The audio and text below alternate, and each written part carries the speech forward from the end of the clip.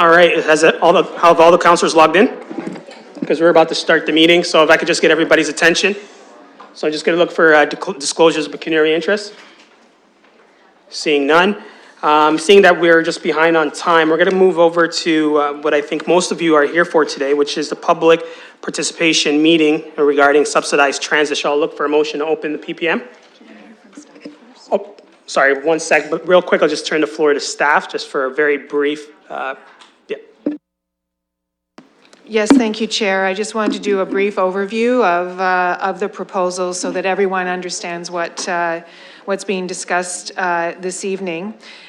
So why this has come forward is that over the years, a number of groups have raised concerns about their inability to access the current program and have requested that the access to the program be broadened so that they could also benefit. City staff undertook to bring together a group of stakeholders. We began those conversations in 2013 and 2014. I'm sorry, I'll slow down. I apologize. 2013 and 2014, and we facilitated a conversation with a group about what a new program could look like, where the only consideration to qualify for subsidy would be an ability to pay. The stakeholders that were part of that group were the Council for London Seniors, the Canadian National Institute for the Blind, Ontario Works, Ontario Disability Support Program Advocates, New Vision, Community Living London, and the Accessibility Advisory Committee. In addition to that group that we worked with, we conducted a municipal scan, and 12 municipalities were looked at in detail. Of those, 8 offer a discount or subsidy of 50% or more for those with eligible low income. The current model, as most people will know, is that the subsidized program provides a bus pass or tickets at a subsidized cost for seniors, which is subsidized at 25%, and for the blind at 100% subsidy. The provision for the reduced bus fare for seniors dates back to the 1950s, and the subsidized transit for the blind dates back to the 1980s. The current budget for this program in 2016 is $583,927, and it grows to $616,045 by 2019. The proposed model looks to change the program such that there is broader access, and eligibility is determined solely based on an individual's ability to pay. The eligibility criteria would include residents of London, 18 years of age or older, and income below LICO after tax. We understood from other municipalities that have moved forward with this model that in terms of what the level of subsidization that would work best, that a 50% subsidization level or a cost of $40.50 per month is what would make most sense in terms of being actually useful for people as a subsidized program. In the proposed model, we are suggesting that we would contract with a third party to administer it, and the administrator of the program would accept the applications for the program, manage eligibility, and administer the program on behalf of the City of London. The budget for the proposed model, the current program has a set budget, but not a capped budget. So what that means is that if the program exceeds the budget currently, additional funds are found in other program areas to deal with any overage. In recent years, there has been pressure on the budget of the current program, and we anticipate that because of aging demographics in London, the current level of funding for the subsidized transit program that's in our base budget will not be sufficient to sustain the program into the long term as it's currently structured. We also note that even with our proposed model, there are insufficient funds in the budget to support every eligible Londoner who may want subsidized transit through the proposed program. So there are a couple of options in terms of how council may wish to look at this. In the proposal that we've put forward to you last month, we tabled that the program would be capped, and that so that the annual budget would not be expended.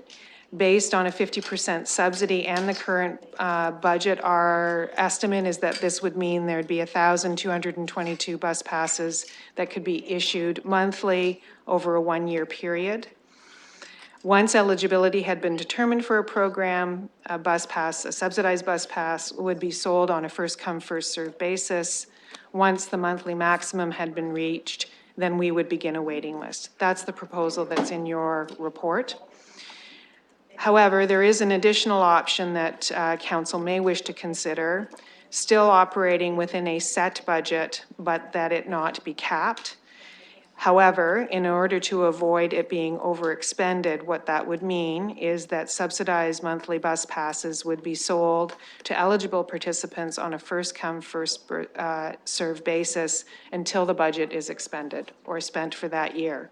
Once the budget is spent for that year, whether it's in June or September, the program would then end for the year and begin again the next fiscal year. The proposal in front of council also suggests that this, if should council wish to proceed, that it be piloted on a 2-year basis, beginning in January 1 of 2018, giving us the year of 2017 to develop a detailed transition plan so that we can have a smooth transition, find the third-party administrator, and move into the new system in a very smooth way beginning January 1, 2018. Thank you, Mr. Chair. I just want to frame those comments.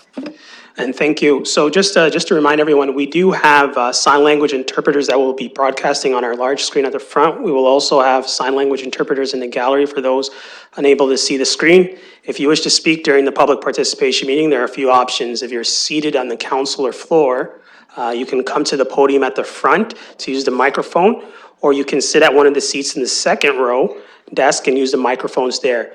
If you're sitting in the gallery, you can use the microphones located at the very top inside. The doors on either side to speak, or you can remain seated and staff will bring the microphone to you. Everyone who wishes to speak will be given 5 minutes, so I'll look for a motion to open the public participation meeting. Moved by Councillor Armstrong, seconded by Councillor Cassidy, and we'll vote.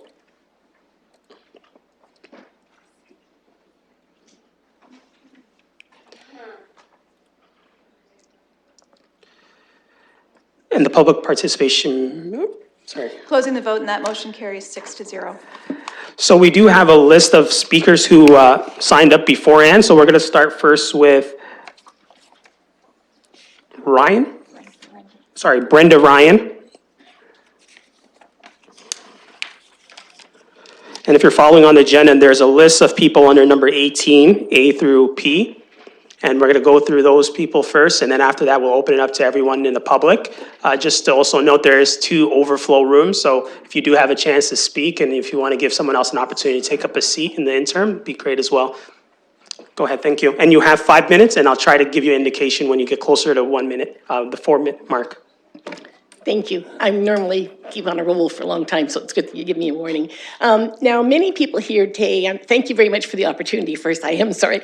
But many people here know that I'm an advocate for people with disabilities. But today I'm wearing a different hat, because I'm here for everybody that needs accommodation and needs to be to have an equal right to participate in utilizing public transit that we all pay for and are subsidized either from different levels of government or through our own taxation. Everybody, whether you have a disability, whether you have, whether you're being subsidized because of age, or whether you're living in poverty, or whether you're a student and require subsidy because of transportation to school, everybody deserves the same respect and the same consideration. We have a Charter of Rights in Canada, and we have the Ontario Human Rights Code.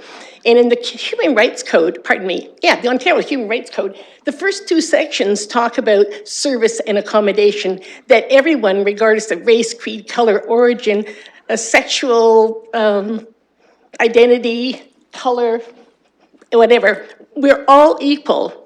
And I think that same thing applies to anyone that needs accommodation. I fall into a category, may not believe it, I'm a senior, and I also have a disability. But I would like you to know that no matter what decision you make here today, it won't affect me. I'm not in a situation where I have to depend on public transit, but I have a lot of friends here in the audience today and in the community who have to rely on public transit, and they're the ones I'm speaking for today. My friends that are visually impaired have been very lucky. They have had an opportunity to utilize public transit and get around town wherever they had to go, free of charge for a number of years.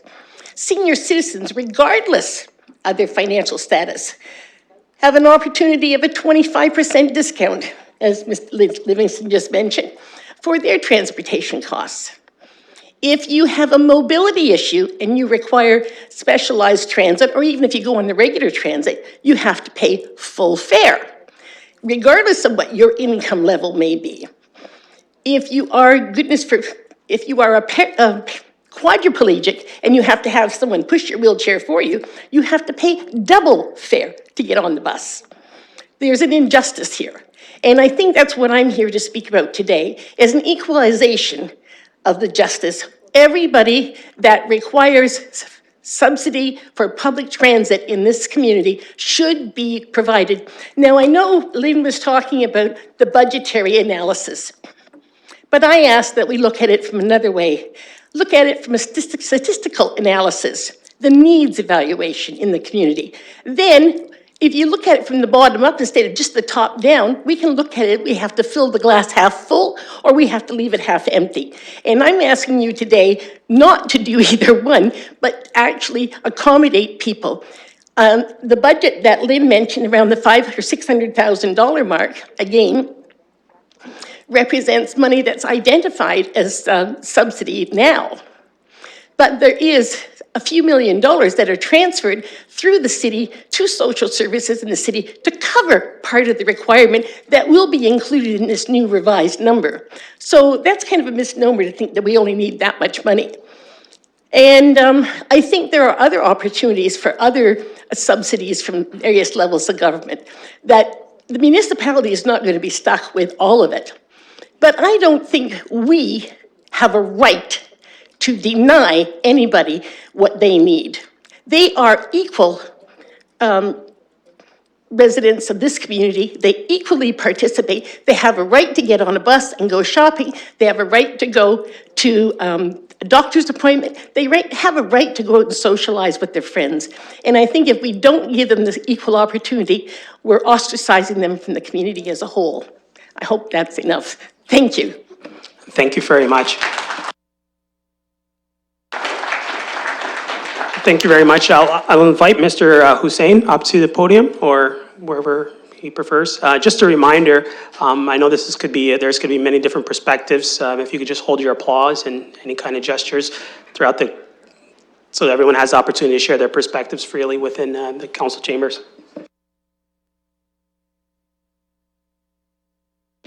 Councillor Usher. Mr. Chair, I noticed you left out someone. If you're leaving people out, would you tell us why? Because Ms. Ryan just spoke, and now you have C, who is Mr. Panche, and then Mr. Hussain. So is there a reason why? Okay, so there are a number of public submissions. So there are 4 speakers. The public submission is just they've written to us, and they're in the agenda as well. So that's why. Okay, the microphone's just ring over again there. Okay. When you're ready, Mr. Hussain. So it is my turn? Microphone. I just have to get myself oriented. Thank you. Can I have your hand? Please. Right here. Okay, you don't have to hold, you just talk. No, I just need to Yeah, know. yeah. Thank you. Thank you very much. I want to first acknowledge and thank you for giving Londoners the opportunity to come and make presentations to you about something that is very critical and essential in our lives. Today you'll hear stories about why public transit is necessary, the challenges individuals face while accessing public transit, and more importantly, the role public transit plays in their lives here in the City of London. I want to jump to the meat of the matter and talk about 2 issues. The first is eligibility, and the second is the delivery of these programs. The success of any program is really measured by whether it's able to reach people that it's intended to reach? And if so, did it reach the maximum number of individuals? In other words, did it serve the greater good by reaching out into the community? The way the current program is structured, I don't believe it does that. Limiting the program to X amount of dollars means that you're minimizing the number of individuals can benefit from this program. Success cannot be providing 1,200 bus passes a month to 29,000 eligible people. That is not a measure of success. So how do you go about reaching out into the community and making sure that this program indeed reaches out to those that need it? And I believe that the first people that it should serve are those that are in most need, and that is people who are below, far below that cutoff level that the staff have mentioned, and maybe even down to the point where those who are on ODSP, the Ontario Disability Support Program, because these individuals are, in fact, if I could use the expression, the poorest of the poor. They don't have many other resources. They rely upon that income to feed them, to house them, and to get around the city. There is no other source of income and such from them. So they are the ones that can be best served by this program. And limiting again to the number of dollars that you've got, you might be able to reach out to a bit more than what the current model suggests. But within that group of those on ODSP are the blind, the legally blind. And over the years, we've enjoyed an accommodation that has not been afforded to others. And we've been asked, why is it that those who are legally blind get this and others don't?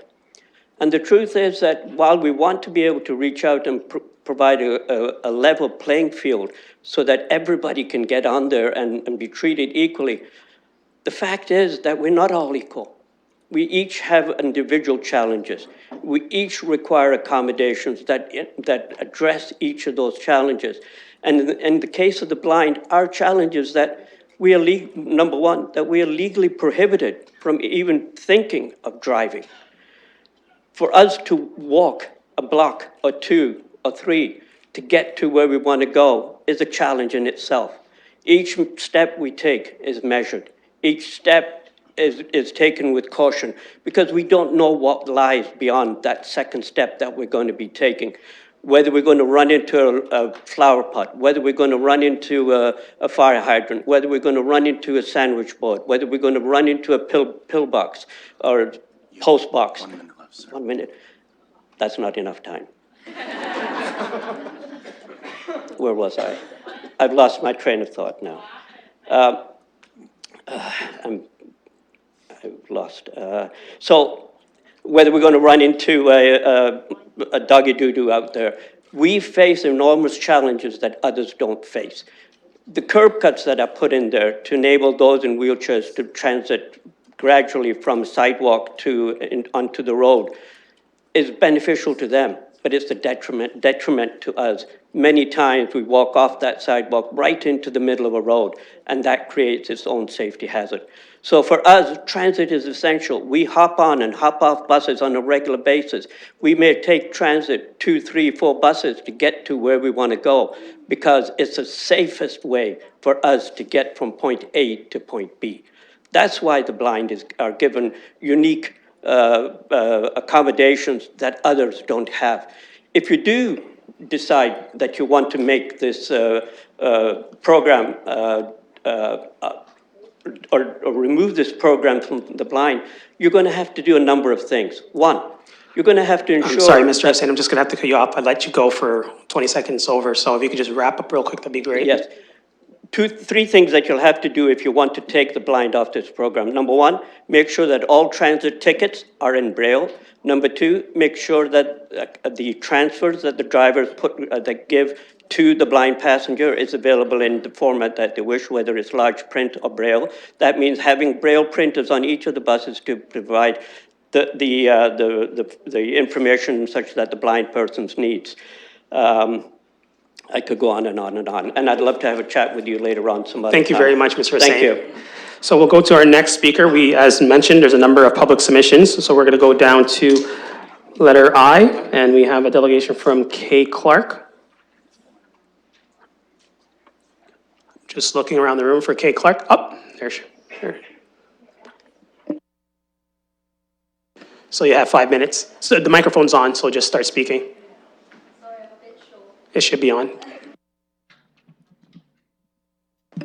Okay. Go ahead, give it a... Okay, thank you. And good evening, everyone. And thank you for giving me the opportunity to speak today. My name's Kat Clark, and I'm here representing CNIB and many of our clients who are blind that cannot be here today.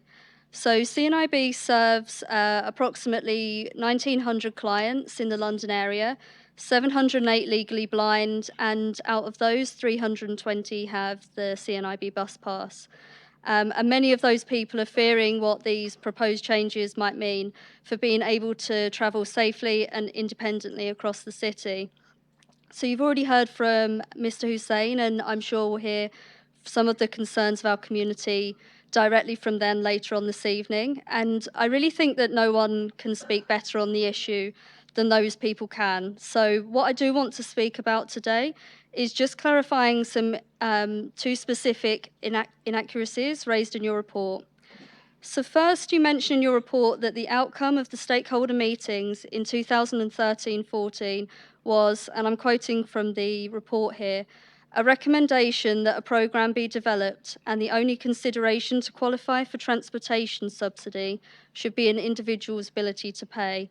I just wanted to clarify that CNIB did not endorse a removal of the blind person's concession then, and we do not endorse it today. So statistics indicate that over 60% of people living with vision loss in Canada are under or unemployed. Thus, scrapping the current plan will not generate revenue from people who are legally blind. The city records a loss of half of the fare on each ticket sold. This would make sense if people who have been buying passes at the full rate could afford to pay half that price. That would amount to lost revenue. But the reality is that people on low incomes have not been paying the full price. They simply have not been travelling on public transit in London because they cannot afford to. The majority of the 320 to 400 passengers who rely on the $10 annual pass programme cannot afford to pay $40.50 per month. For them, travelling in their community will not be an option. They will be unable to access employment, healthcare, recreation, educational and social activities. And a sudden change to this policy is going to directly hurt the vision loss population in London. And secondly, I want to address the inaccuracies of Appendix A of the report, the municipal scan. So if London were to adopt the proposed programme, it's going to be falling well behind other municipalities in Ontario in regard to concessions for people who are legally blind. The scan conducted by the city to learn how other cities handle transit pass programmes is inaccurate and misleading. It lists Guelph, Halton Region, Hamilton, Kingston, Niagara, Waterloo and Windsor, but only focuses on their low-income subsidies, ignoring the fact that all of these cities offer free transit to CNIB cardholders, with the exception of Kingston, which charges 10 cents per fare. So many municipalities across the province, the country, and internationally recognise that it is a smart social and economic model to assist blind people in accessing employment and their community, so they're less likely to reach crisis point where they're forced to depend on social assistance and services that are costly for the city. It's not only the right thing to do, it's the smart thing to do, and London needs to really follow the example of its neighbours. So if this city's intent is to develop a policy to ensure the broader disability community is considered fairly in the cost of public transportation, CNIB would be happy to be part of this discussion alongside other stakeholder groups within and outside the blindness community. In 2016, we would not be looking to scrap programmes which enable a vulnerable population to travel independently and safely in their community, but rather should be considering strategies centred around the needs of the taxpayer and the overall economic health of the city. And I really thank you today for allowing me the time to speak. We absolutely applaud the city's efforts to make transit more affordable to a wider population, but this should not be funded off the backs of people who are blind.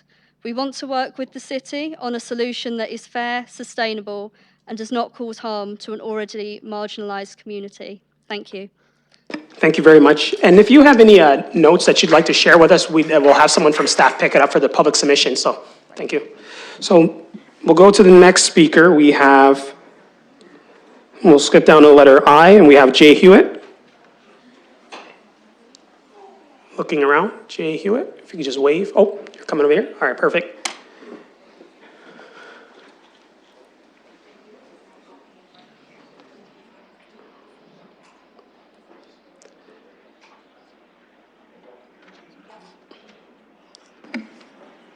Good evening, thank you. My name is Jim Hewitt. I'm a member of the board of Community Living London. I'm the chair of the Advocacy Committee, and I'm also a family member of an adult with a developmental disability.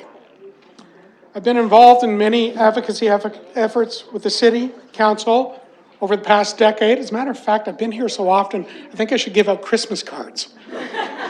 And I was also involved with the committee that looked at developing this program that was before you. And I fully support it, as does our board of directors. I believe it meets the intention of the group based on the parameters as determined by the city administration.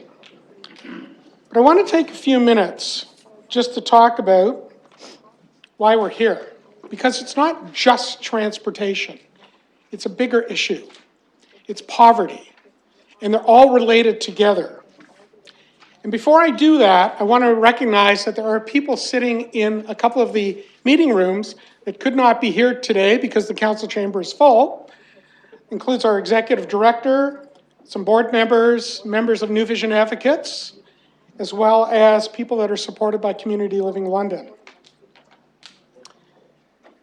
If the message from council is to reduce poverty within one generation within this city, then the time to start is now. We can't wait any longer. If the cities and towns in this province as a whole all have poverty in them to varying levels and varying degrees, the opportunity for London is today, it is now. And I just want to read, so we all remember what started this all, the London for All process, how we're going to get rid of poverty. And what is poverty? Poverty is a community issue. It impacts all of us. Because a community experiences poverty and cannot reach its potential when people lack or are denied the economic, social, and cultural resources to participate fully.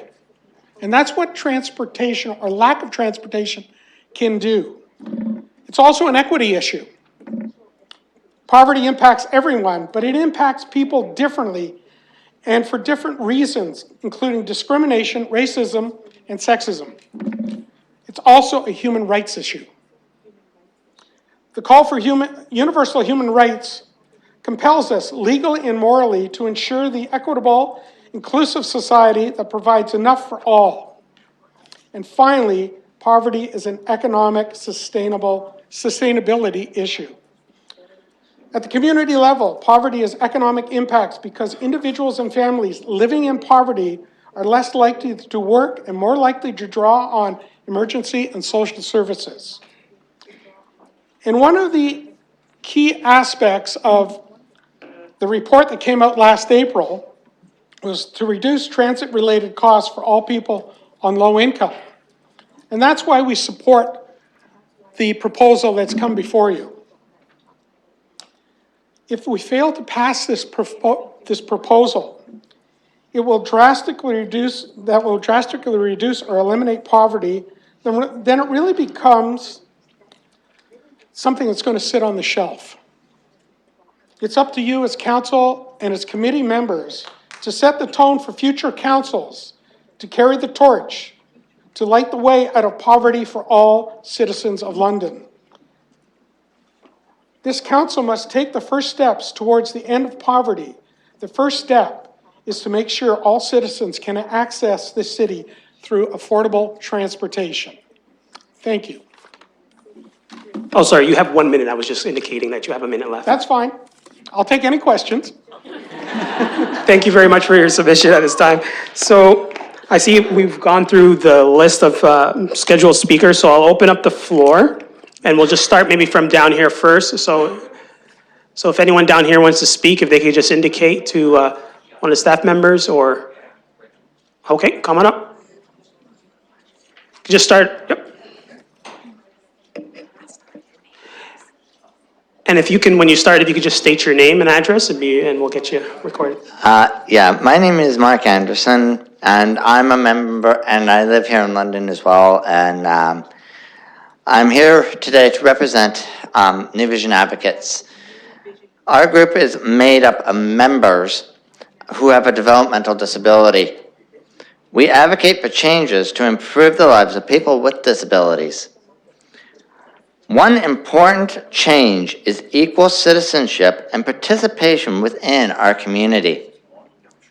On behalf of our group and others with disabilities, I'm here to support the proposed subsidy model for public transit for all low-income Londoners. The majority of people that develop disability with developmental disabilities are on a fixed monthly income that forces us to live below the poverty line. By providing a 50% subsidy for people who can't afford a bus pass, this will go a long way to improving their access to the community. Although $40.50 may not seem like a lot of money for some, for me and others living on a fixed income, this could mean that people may not have to rely on the food bank, or people may be able to access health care when they need it, and others may be able to get out and socialize more and not be isolated in their homes. Many of us are unable to drive and rely on public transportation as our only way to get to work, to medical appointments, the bank, to the store, and to go to any community activity. I rely on the city bus to get to work, get to appointments, get groceries, see my family, friends, and attend meetings. Being on a fixed income prevents me from being able to afford a monthly bus pass. So I am forced to purchase tickets and then prioritize what I do based on my ability to afford bus tickets. This restricts my freedom to use the bus whenever I need or want to go somewhere. My part-time job is my main priority. Being a contributing member of my community is important to me. I must use the bus to get to work.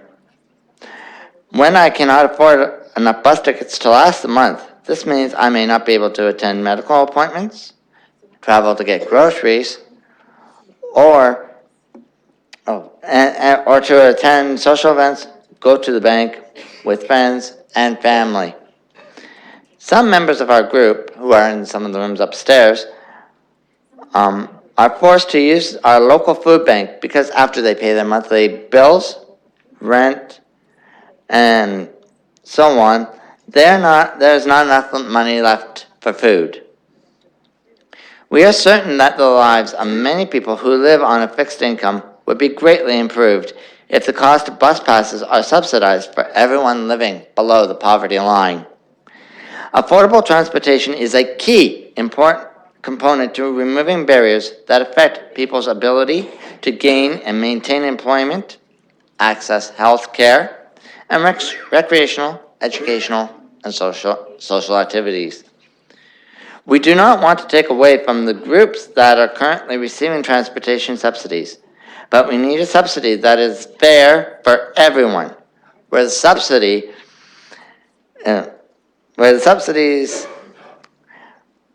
is based on ability to pay, not by age or ability. This subsidy model will not only enable people with developmental disabilities to be more actively involved in our community, but it will also impact all Londoners who believe the power that live below the poverty line, allowing all of us greater access to our community. This is why this proposed subsidy model is for public transportation must be accepted and approved. Thank you. Thank you very much. So I'll look over for the next speaker. And start down here, just.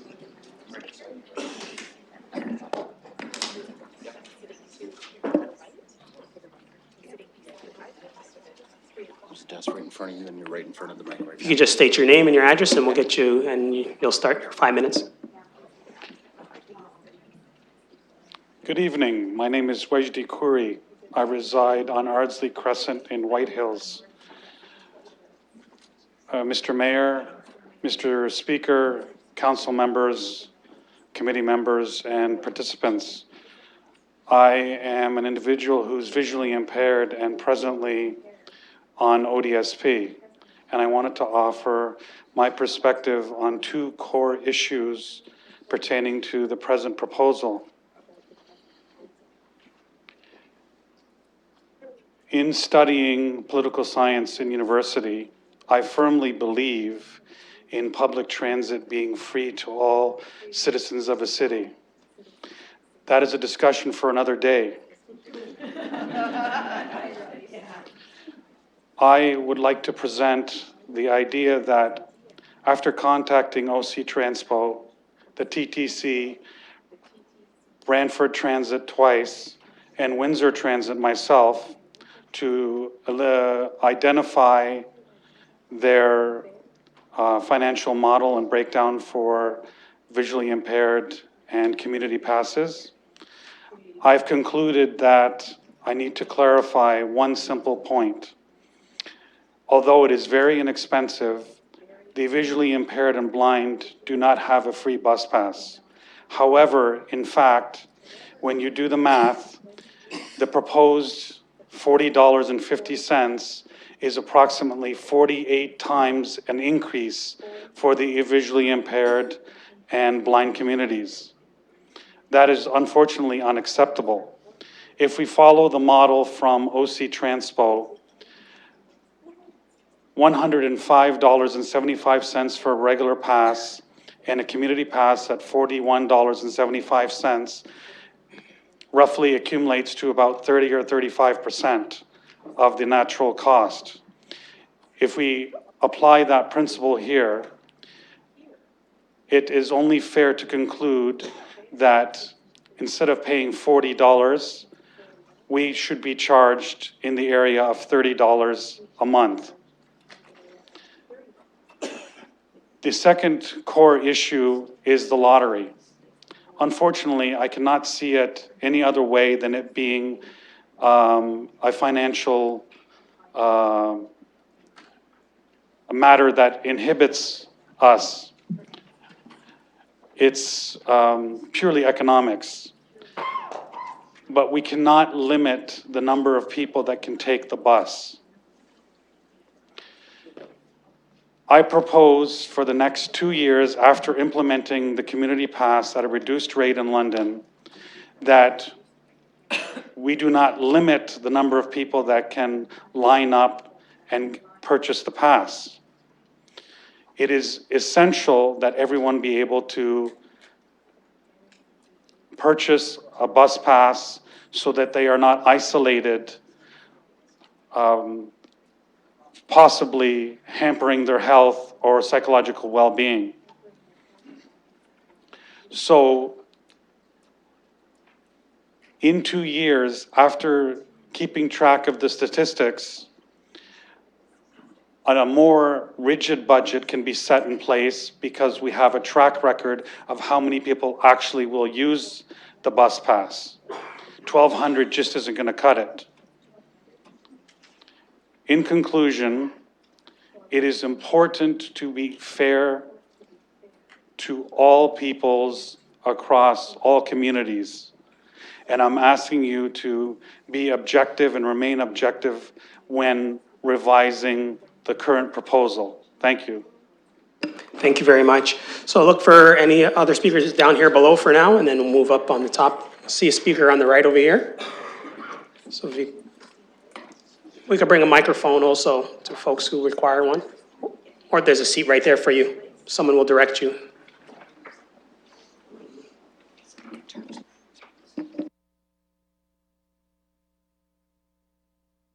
So for those following at home, the interpreter will be speaking, we're representing the resident. So if you could just state your name and address, would be great.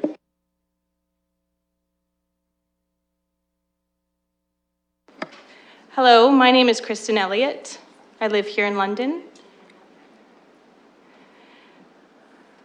I have lived here in London for the past 21 years. I am a deaf-blind individual.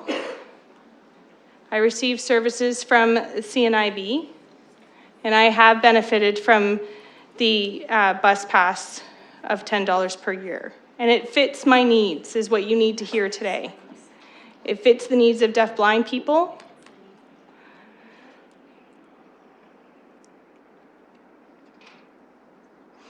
It is very, very difficult for me to use the public transit system. If it's a route that is a direct route that I only have to get on one bus to get there and back, then it is something that I can use. For the most part, I use the paratransit, as do most deaf-blind individuals, simply for safety reasons is why I typically use the paratransit service. The idea of first come, first serve of this new model, you need to consider that as a deaf-blind person, I am not able to get down to wherever it is we will have to line up. I will have to try and book an intervener, and that's if an intervener schedule can be accommodating to whenever it is we need to line up for these bus passes on a monthly basis.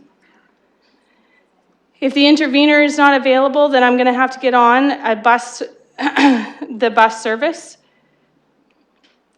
and try and make my way there. And hopefully it will only be on one route so that I won't be putting myself in danger in order to get this discounted, subsidized bus pass. So by changing this program, what you're doing is taking away my independence. Sorry, I just need to look at my notes.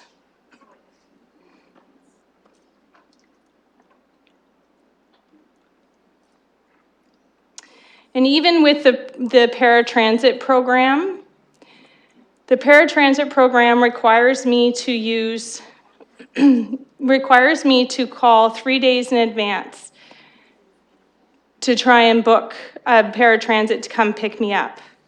In order to use this service as a deaf-blind person, I have to use the Bell Relay. So it's kind of like using the interpreter that you see today, except I'm typing to an operator who is speaking to the person on the other end of the phone.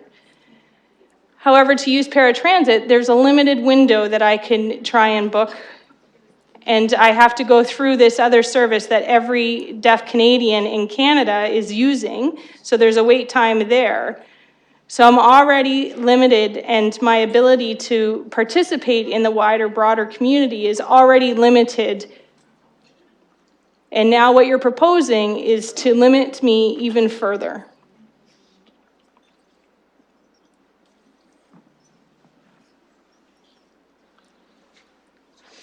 The general population, or those that we're speaking about today, they can use cell phones, they can use different devices to be able to call and make their arrangements. That further, they're also able to use these wonderful apps that will tell you what time the bus is going to come and pick you up. And for me, this is not an option. I have a friend who is completely blind and deaf, and she is not able to get out unless she has an intervener. And it's simply because she's not able to access the paratransit service. She's not able to call because she's not able to see the TTY to call. And I know that someone earlier this afternoon has mentioned about if this program is to go ahead, we're going to, the city needs to consider other access needs, such as having Braille, the transfer tickets printed out in Braille. So the bottom line is that increasing the amount for us is going to limit my life even further for all the reasons that have been mentioned by the gentleman that just spoke. That I will then be forced to make choices of whether or not I'm going to buy food or if I have to make an appointment. And I'm not going to be able to make it, the way that the current system is laid out, I know that I am not going to be able to line up and fulfill this first come, first serve idea. Thank you for your time. Thank you for your submission, and thank you for the translation as well. So we'll look for another speaker, or any speakers from down below. And I see a gentleman right there, and someone will direct you. Just hold on for a sec. If you could just state your name and address, and we'll start your 5 minutes.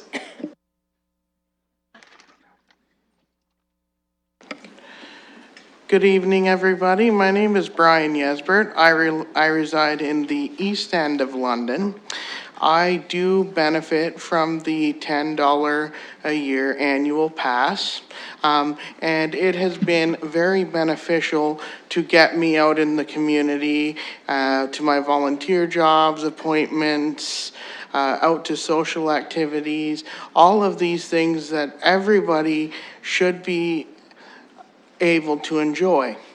And I would also like to address some of the things that some of the other speakers have mentioned, such as the new proposal. You want to set up a $1,200 bus pass limit, but what this is going to do, okay, this means that you're going to set up 1,200 bus passes, so people have to line up, and it's a first come, first served basis.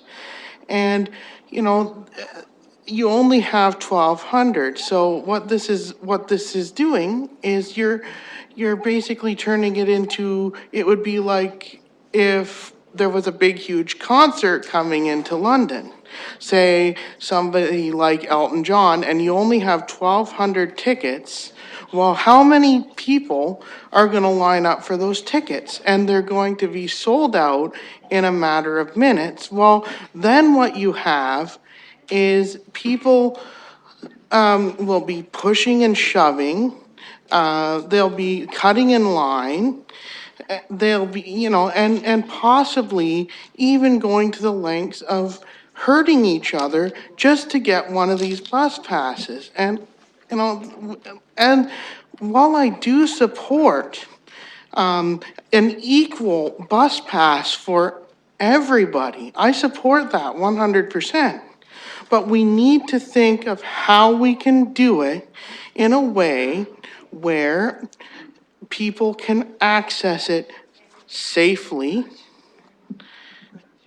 and affordably. And right now for the blind, we pay $10 a month now, or $10 a year, sorry. Now, I would be more than happy if we were to pay $20 a month, because let's be honest, $10 a year is very inexpensive. And it's, you know, we could pay $20 a month. That's, to me, is no problem.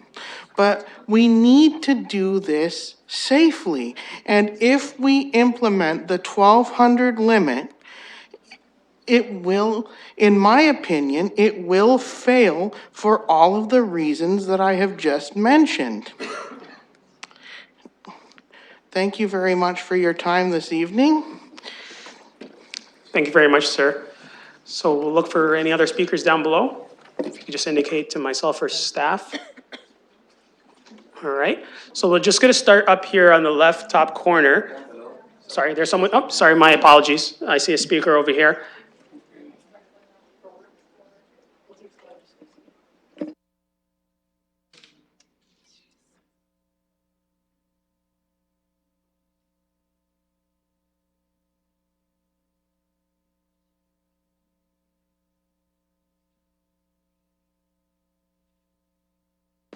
So you can just start, state your name and address, and you can, your 5 minutes will start. Good evening, everyone. My name is Roger Curry. I live at 208 Ardsley Crescent. I wanted to first begin by thanking everyone that has come this evening, especially my peers who are blind, those who have disabilities, and all stakeholders that find this issue very important. There was a tremendous amount of resources that had to go into coming to City Hall, making time in your busy schedule, finding the building, finding the floor here, coming up, navigating around City Hall. And I just wanted to salute everybody that had those kinds of challenges or barriers that they had to get over to simply just even arrive. Not to mention being shy or timid to speak at a public forum in front of City Hall, or to put your thoughts together and whatnot. So whoever came tonight, whoever speaks, I salute you all for your efforts in coming tonight. This is a very important issue. It's near and dear to my heart. I served happily on the Accessibility Advisory Committee here for the city from 2003 to 2011, and a good chunk of those years as its chairperson. I'm well connected into the disability community, even outside the blind community. So taking into account all disabilities and challenges, and also being in touch with and connected with the folks that are also on low incomes that are outside the disability community. I feel that before I can talk about the issue at hand, the specific proposal, I did want to say that folks who want to participate in public participation meetings, as you prepared for this meeting, you had staff that were going to guide us around and bring us here. There were efforts made to have documents to be in additional formats so that we could participate. So there are many barriers to municipal involvement from the community of people with disabilities that go far beyond just simply arriving. You know, just close your eyes. How far can you get without bumping into something, or coming to an unfamiliar building or an unfamiliar room and having the guts to come up to a microphone and talk? It takes a lot. It takes a lot of guts to get over those barriers. I personally feel that if documents are not produced in alternate formats for the blind or for others who require them at the same time as they are produced for the general public, I feel that is not an equality that, I feel that is an inequality that should not continue.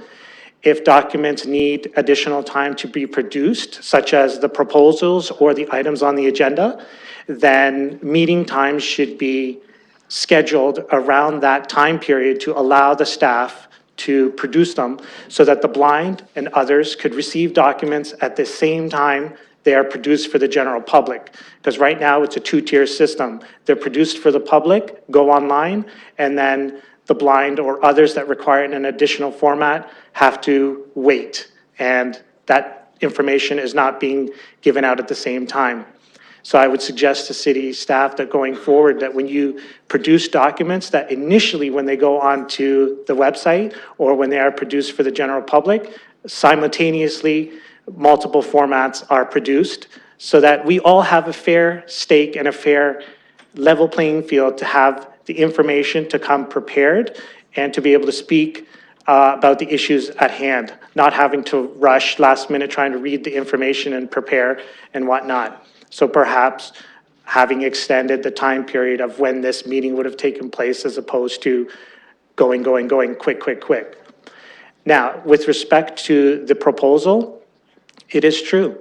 I feel very lucky. I feel very fortunate to have a bus pass where I pay only $10 a year to allow me to participate in society and getting around the city. I know much of you city councilors, we've done a lot of good work over the number of years with respect to moving accessibility issues forward. And I would like that extended out to other people who themselves find the cost of a bus pass too exorbitant. So I'm saying that to extend out this blessing of having the subsidized bus pass to others on low income. I feel that the jump in price from $10 a year to $480 a year is unjustifiable. We wouldn't accept that for municipal taxes or costs or any other item that you would put forward as a council. So I don't feel that it's something that is justifiable for a community that is paying that. At the same time, raising the price slightly. Pardon? You're almost done. Your 5 minutes is almost over. Oh, okay, thank you. You're welcome. Thank you. With respect to raising the price, I would suggest you propose a new model. The model where you include people on low income into the class of students who receive a semestered bus pass. By doing this, the city will have benefits of receiving greater gas tax grants from the city by increasing its public transit ridership. So therefore, that money would account for the costs of the subsidized bus pass. I truly feel that staff should look at that model, go back and do the research and see the benefits of including people on low incomes with a student bus pass as opposed to the 50% that was proposed as a subsidy. I don't feel the 50% is enough. It has to be more. And to have a limit and ask people to be in a lineup, again, I say, if you were standing in a lineup of people, 1,200 people plus everybody else that's buying a bus pass, how can you, with a service animal, with a cane, with a scooter, navigate that huge group of people and move forward? And we can't always rely on the good graces of community members. Some people are willing to help, while others are in it on their own. So I would say to have the cost and also the personal dignity of people with disabilities in mind, so that the method of obtaining a subsidized bus pass from start to finish recognizes their personal value, abilities, and dignity. Thank you for your consideration. Thank you very much, and I won't get into the discussion on the piece, but I know you did raise some valuable points. I will speak to them after the public participation meeting comes to an end, so thank you again. So we'll look for any other speakers down below before we move upstairs. So again, any speakers down below? And last chance for down below. All right, so we'll move up to the top left corner. If any of the individuals up there would like to speak, if they could just indicate to us or staff. Oh, okay, so there we go. We'll just go from right to left or left to right. Okay. State your name and address and we'll go from there. Oh, sorry, certainly. Ian Coventry, 98 Baseline Road West. So I hear a lot about having to pay $480 more for the blind. Well, guess what, people? If I bought a pass and I can't afford to do so, I pay $960. So I would gladly pay $40 a month for a pass, and I'm on ODSP too. Right now, I buy anywhere from between 2 to 4 strips of tickets a month. So a monthly pass would cost me more money. However, the freedom I would have would be unlimited. I wouldn't have to pick and choose where I go. There is a non-peak pass for the LTC that's not transferable to paratransit, but non-peak passes don't work well when you have medical appointments. You have to go when they tell you you're going to go. So, with all due deference to some in this room, I say either give the disabled the option to have the half-price bus pass, or don't give anything to anybody, and everybody pays what they can afford and scramble now. Thank you. Thank you very much, and I believe the gentleman beside you wanted to speak as well.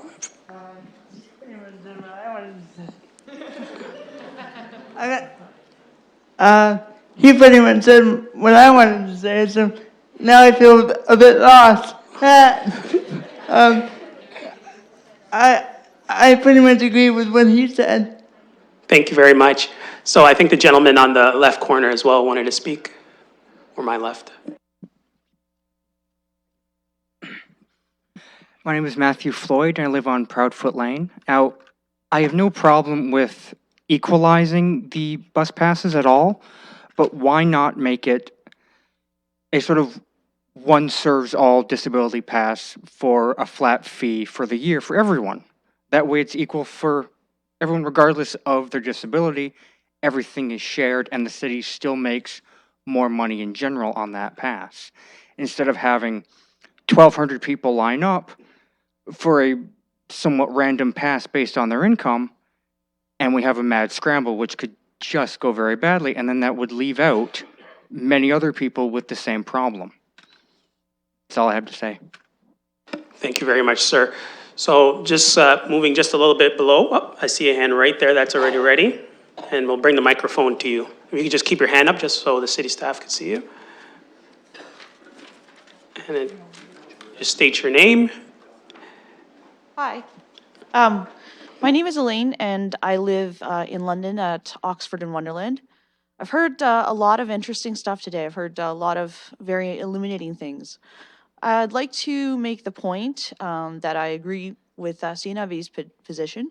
I think that hearing that 320 people have the pass who work with CNIB kind of puts an illumination on the fact that it's only 320, what is it, 10 times 320? That's only what, $3,200? Is my math wrong?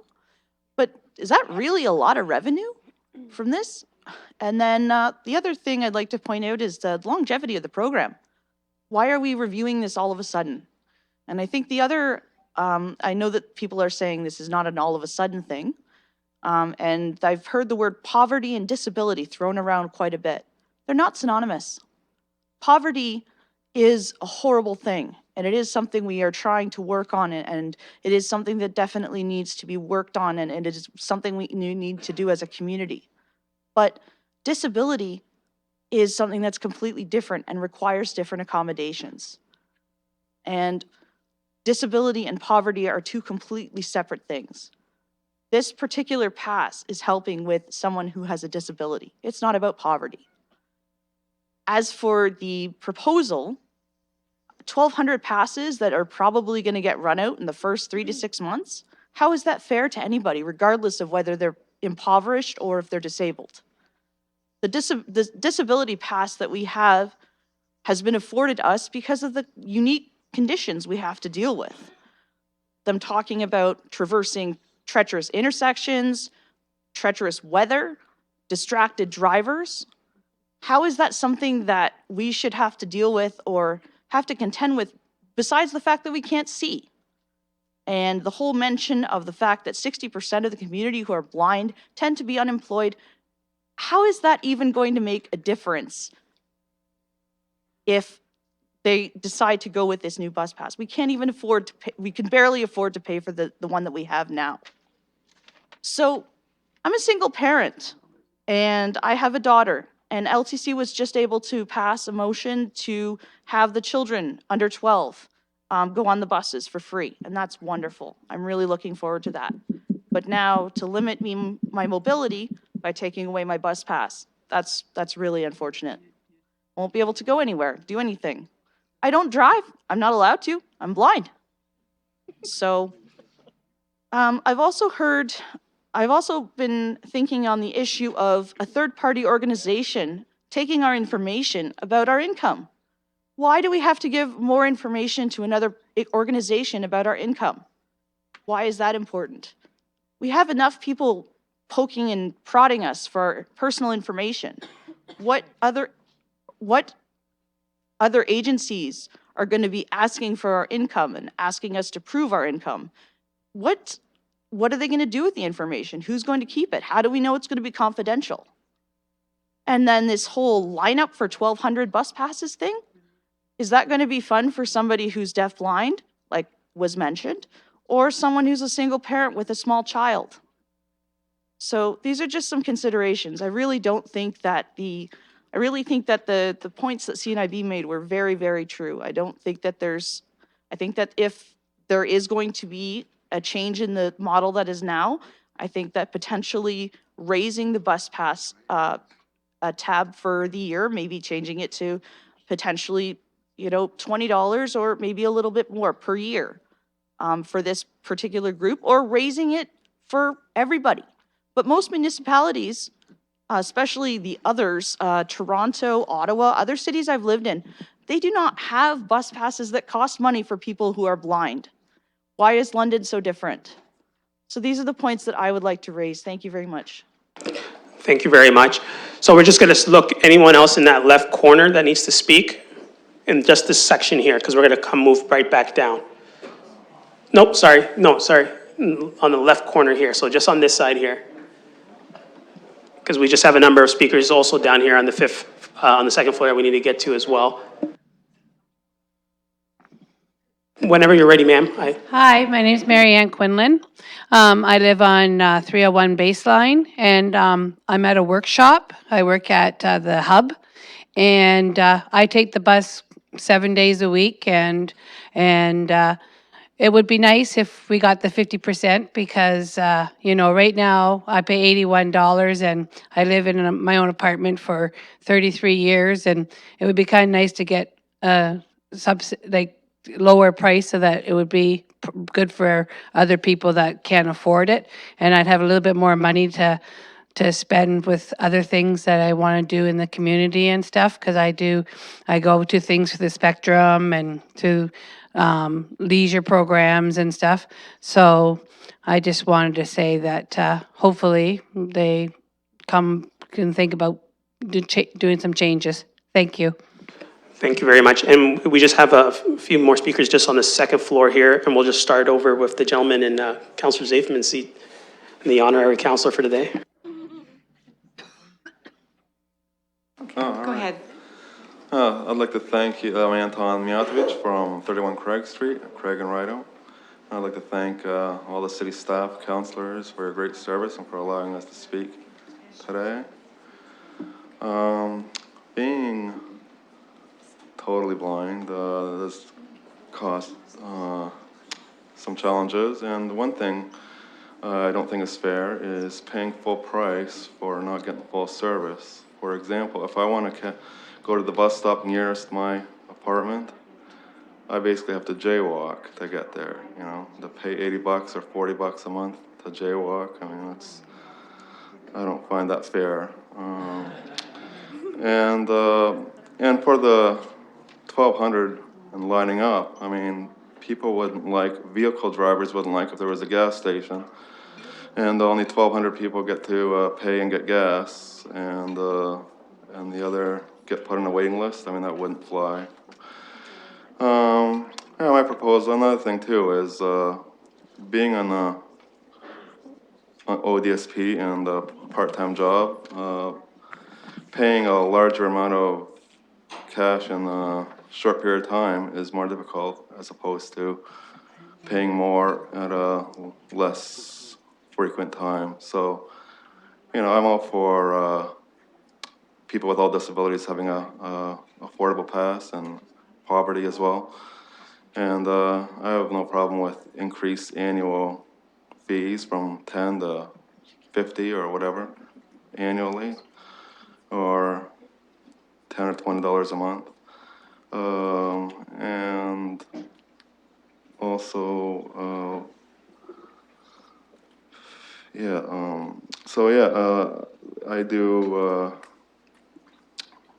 I am thankful for what we have so far, and I definitely want everybody to have a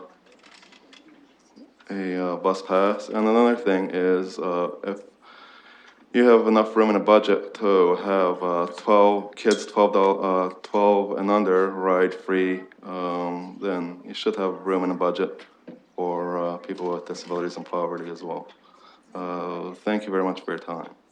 Thank you much, sir. And I believe the next speaker is ready. And staff will just walk on over and they'll get you set up.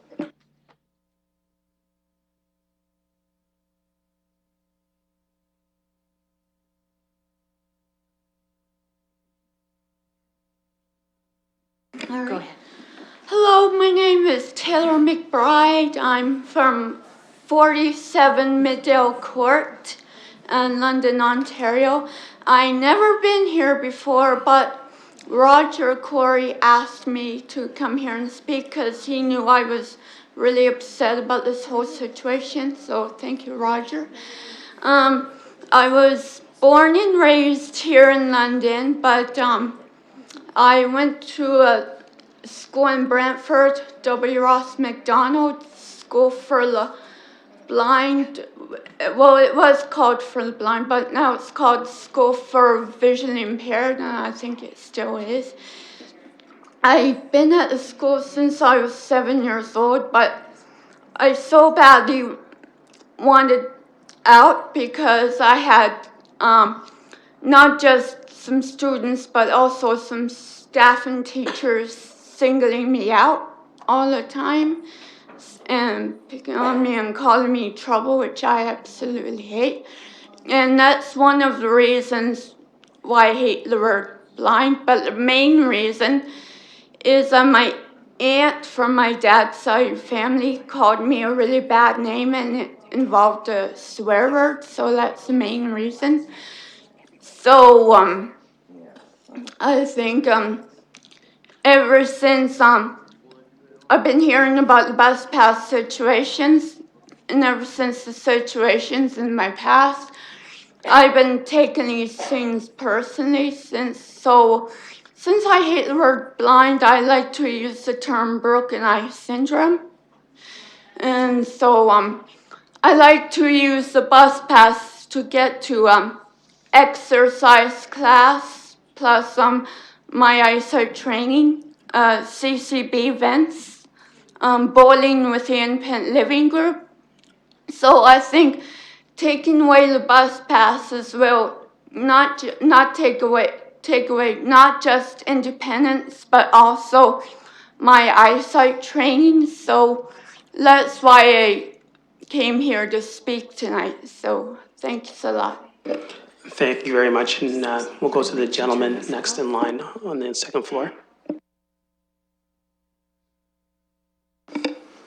Good evening, Council members here tonight from the Canadian Council on Blind, CNIB. My name is Len Fleur, 47 Mydale Court. I'm the current chair of Independent Living Centre of London and past member of the Accessibility Advisory Committee, City of London, and also one of the former presidents, besides Anton, who just previously spoke, and many others here tonight, of the Canadian Council of the Blind. Bunch of issues at question here. A lot of people, of course, have said tonight, and it's been erroneously presented many times, that the blind are 100% covered by the City of London. This is not actually a completely true statement. You've heard that the blind community goes down at the 1st of January every month to pay the $10 cost. That is just one of many costs required for the blind. Many of you have driver's licenses. You also have employee ID. The unemployment rate has already been mentioned here for the blind individuals. One of the biggest complications, of course, is even picking items up at the post office. The CNIB card, they do not actually have to consider either for voting or for even personally picking up mail at the post office as valid ID. As a result, many of us here tonight, and a matter of fact, there's a total of 1.5 million Ontarians who have picked up what is called a photo ID card. It is stamped on the back that it is not a valid driver's license, but it is used for such events such as bowling, such as voting here at City Hall, even for the right to vote. In addition, of course, most of you know that you need at least 2 pieces of ID, and most of us accommodate that by paying for my mind just went back, let me see if I can find here, to pay your passport. Now the passport at current is $89. That passport rate has now gone up to $120. Even though many cannot afford to even cross the border, that is still an added expense. On top of that added expense, there is, of course, the non-rider rate for the blind. The non-rider rate, if you don't know, is persons that need assistance can have a person on LTC to ride for free. The downside of this, unlike the European Union and most of the rest of the world requires the individuals to register. In order to register, while the registration is free, the document itself requires a certification by a medical doctor, which seems nonsense because the white cane is a legal identity, and as a person who has worked at CNIB in the store, that is what that white cane is notified as ID. But the white cane here in this town and every place else is no longer being considered as valid ID. So, in order to apply for this program, there is a charge, not from LTC itself. Admittedly, it says it's free, but as you know, if you need something signed from your doctor, that is another expense. I would like to also point out something, if I could, very quickly. There is, in fact, in Canada, for the federal government, and I do not know if it applies at municipal levels, but something mentioned by Wajdi Curry. The User Fee Act 2004 is a federal act, a legally passed document on our government, and basically there is a sub-article in there, Article 4.1F. Article 4.1F requires a regulatory body to meet the standards of other countries in the regulations of said fees. In Europe, there are two bodies accompanying this. There is a European standards, which can be found on Your Europe on the internet, and the second is the UK Disabled Railcar Act. Now, the LTC originally was under the old jurisdiction of the London Streetcar Railway. And in UK, the rail and the LTC, or the equivalent of LTC, are combined. Their rate for equality for the disabled sets a rate of 1/3 of off-peak single returns for price tickets, not half price. If we are required to comply, instead of the 50%, I suggest a sub-proposal of the 1/3 to meet with international standards. After all, we want to be competitive with the rest of the world, not 50%.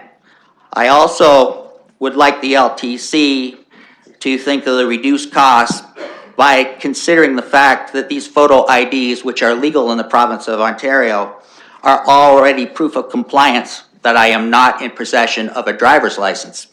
And because one of the qualifications is individuals must surrender their driver's license in order to be qualified. Very quickly, I know the time is short, but the LTC, I would like to see two things. I would like to see the LTC comply with the User Fee Standard Act. I would also like to ask whether the City of London has considered looking into the $2 billion of public funds which will be available next year to fund the remaining amount on this emissions tax, which is supposed to reduce our emissions input. And of course, the money for the emissions input should actually be going into running public transit. Thank you very much, sir. Thank you.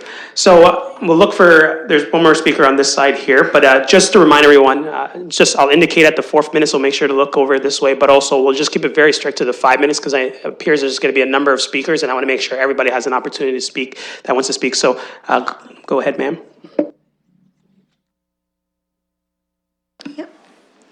Good evening. My name is Dawn Crockett and I live at 121 Sandy Street here in London. I've been a resident of London 25 years. I've had the opportunity to use the blind bus pass, but years ago, when I first moved here to the city, it was not acceptable with paratransit.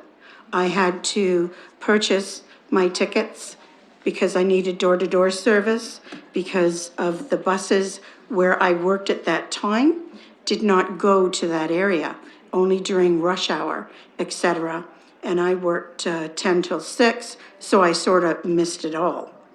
So when you're talking about extra expense, you know, I've been down that road.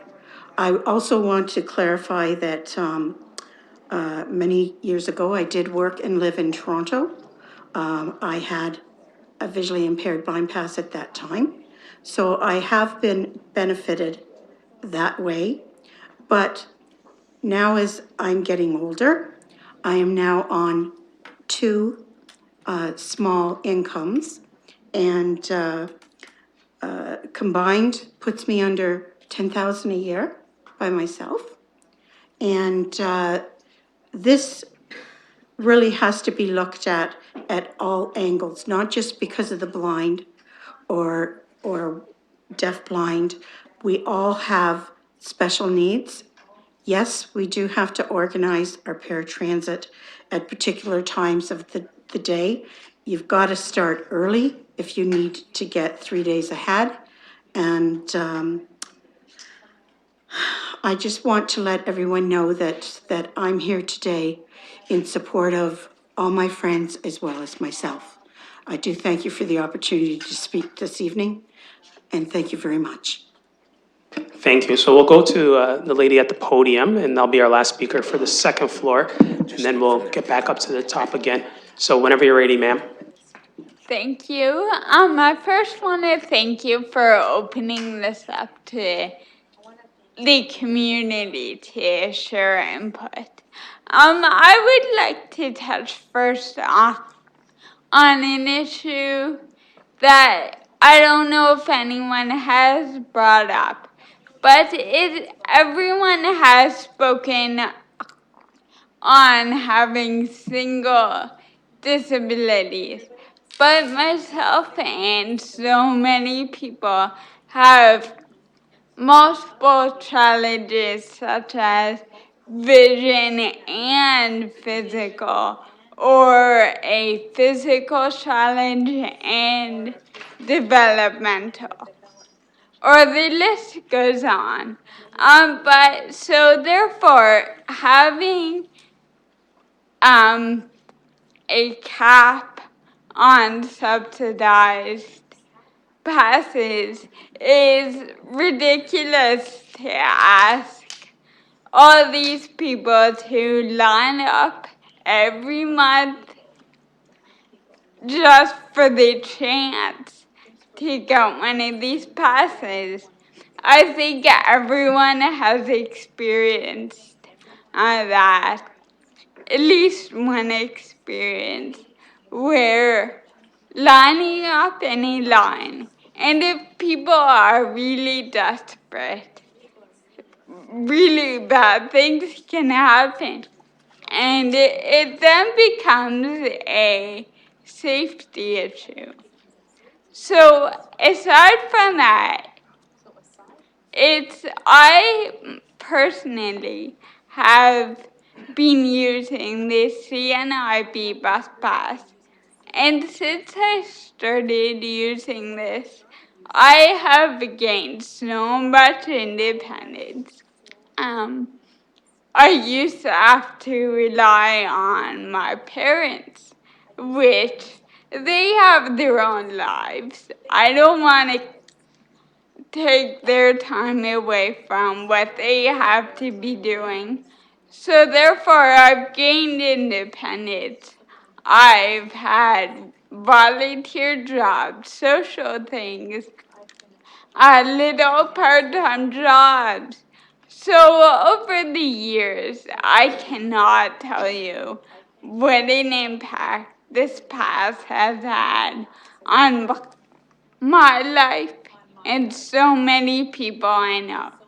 So to put this proposal into action, cap the passes would be a huge mistake. So this whole thing needs to be looked at again. Thank you. Thank you very much, ma'am. So we're going to go over to the right side in 1 second. I know there's just one more speaker up on this corner here, so we'll go to the left, and then I'll ask staff to make sure that they're situate themselves on the right side corner for the next speaker. So we'll just take one more over here, and then we'll go to the right.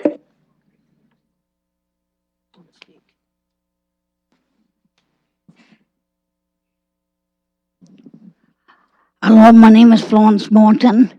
I live at 405 Commissioners Road West.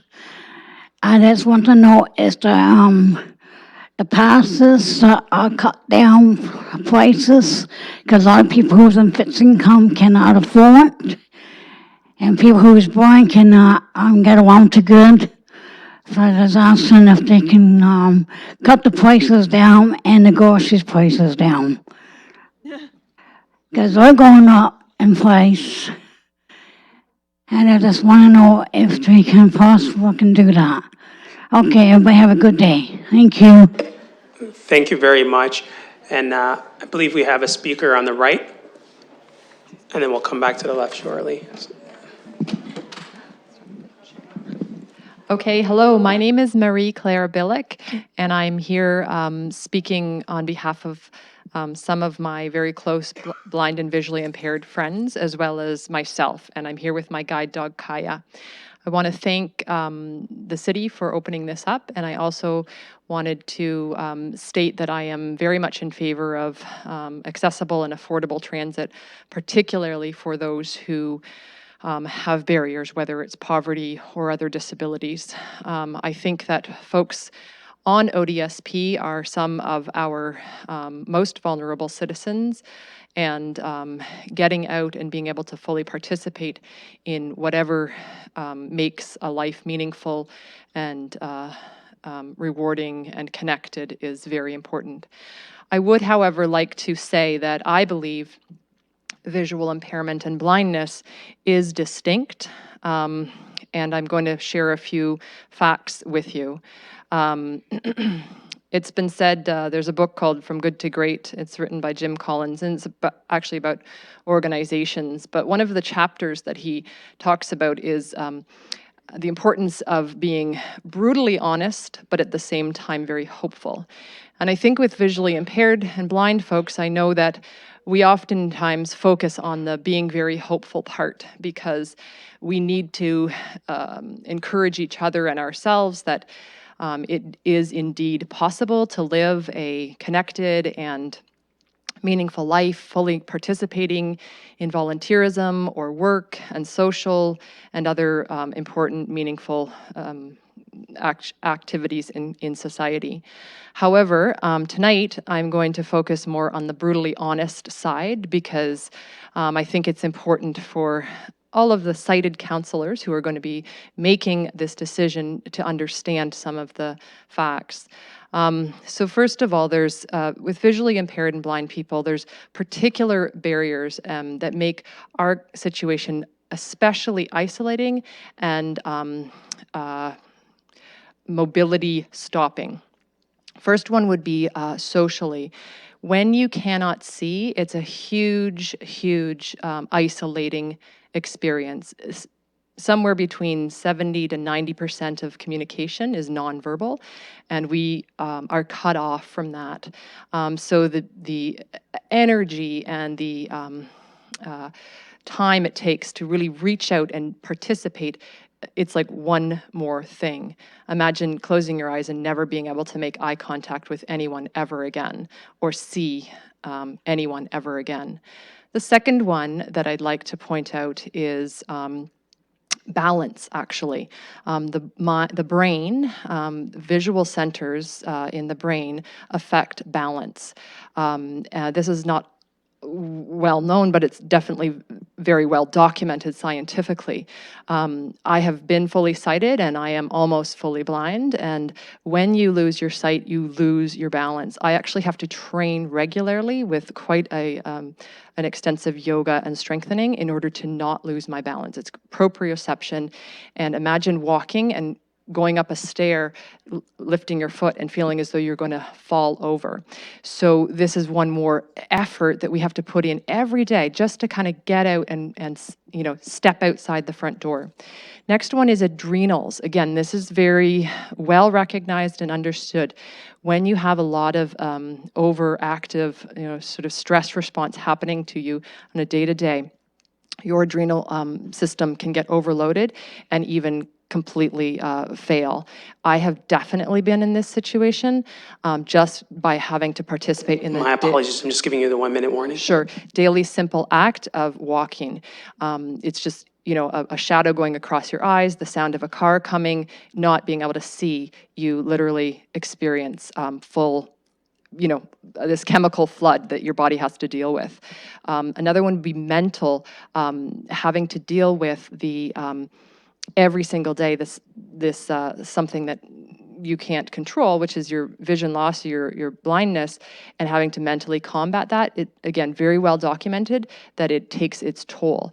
So then to add on with the financial aspect, whereby most 60%, 70% of blind people are not employed, literally folks, especially those on ODSP who are blind, having to pay the proposed $40 would literally mean extreme isolation. And I know and have very dear ones who have literally ended up in the psychiatric ward because of the extreme stress and strain of the isolation of blindness. And I think that this 320 of us who use the Thank you very bus much. pass could be a lot cheaper than a whole bunch of us in the psychiatric ward. Thank you very much. So we'll get a microphone to the woman in the pink fleece, I believe, if someone can make that.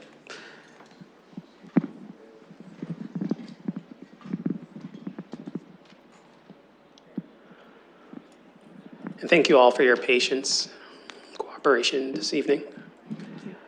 My name is Anne. I live in East London. I have a question for the council. How many of you have actually tried to live on ODSP for 1 month? I would like to see you guys actually try it for 1 month. There's a lot of things that people cannot afford on ODSP, like transportation. For myself, I can't always afford a bus pass. So I have to resort to tickets. And once those tickets are gone, I have no transportation. I'm fairly fortunate. I live at home. So my parents give me a ride if I run out of bus tickets. Thank you. Thank you very much, ma'am. So we're just going to go back to the left corner, and I see there's a gentleman ready to speak.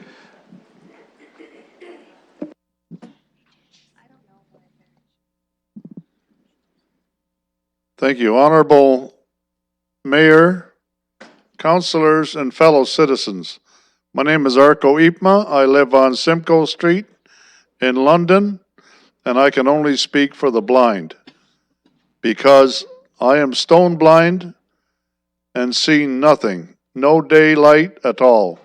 I want to look at this from another angle, that you would please not increase our bus fare or our subsidized pass, for it would isolate us completely and make it impossible, such as obtuse angles, right angles, and acute angle intersections that we face daily, which is a frightening experience. It would be little different than you crossing the 401. We experience this daily. I would not leave the house without a song and a prayer. We also struggle with sirens, trains, train tracks, loud noises, and even aircraft that pollute the air, that we are trying to listen for sounds that are important to our safety. Many of us live alone, as already mentioned, and are not employable, that we are unable to earn in addition to what we may receiving in allowance. Also, we still need groceries. We still need supplies and grooming tools and places to go to get these services. Others with vision can do body language. They can make gestures to step around us and to avoid us completely. But by the good graces of London citizens, many people help us because we need help in so many areas. They'll say, oh, green light, oh, over here, can I help you, sir? London is a beautiful city to live in, but with all of these hazards of crazy intersections and moving traffic that's continuous with right-hand turn lanes and pork chop islands, it is very difficult for us to navigate. Furthermore, I have a dog guide who's almost human, but there's not a morsel of human in him. He only can do what he is trained to do, and he will take the path of least resistance on snowy days like today, when ice is rock hard and we can fall and trip, or the dog will go right into the middle of the road. But because we have to be alert that he will not do that. So let's look at how much we've progressed in the past number of years. We have audible signals. We have GPS voice activated on the buses. We have all of these audible signals. We have ramps for wheelchairs. We have a number of things that add to our safety. Are you going to take these away now? Is this what our city wants? Our councillors are elected to make our communities safe and accessible and habitable. But if you take away the ability to get around by removing our bus pass or the subsidies that we get, where will that leave us? Where will that leave us?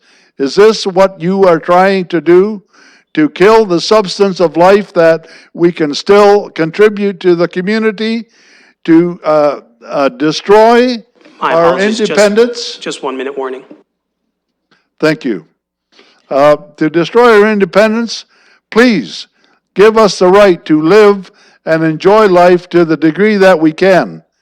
Don't diminish it further. Thank you for the time. Thank you very much, sir. So I'll go back over to the right, and I believe there's a speaker ready. The gentleman with the nice plaid shirt. Oh, okay.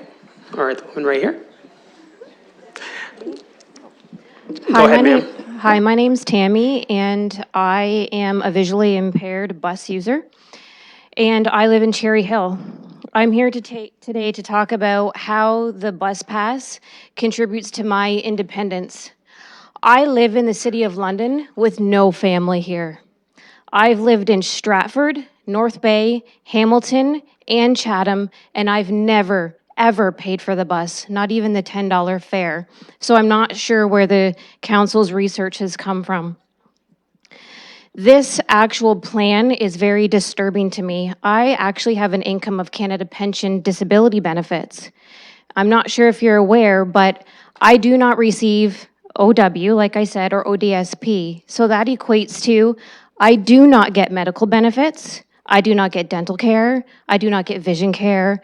I do not even get the extra 25% to pay for the the assistive devices that I need for my daily living. I have to pay for all of those items out of my Canada pension benefits every month. So that further puts me in a lower income bracket than people who are receiving OW and ODSP. This plan is actually looking at people who are on low income, but I think we're looking at two different things here: low income and people with disabilities. I, as a person with a disability, have different needs than someone who might be on OW, and I'm not here to offend anybody by that, but I have a package right here that I need over $2,100 worth of assistive devices, and that's only the 25% portion that I have to cover. And I have to find a way to pay for those in order to do my activities of daily living. I don't just get to look at a box and put something in the oven. I need the devices to be able to do those things, and I don't have the money to pay for those. Like I said, I'm currently receiving Canada Pension disability benefits. That's because I've worked. I've earned an income, but right now I'm not employed. And I'm not as easily employed as a lot of other people are, as well as other people in this room with disabilities. The bus pass allows me to go to and from medical appointments, job hunting, and I want to mention something right now, that 2 years ago, my mother passed away. In the middle of the night, I had to rush to the hospital. Buses aren't running. I have to accommodate in my budget for emergency transportation, such as taking a cab, because I don't have anybody to be able to take me. I also want to say that I fortunately live in geared to income housing, and it wasn't initially based on my income. It's because I come from an abusive relationship. I was able to get into housing, but I also want to make mention, low income, when you're looking at what is low income, Trillium benefits, GST, and child tax benefit are not counted as income. So when you're looking at people who are low-income families and they're getting the other benefits on top of their income, you're actually you're not looking at the whole picture when you're looking at income. I find it disturbing that in the plan, it was mentioned that that you want to put together a third-party administrator to determine who's eligible. Is that not kind of going against exactly what you want to do, is to save on the budget? You're now going to be spending money on a third-party organization, and for what? It's not benefiting anybody. You're just putting out more money.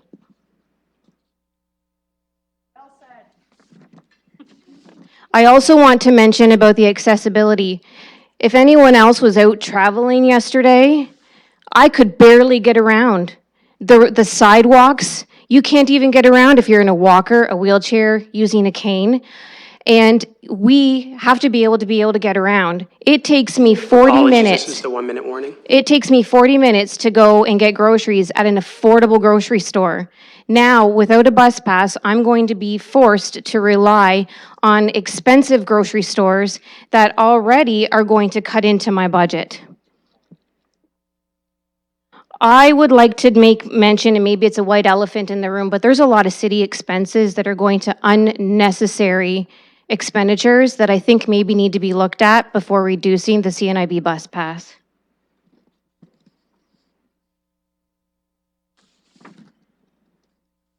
I think I've kind of said enough already, except I do want to say that this really does hinder our independence. I don't have the ability, as well as other people in the room, to jump into a nice warm car when I leave here. I have a friend here tonight with me, but if I didn't, I would be out in the cold, waiting for a bus to arrive and taking 2 buses to go home. You really need to think about how the bus and the transit system impacts people with disabilities. Thank you very much, ma'am. So we're just going to look over to the left here, in the left corner. Anyone else? All right, so we'll just come back shortly. I know if you're wondering, we also have speakers that are brought in one at a time. And so we're going to go just back down here to lower level again. My name is Nicola Johannesson, and I live on Wonderland Road. I'd just like to raise a couple of points about this issue. First and foremost, the $40 fee per month is unacceptable and definitely for me and others unaffordable. And also, the proposal that you are considering would severely limit my independence. I'm obviously able, I can walk most places, but the bus is a key element of my being able to travel successfully around the City of London. And to make that, to hinder that ability, it would just make traveling much, much more difficult. And also in regards to the 1,200 passes, it's all very well to allow that number of passes to be given, but I'll just end with this point. What happens to the people who miss the lineup for that, or who are unable to get there to get that? What happens when the 1,200 passes have already been given out? And what happens to the rest of the people?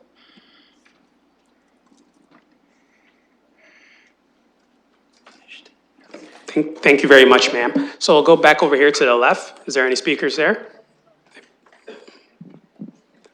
Hello, everyone. Thank you for the opportunity to speak, finally.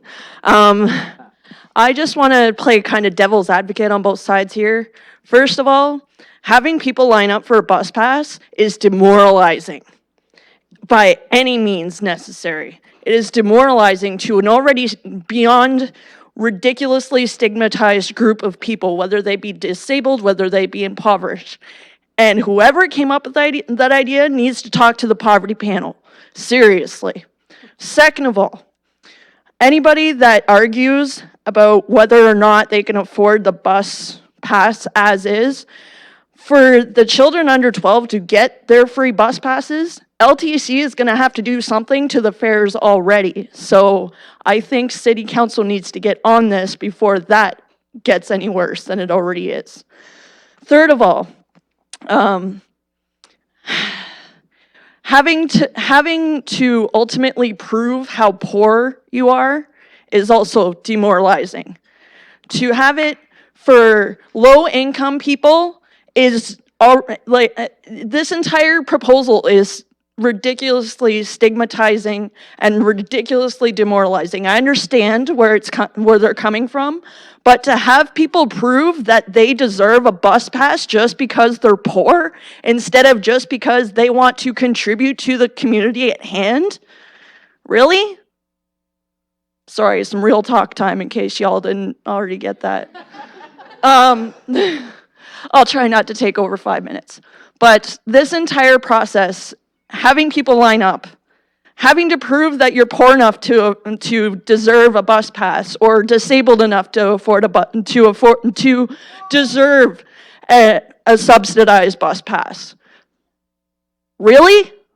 Like, we already don't have that every day when we go to community meals, when we go to social agencies. We have to prove that we're poor every month to get the social assistance we get. And that's by filling out those income reporting statements. So we're already stigmatized as is and already forced to prove that we're poor, quote unquote. But if it means that more people are going to have access to the community at large and meetings like this, why does there need to be any sort of exact requirements for you must prove you're low income, you must prove, how about proving that you're a citizen of London by having a piece of mail that says, hey, I have an address in London? Is that not a consideration as well? Like, you shouldn't have to demoralize people just to prove that they deserve a bus pass.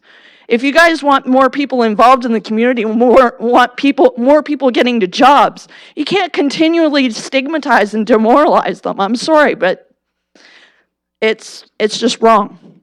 I understand where the proposal is coming from, but like a lot of people have said, it needs to be looked at again, and I think a lot more of the community members need to listen to people in the public before proceeding on with this proposal. Thank you. Thank you very much. So I'll go over to the right, and I see a hand right in front of the microphone there. Hello, my name is Ari Sotras. I live in Uplands at Cottontail Crescent. When I originally walked in here, I had something that I had prepared to say, but listening to everybody, a lot of things have hit home for me. I happen to be a person who had 20/20 vision. I now live my life legally blind.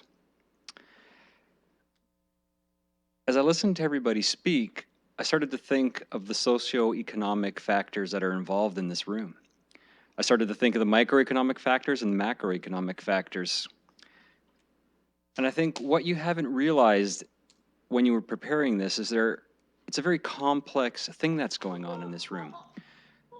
First off, we have to consider what happens to people if they can't afford a bus pass and now they're locked in their homes.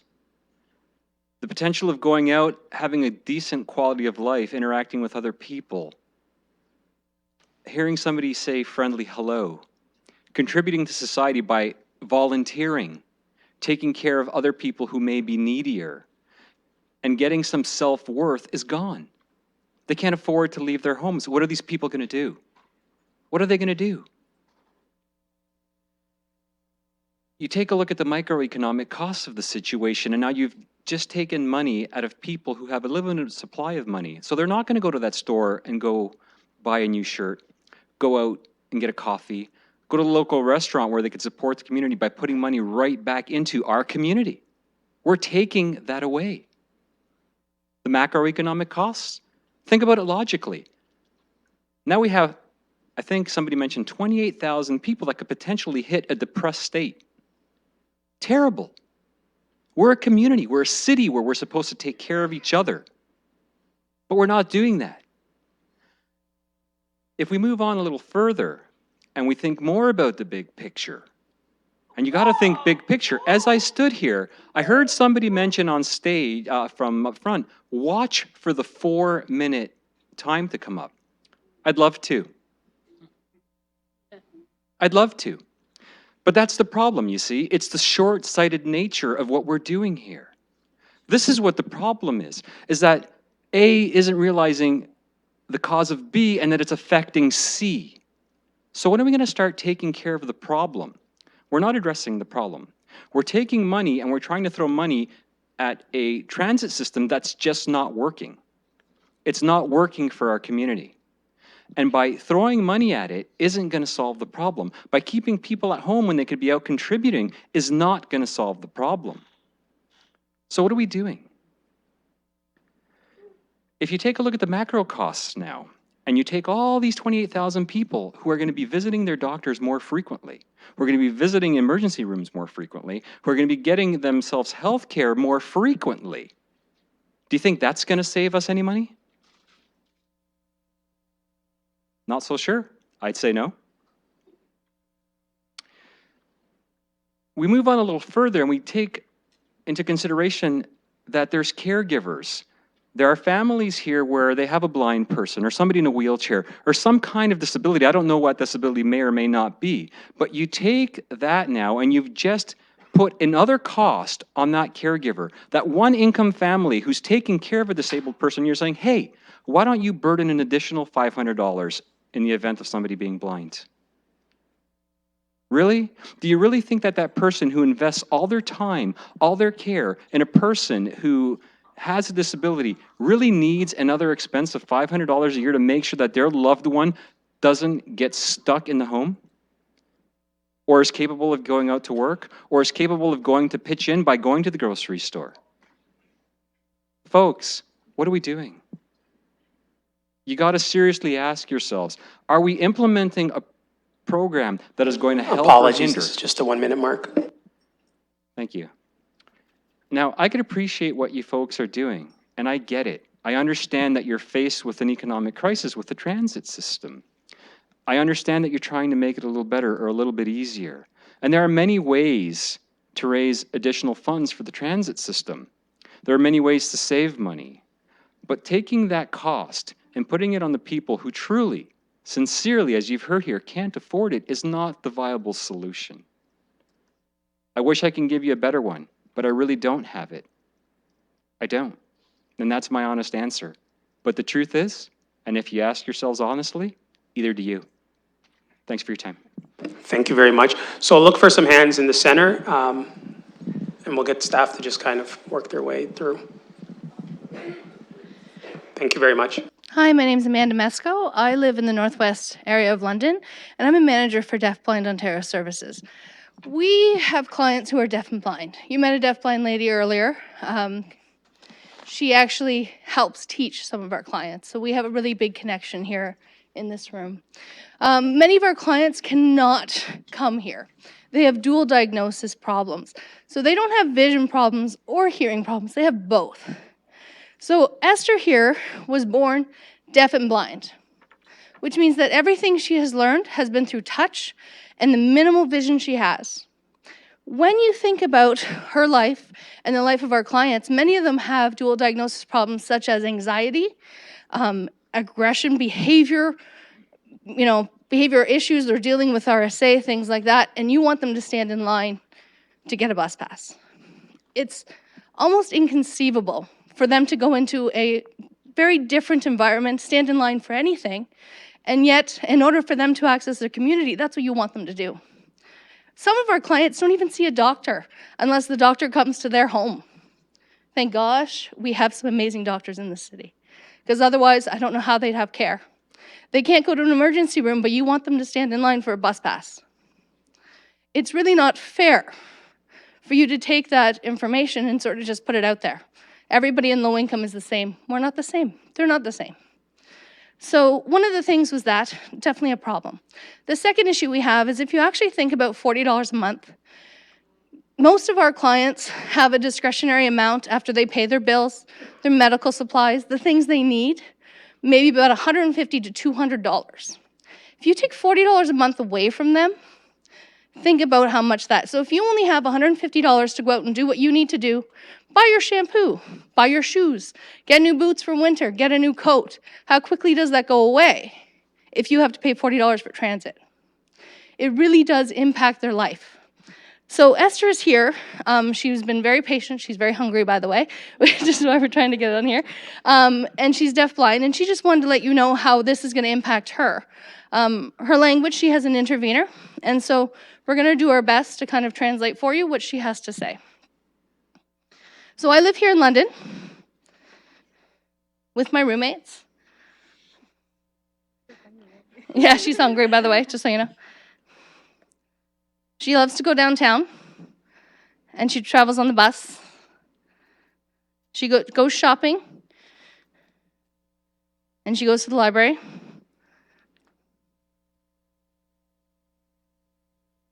And the dollar store, of course.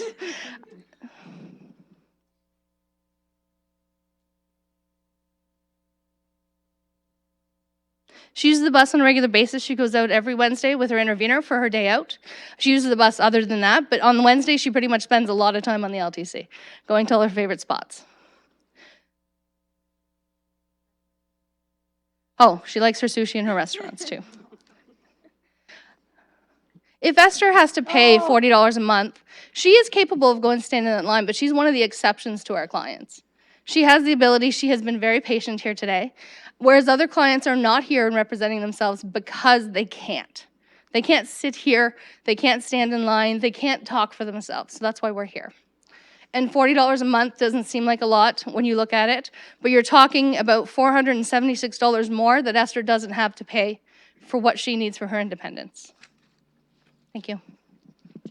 Thank you very much. So we're going to continue to keep working through, because I know if we were to have a break, I know it takes some time for people to leave and then come back. So if you do need to step out for a minute, let us indicate to staff, put your hand up. But we'll keep going with the speakers. So any speakers on this side?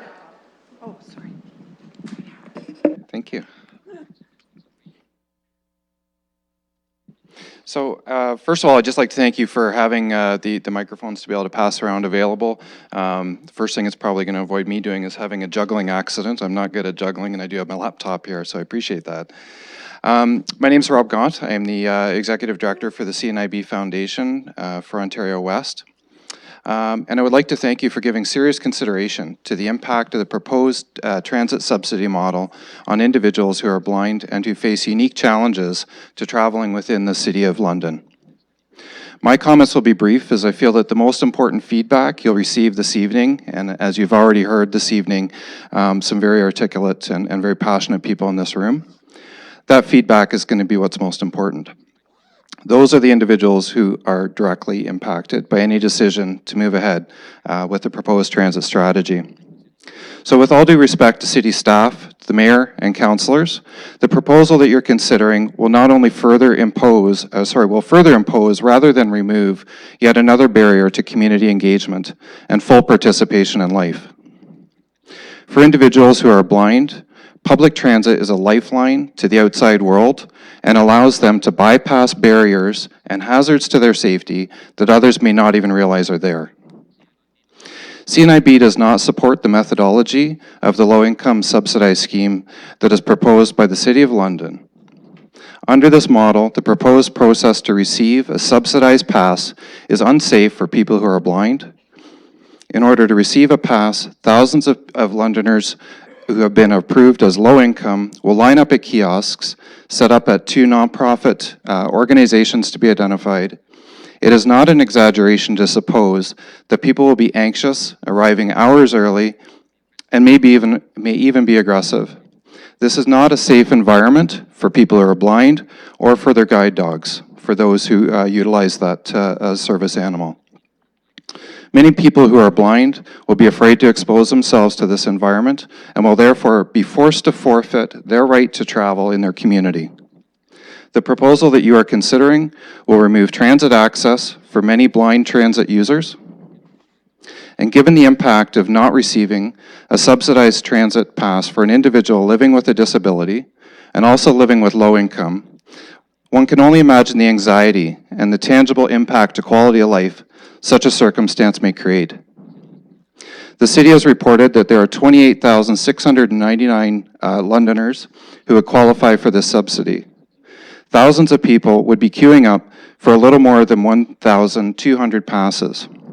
There are currently 320 blind transit users in London who would then be competing for thousands of people for a subsidized pass, and many of those blind individuals still could not afford the subsidized amounts. For those living in London, Ontario, eliminating even one of those concessions to accessing public transit imposes rather than removes yet another barrier to community inclusion for someone with a disability, someone who is blind, and someone who has no option to drive. It should also be considered that the proposed program would require orientation and training for individuals who are blind. Orientational mobility training in order to ensure that they can find their way safely to and from the 2 new locations that would be giving out the passes. This additional training would be at the direct expense to the city. Finally, the right to travel safely within one's community excuse me, is a human right. Without it, people do not have access to education, employment, healthcare, recreation, or even community socialization. We believe that the City of London should take note of this and provide a program that does not deprive vulnerable people of their human rights. Apologies, 1 minute warning. Thank you. I'll summarize with that. Thank you very much. So we're just going to go over to the left real quick on the left center over here. Hi, Amy Bidner, and I'm on Oxford and Wonderland, a pretty busy place. I just wanted to say, first of all, thanks, Council, and the City of London for supporting the bus passes in the past. And I hope that you do decide to continue that, because the loss of my independence would be huge. And I just got it. So I just went blind 5 years ago. Sorry. And the cost of this would keep me at home. And the rate of depression among anybody really with disabilities, blind or not, even in our general community, the rate of depression is pretty high. But anyways, that's gonna, again, I mean, everyone said it. It's going to increase. Not good. And I'm thinking that, you know, it's got to be found somewhere else. And as the other speakers have said, I don't know where. But if, you know, if other things can be found, I'm sure we can find a way to work, you know, and continue with our passes the way they are, because I am very thankful. That's it. Thank you very much, ma'am. So if you could just make your way to the resident with the red sweater. Good evening. My name's Crystal Easton. I live at 380 Adelaide Street, North, here in London.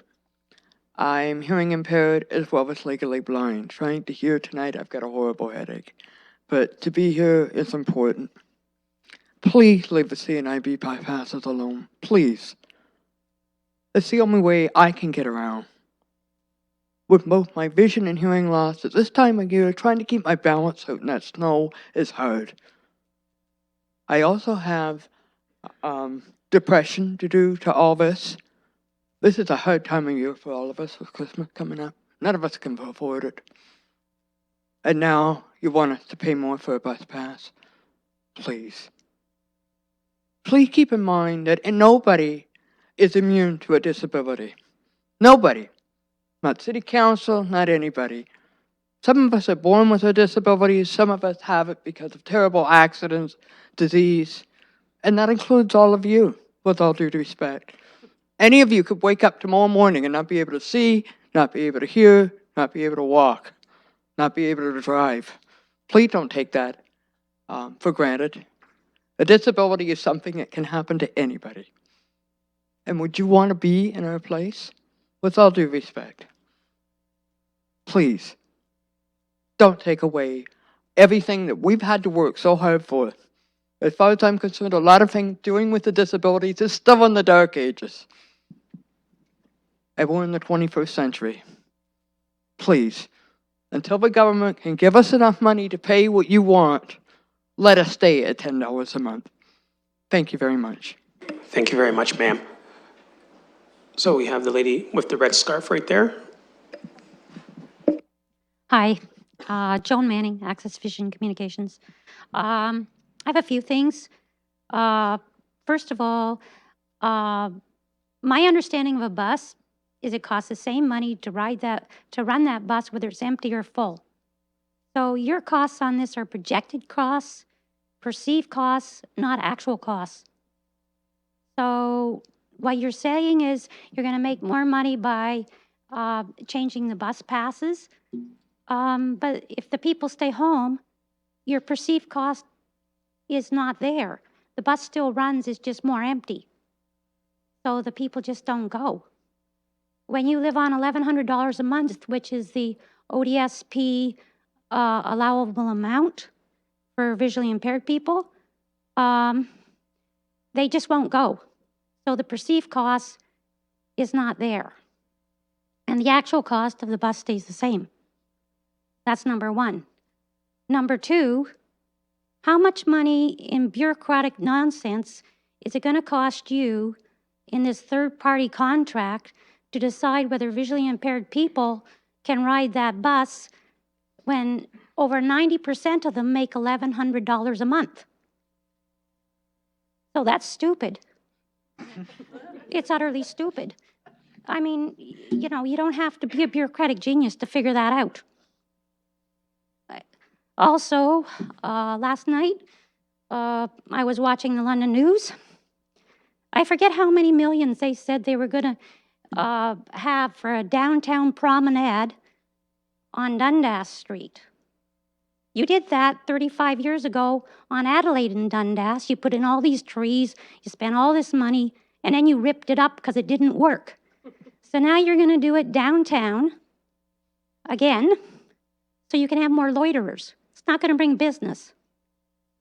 You also have all this money in unpaid fines. I forget how much it is, but it's huge. And you're never going to bring business downtown unless you stop parking money downtown, because nobody will go anyway. So, considering that you got millions for a promenade, you're messing with the dam, you're doing all these other crazy things, and very mismanaged, and you want to take money away from visually impaired and blind people. Now, the visually impaired and blind pass didn't start in the 1980s. I think it started after the Second World War. And London has been giving that bus pass free up until the mismanagement government of our city that decided that they were going to do the $10. Okay, so $10, which people have to go down on the bus and get. Okay, the lineups aren't going to work. You're going to get sued for discrimination. Somebody's going to have an accident, you're going to get sued because you're forcing them to do something that's not going to work. The reason visually impaired people got the pass in the first place still holds true today as it did in the 1940s, because they can't see where they're going.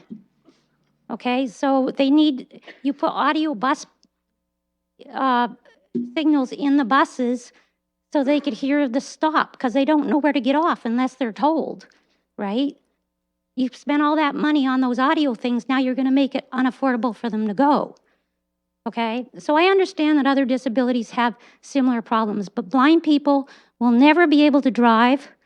Some deaf people can drive. Some wheelchair people have electric scooters and they can go. Blind people can't do that unless we get driverless cars in this country. Just a 1 minute warning. Okay, it's not going to happen. So also, snow is the blind man's fog. So unless you're willing to clean your city streets off better than you do, that's another reason to sue you, because you can't get on the bus. Or you could go down a manhole, right? Okay, so until you can manage City Hall better, until you can spend all the money on this beautification of this building. You lost $500,000 on the London Orchestra, and you want to change something from the 1940s that they could hardly afford then. How come you can't afford it now? So I think it's discriminatory. Blind people live in a different category than other people. They can't see. So that's it. Thank you very much, ma'am. If staff could just make the microphone over to the two young ladies with the matching sweaters, and then, and if everyone just be careful, there's a wire, so just watch your step if you do get up. Good evening, everyone. My name is Allison Davis. I live in Viscount Road here in London. My friend and I, we came directly from school because we feel very passionately about this issue. I personally am not directly affected by visual impairment, but my best friend and my mother are both diagnosed with Stargardt's, and I've been observing the life of an impaired individual for 17 years. I'm lucky, blessed, if you will, to have another parent that is not visually impaired, and I, therefore, am at an advantage compared to other children of visually impaired people. I'd like to add a different perspective to this meeting in saying that this isn't an issue that's only affecting the blind individual alone, but in multiple aspects of their life, including their family. Many visually impaired individuals aren't able to go across town to watch their child's recital or game or even pick them up from school. My friend and I, we're lucky enough to go to a school that does have transportation home, so my friend doesn't have to worry about that. But many blind teenagers that do not have access to that, they do. So not only is this disablement of free transportation for visually impaired individuals disadvantageous to themselves, but it's restraining themselves from living with the rights that fully sighted people, like myself, attain without hassle. This isn't an issue of fairness, this is an issue of equality. My blind mother should have the same rights as a parent with 20/20 vision. Thank you. Thank you very much. And we just have the gentleman right above you. There you go. Thank you. Hi, my name is Derek. I live on Askin Street. I rely on the CNIB card, to the bus pass, to go to my eye appointments every so often, every year. I work 3 hours a week. If I have to pay for a bus pass every month, I might as well quit my job because I can't afford that. So then I just might as well quit my job. I just found out about 3 months ago, in about 6 to 10 years, I'm going to be completely blind. I hope I can still do my job. And this thing about only having 1,200 bus passes, you can't do that. You should let everybody have a bus pass. It's not right. And anyways, you should just have a certain price at every year. You should just raise the price a little bit raise the price just a bit, and like have it $20 a year or something instead of $10 a year, or maybe $50 a year, something like that. But this $40 a month, I can't afford that. I would have to quit my job, and I've been at the job for like 16 years. So, yeah, that's all I have to say. Thank you very much. Thank you very much. So I'm gonna, staff, if you can get the microphone just to the other young lady with the matching sweater, that'd be great. Excuse me. Thank you. No, go. That's good. That's good.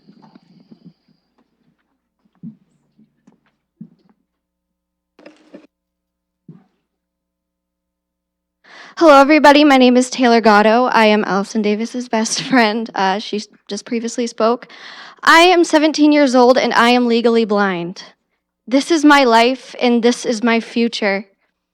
This bus pass has given me the opportunity to reserve my right to independence. I never chose my situation. If I had it my way, I would have full vision, I would have a car that I could drive myself, and my best friend wouldn't have to do so much for me, which I really appreciate. I don't think it's fair that I have to worry about this. A lot of the people here, they are so fortunate that they have had the ability to use this program for so long.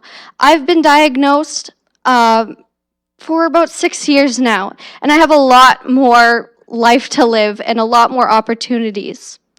I'm very fortunate to have my parents in my life and have them do so much for me, but they have lives too, and they're not going to always be there for me. I need this independence because I depend on so many people and so much as it is. Like I said, I never chose my situation, so why on earth should you choose whether or not I get my independence? Thank you. Thank you very much.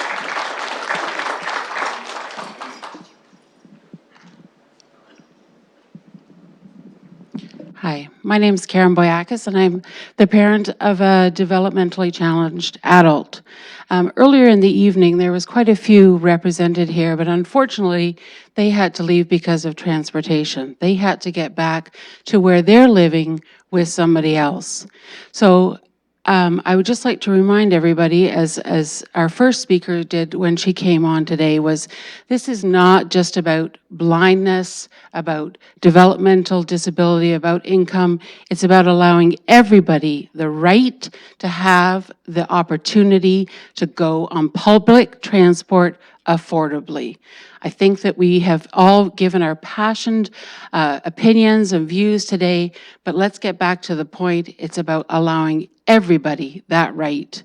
Right now, my son relies on me to provide him transportation, both financially and because he is not able to go on public transport.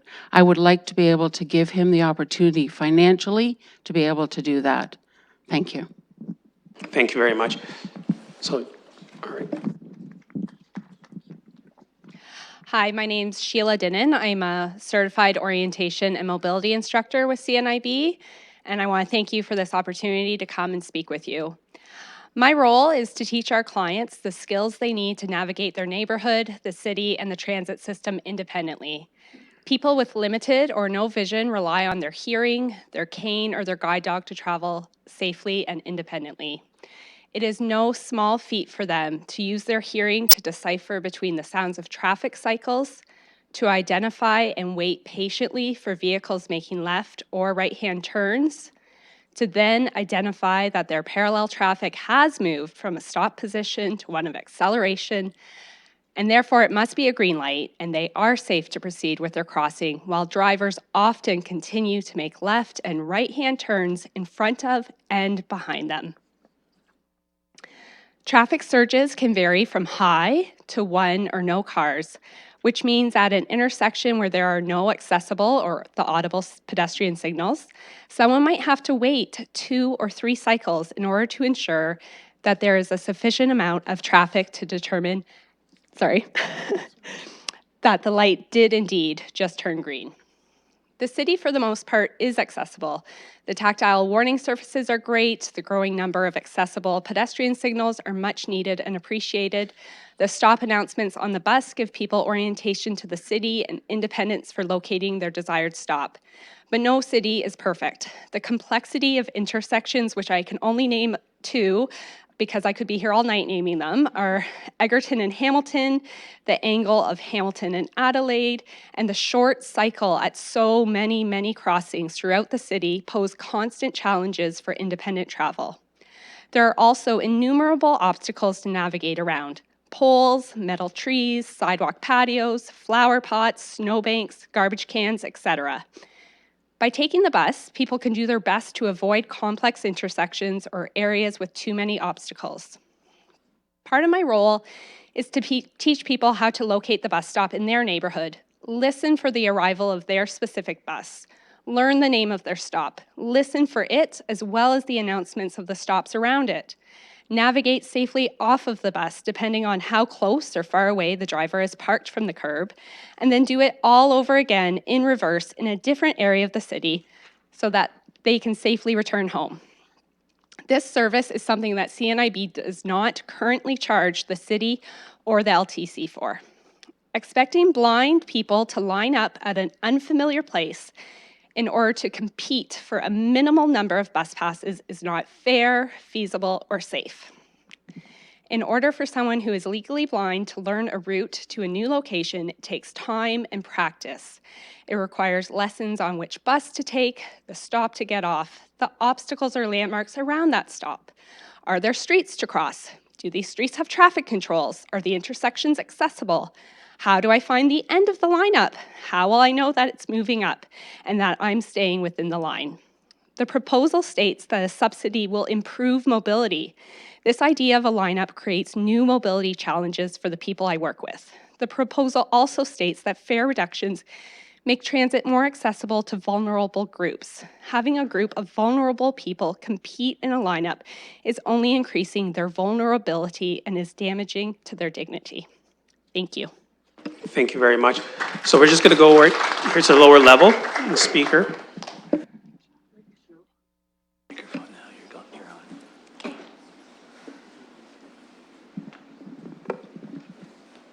Hi, my name is Emily Trepanier. I live at Oxford and Wonderland area. I've been there for almost 4 years now.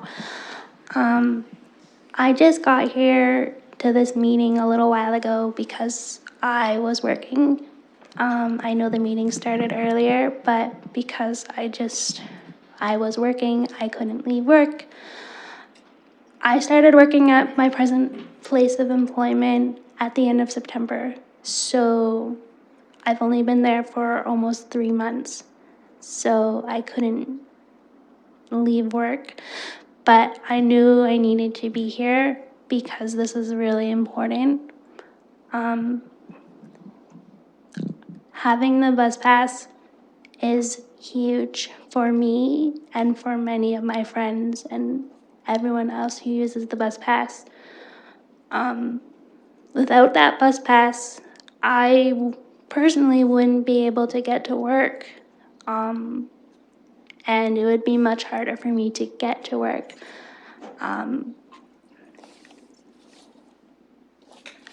Lining up for a bus pass is not going to work very well either. I have a guide dog, and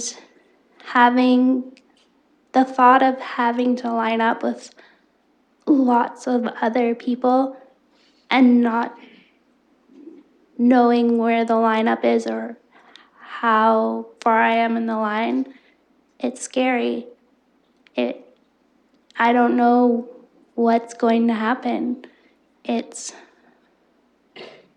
very scary. I mean, we can line up, but how do we know if we're actually in the right line? How do we know when the lineup's gonna move forward and everything?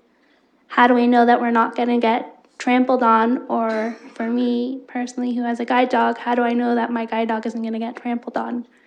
I do my best with my guide dog to make sure she's safe, but in a lineup and with people all around wanting to get the bus pass, it's scary, and I don't know exactly how that is gonna work. The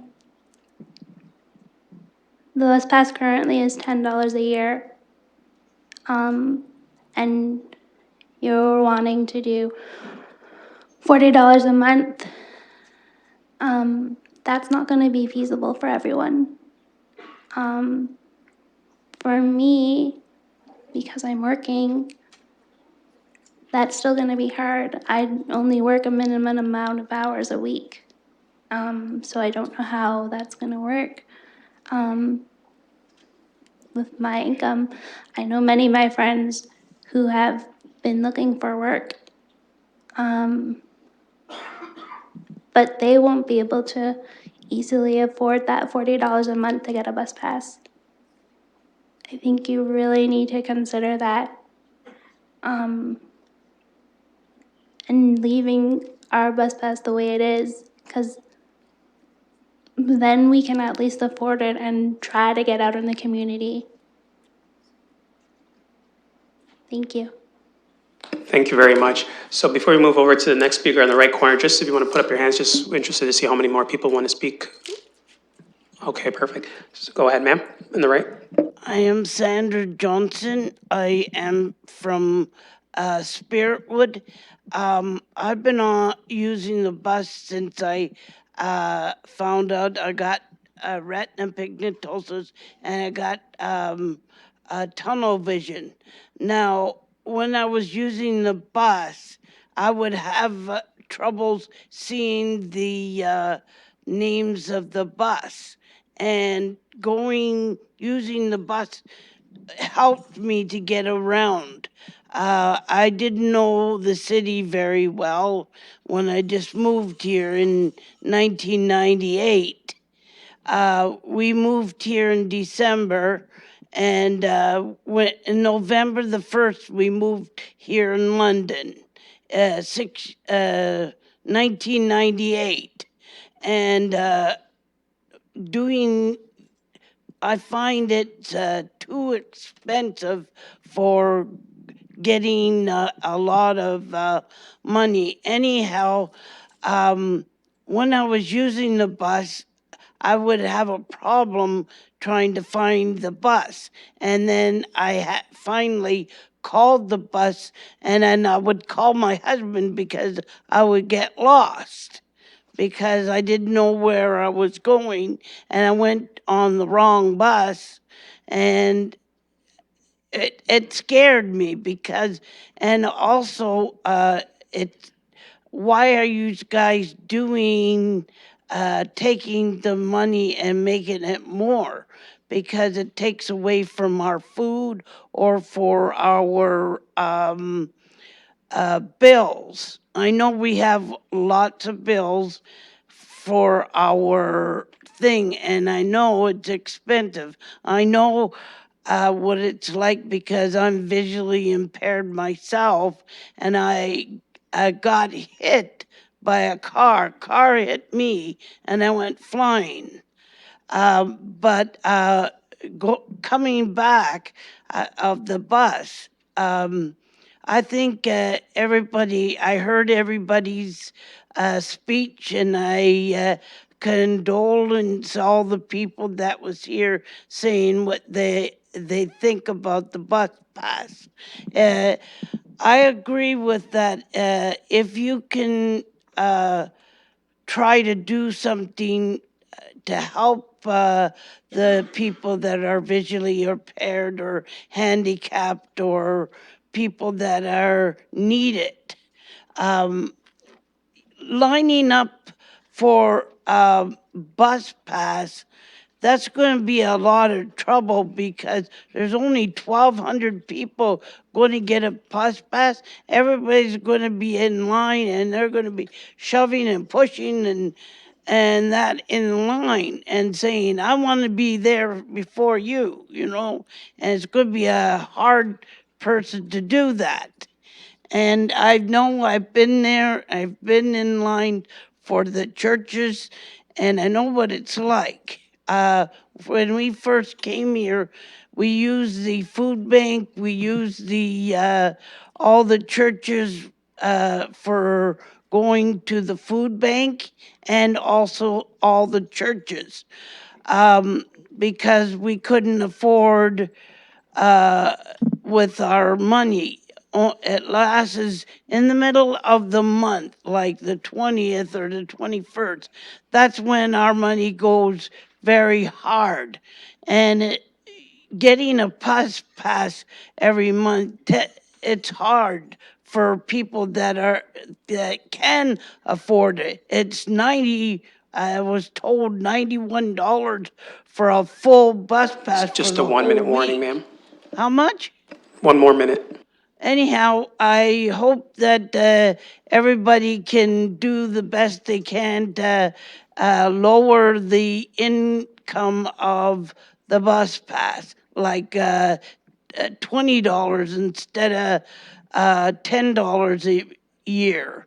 Anyhow, do the best you can and try to do you can, okay? Thank you very much, ma'am. I know there was one more speaker just at the bottom staircase over here with the hat on.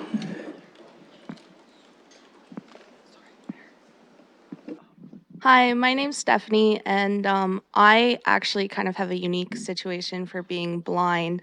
I'm from London, live in London, but part-time live in Brantford. I work at Mohawk College in Hamilton. So the thing with having the London bus pass is it's nice because I can have the freedom to come and go from city to city as I need to. In Brantford, I pay $40 for 3 months as a CNIB bus pass rate, which is really hard being on ODSP. Being on ODSP, I pay rent in Brantford and in London. I live with my mom, who has geared to income rent, but at the same time, I pay full market value rent in Brantford, which is almost $900. So that takes up most of my ODSP check. To pay for a full bus pass in London, as you're proposing, would basically take up the money that ODSP gives me for my guide dog. We get $80 a month for a service dog, which is just enough to get food. So I have to give my dog, grocery store valued food just so I can get a bus pass. For me, I was 15 when I started taking the bus. Actually, Sheila was my orientation mobility instructor, and I was terrified. My dad said, get a bus pass. And I was like, what? Bus? Myself? And now I'm 26 and actually going to school to become an orientation and mobility instructor, which is very unique considering I can't see myself. So one of the things that I just want to mention is we have the right to independence, but we take taking the bus is also a privilege. London has a great transit system compared to a city like Brantford. I remind my mom about that all the time. They have no holiday service, and their Sunday service only runs between 8:30 a.m. and 6 p.m. So a transit service like London is very good, and in the long run, we take it for granted compared to other cities. But I'm definitely in favor of keeping the reduced CNIB pass. Thanks. Thank you very much. So I'll just look for any last speakers. And we have Mr. Sloan over there. Pass the microphone. Thanks, Mo. I enjoyed that celebrity welcome. I hope the council will think long and hard after what we've heard, and I was watching at home. Think long and hard about what we've heard here. This proposal, in my view, should be dropped entirely. It's absurd. And that's all I'm going to say about it. But I want to thank the many Londoners who are blind, deaf, and who at great personal, at their own personal cost, and who facing challenges that I can't think of, and probably most people in this room can't think of, for coming to this meeting and making your voices heard. I know it wasn't easy. And on behalf of decent, thoughtful, and caring Londoners, a lot of people wouldn't call me that, but I like to think that.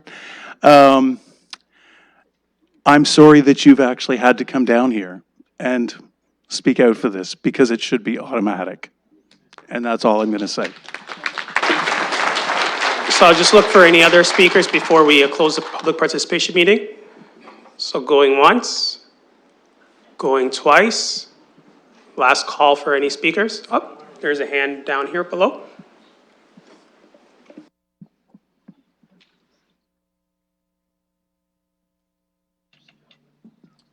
And if someone from staff could check if there's anyone else in the overflow room before we close the public people. Hi, my name's Terry Lynn. I live on 124 Bruce Street. I know a few people here have just talked on how taking away the bus pass will definitely be way, way more social isolating for all of us who are visually impaired. And I know some of you have talked about mental health and depression, and unfortunately I know the feelings of depression. I have been through that before I moved to London. I'm actually from about an hour north of here. I grew up on a farm and just lost my vision about 4 years ago. And at that time, definitely lost my ability to drive and was unable to work anymore. And at that time, I just was unable to move financially. I had to stay on the farm with my parents and work out of my parents' home, just running a home daycare until I was able to save up enough money to move to London here. And I just moved here about 6 months ago and have been doing extremely well. Much better, being able to get out and socialize with more people. I do a lot of volunteering in the community at a couple soup kitchens, at a Goodwill, and the YMCA daycare center. And just wanted to say that definitely the public transportation here in London was one of the major reasons I moved. Because living on a farm, definitely there is no public transportation out there and no areas I could even walk to get out of the house. So yeah, just wanted to say how having an affordable CNIB bus pass has definitely helped me get out more and have way more of a successful life here in London. Thank you. Thank you very much. So I'll just look for any last speakers before we close the public meeting. Going once, going twice. I'll stand up and look down below. I know it was indicated there's nobody in the overflow room, so I'll look for a motion to close the public participation meeting. Moved by Councillor Armstrong, seconded by Councillor Usher. And get that up on the screen.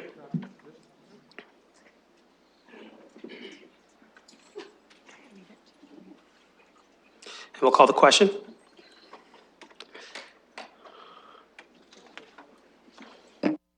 Closing the vote, that motion carries 6-0. So I just wanted to thank every member of the public for coming today. We really appreciate it. I know it took a lot of effort for many of you, and just wanted to thank you all for your courage. So what's going to happen now is I think we'll probably just I'll just look around to see if people need a break or if we're ready to move ahead with. Okay, so we'll take a 10, 15-minute break? Okay, so we'll take a 15-minute break, and then we'll come back if you want. You're more than welcome to stay here, and then we'll continue with. And we'll moved by Councillor Armstrong, seconded by Councillor Cassidy. All those in favor? Opposed, if any? So okay, so that motion carries. So we'll be back in 15 minutes. So 7:31.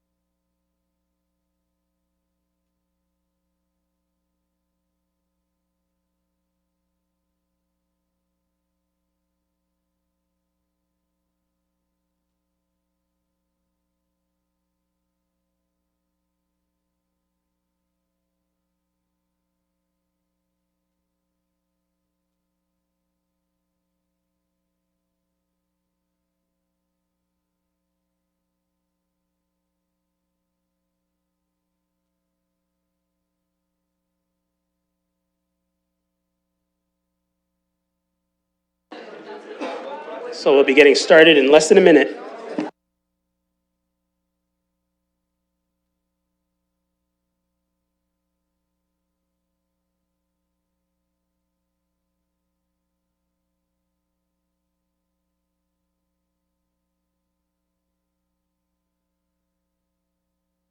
All right, it looks like we have quorum, so I'll just ask my colleagues to settle down and we'll get started.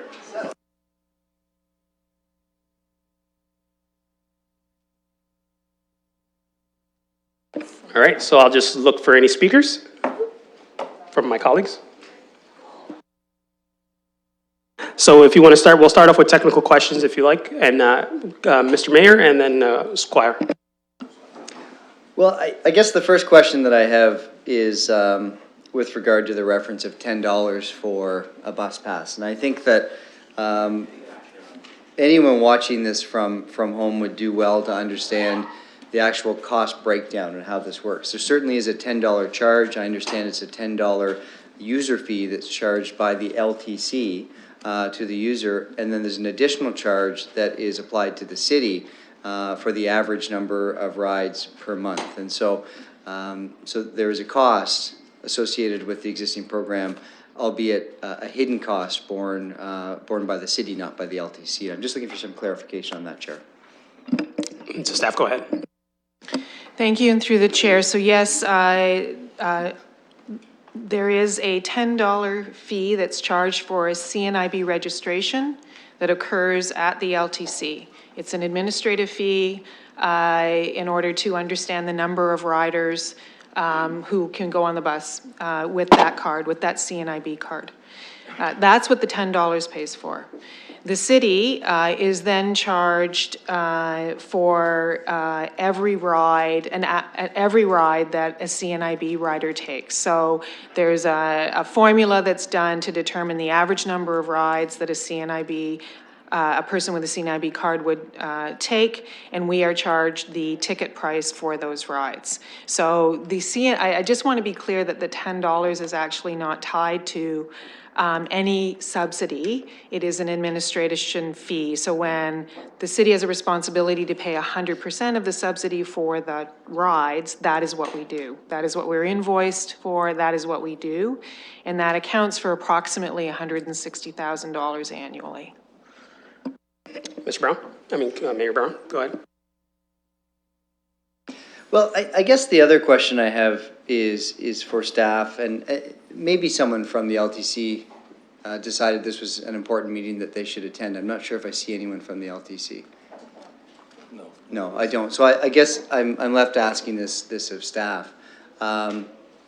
It seems to me that there are things that the LTC could do as well, and I know that when this came up years ago that this was raised. The fact of the matter is that each person on a bus paying revenue, paying a fee, any kind of fee, is revenue.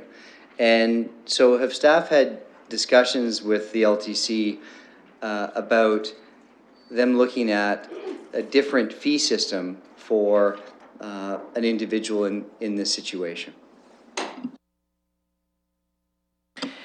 Through the chair, we've had many conversations with administration at LTC. They've been very helpful in the review of this particular program and in the development of what we might be able to do differently. What's been clear to us, though, is that this is considered a program. So this is considered a social program. It is the responsibility of the city to support the social program. LTC delivers on transit and sets their fare structure accordingly. And so that's been the distinction that we have been working with all along. I believe the term that's occasionally used is social pricing, and that's that we are looking at a program to support people being able to access the subsidy. So that's the approach that we have been working with the LTC on. The representatives here from the board, they may wish to augment my comments. Thank you. Are you good?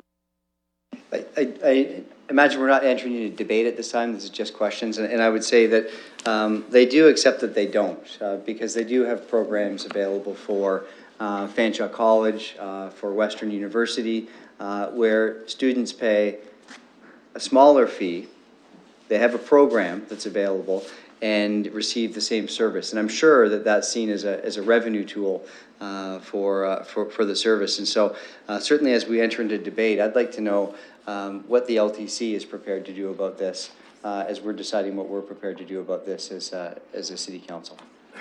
And Councillor Squire for technical questions.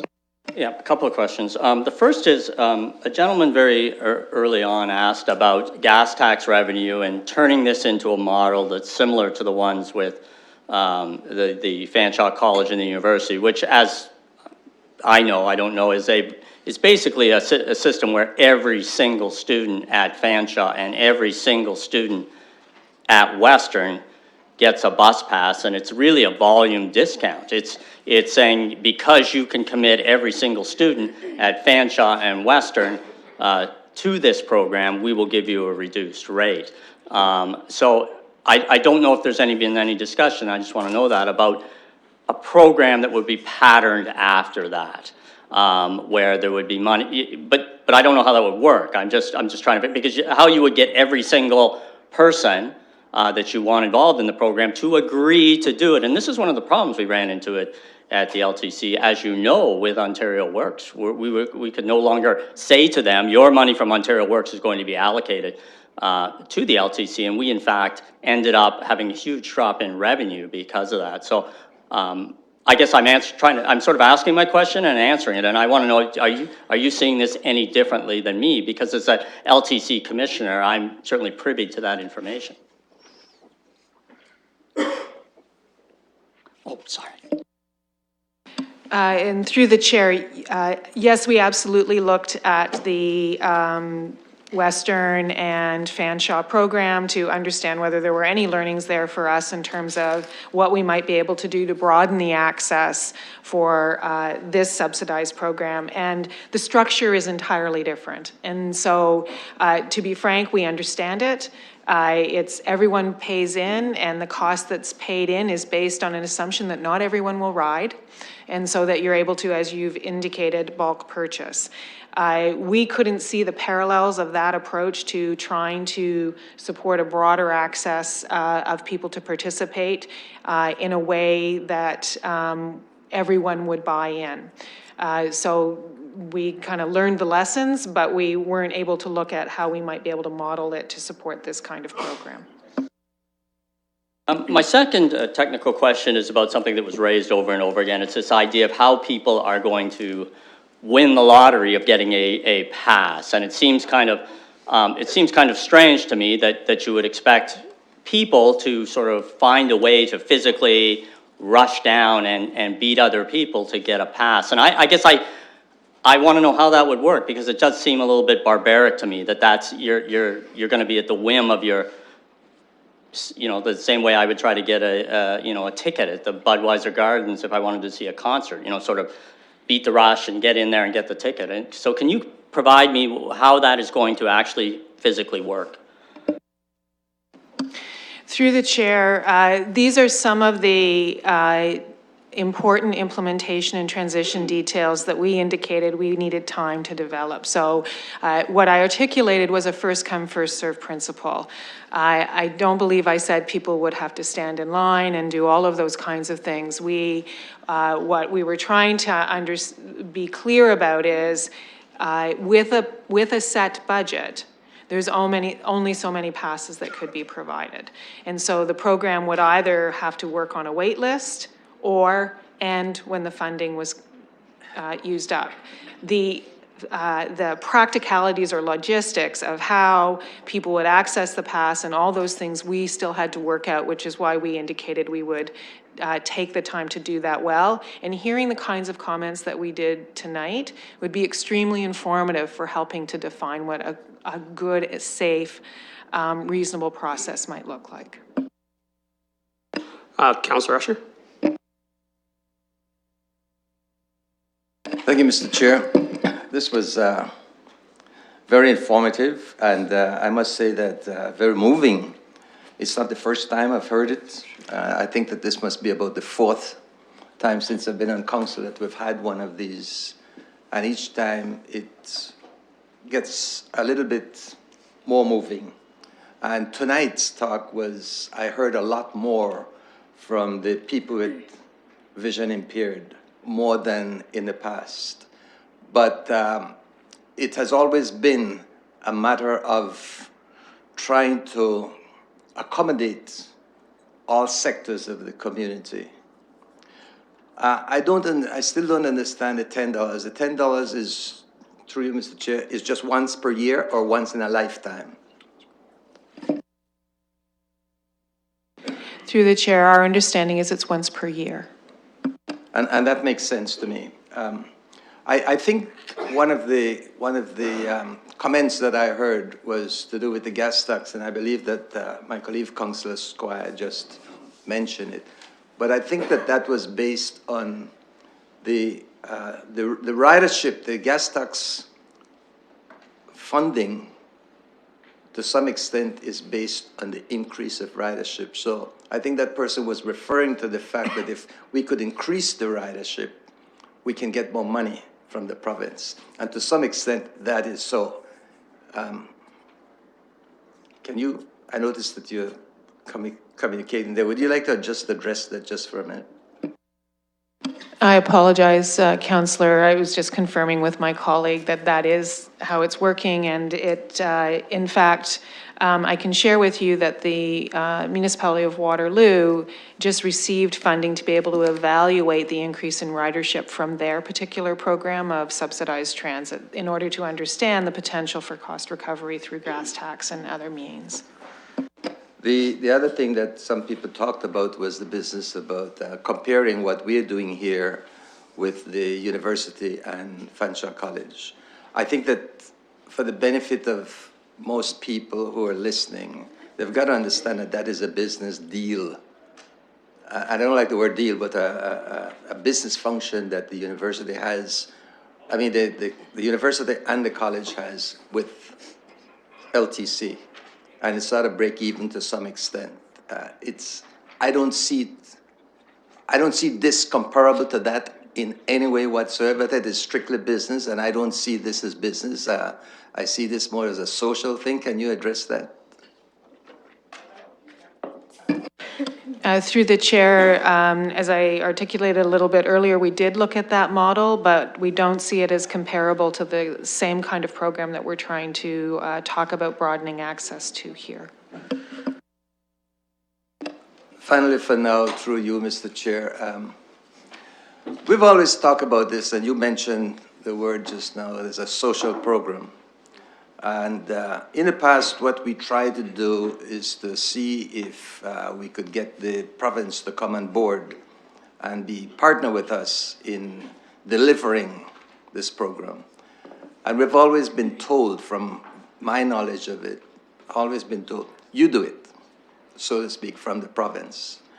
And there are some people who still feel that we get money from the province to accommodate what we're doing right now. Can you address both of those for me? First of all, do we get any money at all? And if or if not, can we get some to accommodate, to build on top of this at some point in time if we qualify for something? Through the chair, the current program that we operate that supports those seniors and the blind is fully supported by the municipal tax base.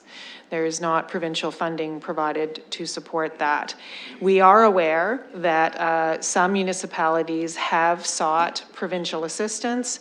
To my knowledge, they have not received it. I believe Toronto, who is just in the throes of looking at changing their program, is looking at provincial support for their program, but I'm not aware at this point in time of any municipality that has received provincial assistance for their subsidized transit program. Last one. So in addition to this on the side, or I don't know what you want to call it, parallel, but outside of this, is there another funding that we get from the municipality to subsidize some kind of busing, maybe like Ontario Works or something like that? And if so, how does that differ from these others? Through the chair, thank you for the question. Through the Ontario Works program, provided there's an eligibility determination, individuals who are seeking work or working have opportunities to access funding towards transportation. In some cases, that means towards a bus pass. In other cases, that means other transportation that helps them either get to work or get to training sessions that support them get work in the future. That money is in our budget. It is cost shared with the province, and that cost share amount reduces as we get closer to the sunset of the funding that we're paying as a municipality, and that will be in the 2018. But those funds are available to both ODSP and OW participants on a case-by-case basis, depending upon eligibility and determination of need. So, Thank you, Mr. Chair. thank you. So I'll go to Councillor Armstrong. I've never been a fan of these case-by-case as needed, because obviously there is a need in most cases. But, and through you, Mr. Chair, this case-by-case issue, usually if people are taking like a program, they may come in and say, I've got to go for 12 weeks, once a week, whatever the case may be. And the case is looked at and they get 12 tickets or 24 tickets, whatever. Is that the case-by-case sort of one of the examples, so we understand that they're not getting a free bus pass to go to work for a whole year or anything like that? Am I right about that? Through the chair, for clarity, not everybody uses the bus to get to their employment situations. There are places, obviously, where the bus doesn't get them there. So when I say case by case, it's not only to determine eligibility, because if you are employed and you're in receipt of social assistance, but at some point in time your employment earnings take you to a spot where you're no longer eligible, then you're no longer eligible to get a bus pass, and that's the challenge. So the concern I guess we would have is we wouldn't have a blanket statement about subsidized transit, because not always transit doesn't get everyone to where they need to go. So on a case-by-case basis, it might be money towards paying somebody else for transportation. It might be tickets. It might be money for a bus pass. And so that's why I say I don't disagree with you about the need for transportation is huge, and it's huge in our community. But we review every situation depending upon the need of the individual. As I don't want to waste a lot of time. I mean, I've looked this situation over, and I've looked at, and obviously I've been through this one a few times, and of course, having heard from the public, I really think there's a bigger picture here. You know, that quite frankly, too few have too much, too many don't have enough, and that's the big issue here. And I think that's why. I think that's why a lot of people, we've heard a lot of people today very upset about some of this proposal and parts of it, because quite frankly, these people are struggling. And I guess the thing is, I think there needs to be an opportunity for the provincial government to step in. They should be doing something. I just want to remind my colleague to help us. So, can you? Sure. Thank you very much, Mr. Chair. I guess the thing is, can you tell me, have we ever approached the provincial government, our municipality, on getting any type of funding to sort of help us in some of these areas that people have talked about today? Through the chair, we have not, certainly at a staff level, recently approached the provincial government on this issue. I believe perhaps in the 2009 and prior timeframe, there may have been discussions with the provincial government at that point in time, but I'm not aware of any recent approaches. Well, I think that's, and of course, we're going to have a debate in a few minutes. I think that this is something that really needs to happen, and they need to step up to the plate, because obviously people are. We've had that discussion here many times about people struggling, and we need, the provincial government really needs to help us with this, and not just probably London.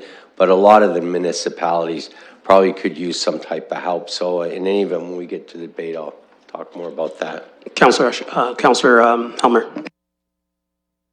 Thank you, and thanks for recognizing me at committee. I had a question about the breakdown of the money we're spending on the various subsidies that exist now. So one we've talked about extensively is the one for CNIB, and it's like about $160,000. Does that mean that about $415,000 around there is for the seniors discount? So if we were to not proceed with the taking away the CNIB pass, for example, we'd leave that alone, and we were to just make the change to the seniors discount, and it looks to me like we might be able to get the price of the bus pass down to $52. So there'd be a low-income bus pass to be around $52 instead of $40.50, because we just wouldn't use that $160,000. Could you check those numbers? Does that make sense? While you're figuring that out, just a reminder if everyone could just speak up for just the members of the public who may have a challenge hearing.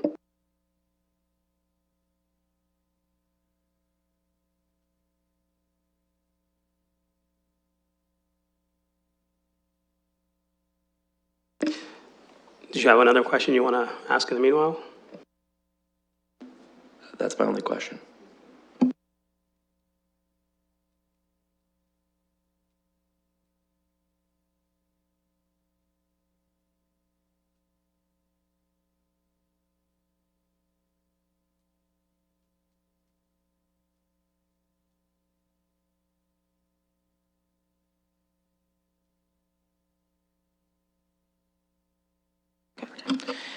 So through the chair, doing some quick math that you probably already have figured out, we're assuming that with the budget grandfathering the blind program as is, a $52 bus pass, approximately 677 bus passes would then be available more broadly. Is that what you were asking me?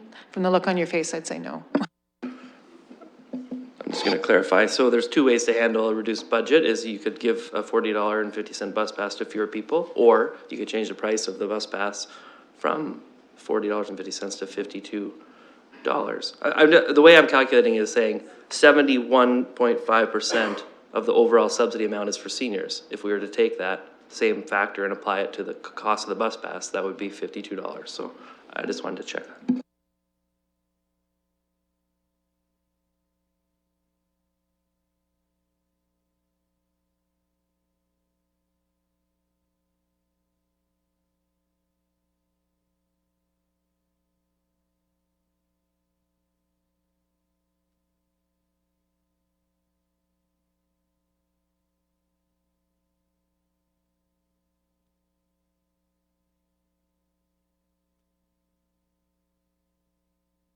Maybe what we'll do is we'll have one of the members of staff work on that, and we'll go over to Councillor Cassidy in the meanwhile for her questions. Thank you, Mr. Chair. I want to go back to to Ms. Datersbeer and the ODSP and OW case-by-case subsidized. So do we go on a case-by-case basis and subsidize accordingly, or do if they qualify through that program, do they get a 100% coverage for their bus pass? Through the chair, we would work directly with each client depending upon their need. So if the need is for a bus pass because they have a need for transportation every day, then we would work with that client to support them as best as possible. If the need is for funding to be used to purchase tickets, or funding to be able to purchase a ride share, or funding for any other purpose, it's based on the client need. So generally, if it's job seeking, it's training, it's a job, and the bus gets them there, that would be a bus pass. And it's hard for me to say, it really depends, and I think the point I'm trying to make, perhaps not so well, is it's based on the client's need, and it's a case by case. When I say case by case, it's a discussion with the client, and that means we support them as best as we can. So in that, through you, Mr. Chair, in those instances, would there be some where we only subsidized a portion of the bus pass? Okay. Yes. If we went ahead with, say, this model or a revised model or something in between, would those particular people still be eligible under the current program, or would you roll them into the new subsidy model? Through the chair, so the eligibility for funding under the Ontario Works Program becomes because they're eligible under the Ontario Works Program. So the eligibility for OW needs to be the primary eligibility that's determined, and from there, the eligibility then for transportation. So that would probably still remain the same. The ODSP, we do have some clients who refer to us from our provincial colleagues through the ODSP program who are involved in employment or job search, and we would review with them their needs for transportation. For others who are either in the ODSP program who aren't either employed or looking for employment, that could be, and I'll turn this over to Ms. Livingston, where the subsidy and the subsidized program would come to be.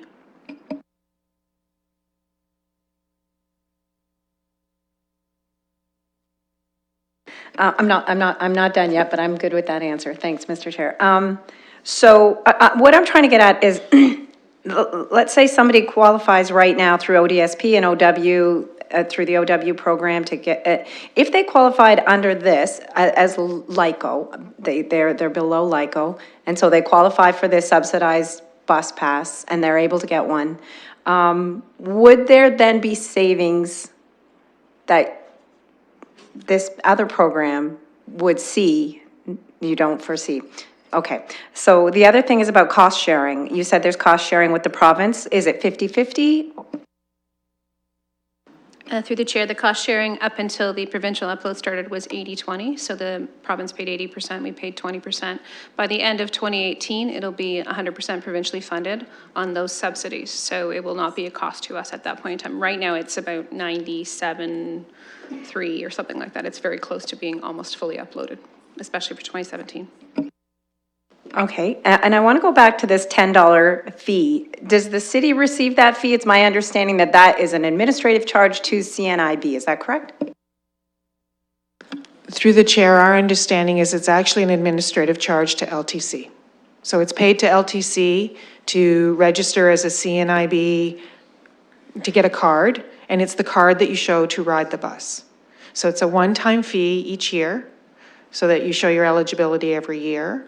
And then what the city is charged for is the rides for the number of people that hold the CNIB passes. So it's not a, okay? So it's not revenue to the city at all.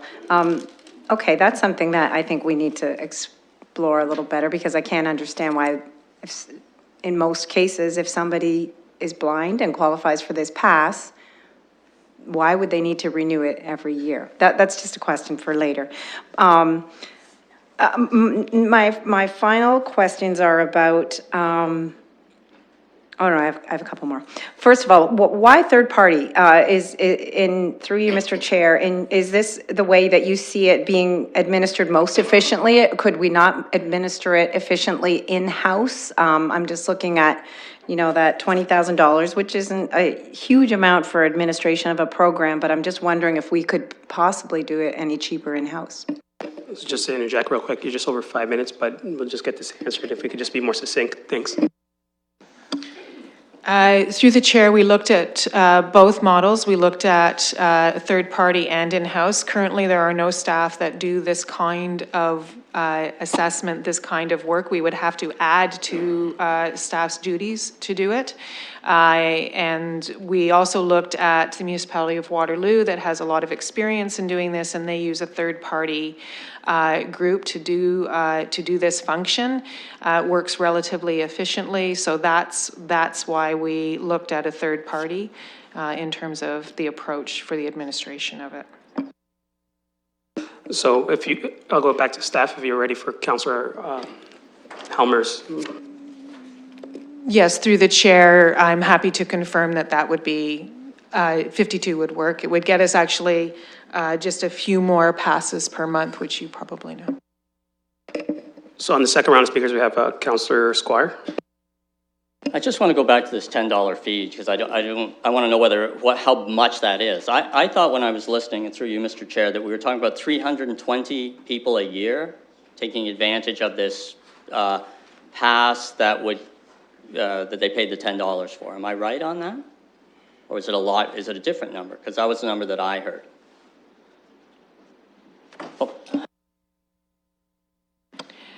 Through the chair, I can't confirm the 320 number. It was said from those that were participating this evening. What we know is that there's on average 400 visually impaired Londoners that access public transit each month. That's our understanding of the numbers. So I don't know the difference there, but that's what we understand. So just before we get too excited about that money, even if every one of those persons was paying that $10 fee, we're talking about $4,000 a year in total that we could, if we said to the LTC, we're not giving you that anymore, that's what we would get is $4,000? That's certainly how the math works through the chair. As I indicated, we are invoiced approximately $160,000 a year for those that are visually impaired accessing transit. So I'll just look around for any technical questions. Mr. Mayor, go ahead. Yeah, not a technical question, just looking forward to an opportunity to make a motion. So we'll move over into debate. I have Councillor Armstrong first, and then I'll put you on second. So Councillor Armstrong. Well, I guess the thing is, my debate's going to be pretty short. I just don't think that this plan that's been presented to us, I'm going to have a hard time supporting it. And I just think that we've got to go back and look at something different. I just want to be clear, because there's a lot of numbers here. What is the total number of potential participants? If we said we wanted to make a program available to everybody, as many of the participants today mentioned, that they think it should be, everybody should be eligible, that you just can't pick 600 or 1,000 or whatever. Everybody should be on an even playing field. What's the total number there? Just round it off. So we'll get the answer from staff, but we're just in the debate portion, but go ahead. Through the chair, it's about 28,700 people. I thought that was the number. Okay, so I guess the thing is, my concern is we're throwing around a program that's going to help 600 or maybe 1,000. But there's probably 28,000 people out there that are in need of a program. That's the long and the short of it. So for me, what's being put forward right now wouldn't put a dent in it, number one, the need. And number two, I think the thing is that all people should be treated equally. If you're going to have a program, it should be available to everybody, not just the lucky ones. If there's a lineup, you're first in line, or whatever other criteria you might decide to use. I think the thing is everybody needs to have equal opportunity, and I really think there could be a legal case made for that. So I'm not gonna. I don't think I can buy into this 600 passes or 1,000. Or whatever. As far as the current program for the blind, I mean, it's been historically in place for, we heard earlier, since the Second World War, if it was the 60s, whatever the case may be. I mean, it's $10. The fee is $10 per year. It's, for us to waste a lot of time on discussing a fee of $10,000 or of $4,000 a year, I don't think it's the primary issue. I think the issue is that historically the program's been there and the need is there, and so I don't think I can support changing that. But certainly, I think the thing is, and I mentioned this earlier about, too few have too much, too many don't have enough. There's a bigger picture here, and that's the problem. People are here because Any change like what's being proposed here affects them financially. It creates hardship. They're already in hardship. It aggravates hardship. And I think the thing is that, again, we have to, I think, I'd like to see us go back and come at this a different way. I think it's time that the province stepped up and helped not just London, but all municipalities make transportation affordable for those who can't afford. And I think we have to be more aggressive in that area. We get nothing now. That's what I heard earlier. Nothing, no help. And which means we can't do much because the need is so great with the number of 27,000 people who should be getting some assistance. It's a huge amount of money that's necessary. So I'll wait to hear from the mayor and the other councillors how they feel about that issue. But I think the thing is that we really need to be more aggressive about getting help from other levels of government on this issue to make things more affordable for everybody. And it's really silly to talk about helping 600 when you need 28,000. So in any event, those are my comments for now. Mr. Mayor?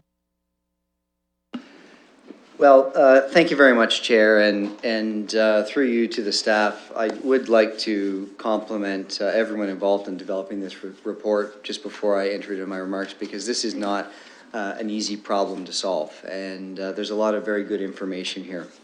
I want to break my comments into three, because I think that Councillor Armstrong makes a really good point about what other levels of government could and should be doing here. I'll also speak to what the LTC could and should be doing here. But what I want to focus on is what we can't do here. We could, as an option, say status quo, leave everything the same, and then do one of these. So, well, it's the province, and it's the LTC, and we're just not going to do anything because it won't fix the entire problem. But the reality is that we do have some options available to us. And Councillor Helmer, I think, is onto something, and I'd like to move his motion to test it with this committee, and I'd also look to speak to it at council if it doesn't pass at this committee, which is to take a look at the global funds available and divide that number into two. We have subsidy available for seniors, and we have subsidy available for those involved in the CNIB. And Councillor Helmer has very clearly articulated that by removing the dollar value that's attributed towards providing subsidy for those who would qualify through the CNIB, the bulk of the program remains. Now, again, the subsidized rate increases or decreases a little bit. The cost to each user increases a little bit, but we're doing something. We're not just pointing the finger at the province or at the LTC. And so at the appropriate time, when I conclude my remarks, Chair, I'd like to make a motion that we move in that direction. And I'd like to see some debate on that and see if we can, in fact, do something. Move the bar a little bit towards where we need to be. We're nowhere near where we need to be, but at least we're making some progress. Now, Councillor Armstrong spoke very directly about what other levels of government can do. I agree with him. I think that we should continue to lobby other levels of government to do more in this area. Just like in many of our other poverty reduction strategies, we say that it takes all levels of government. And I'd entertain a portion of this motion to provide that direction or a subsequent motion. Finally, to the LTC. I think the LTC can do more. I know that you've had discussions with the LTC. I know that we have board members sitting around this horseshoe. But it comes down to fixed costs and ratio costs. There are fixed costs associated with running any business, whether it's a transportation business like the LTC, whether it's a membership-based business like a gym membership. Once the lights are on, once the doors are open, many of the costs have been satisfied. If you think of it as a gym membership, not all the machines are being used. So then business looks for opportunity to increase revenue in creative ways. And that's where the ratio costs come in. If a person is riding the bus, and if LTC decides that that person can ride the bus for half price, have a sale, for example, then there's still more revenue coming in, and there's still more benefits coming through vis-a-vis the gas tax as well. So I think absolutely right, Councillor Squire pointed out that this is not comparable directly to what we see at Fanshawe or what we see at Western, because that's really a volume discount. But what it indicates is that the LTC is open to being flexible. They're open to saying, well, let's try something else. They tried that, it's successful. And what I would challenge the LTC to do is to have a pilot program, to take a look at what they can do to get more people on the bus, to get more revenue in the coffers, and to increase ridership overall. There are options available. I've said this for 6 years. I believe there's something that the LTC can do, and it's not as simple as saying that it's one cost for one ridership, because that's not how the fixed and business cost ratio breaks out. So I would like to move that we take no action on reducing the CNIB subsidy, that we direct the remainder of the dollars that are available in this subsidy towards the LICO program that's indicated in the report, recognizing that it will increase the cost from the approximate $41 to the $52. At the same time, I'd like to move that we continue to lobby the provincial government to do more in this space, and we continue to lobby LTC to do more in this space as well, because we're not going to come up with the solution alone around this council horseshoe. It's going to take all parties pulling in the same direction. So I'm hoping there's a seconder for that motion. So I see the motion. I look for a seconder, Councillor Cassidy. So staff will work on drafting up that motion, and then it'll be on the screen shortly for those to follow, and I'll have it read out as well. Councillor Squire. Through you, Mr. Chair. This has been an interesting evening. First of all, I want to say thank you to the Londoners who came here to speak tonight. It was fantastic. It was really great to hear from you. And, you know, I could be a politician tonight and tell you what you want to hear, or I could start talking about some of the things that I think are a reality that we're going to have to deal with. You know, one of the things when we came out with the poverty report, the 112 recommendations, I remember talking to one of the members of the panel, and I said, these are great recommendations. How are we going to pay for them? How are we going to cost them out? How is that going to work? And his answer to me, and he said, that's not my problem.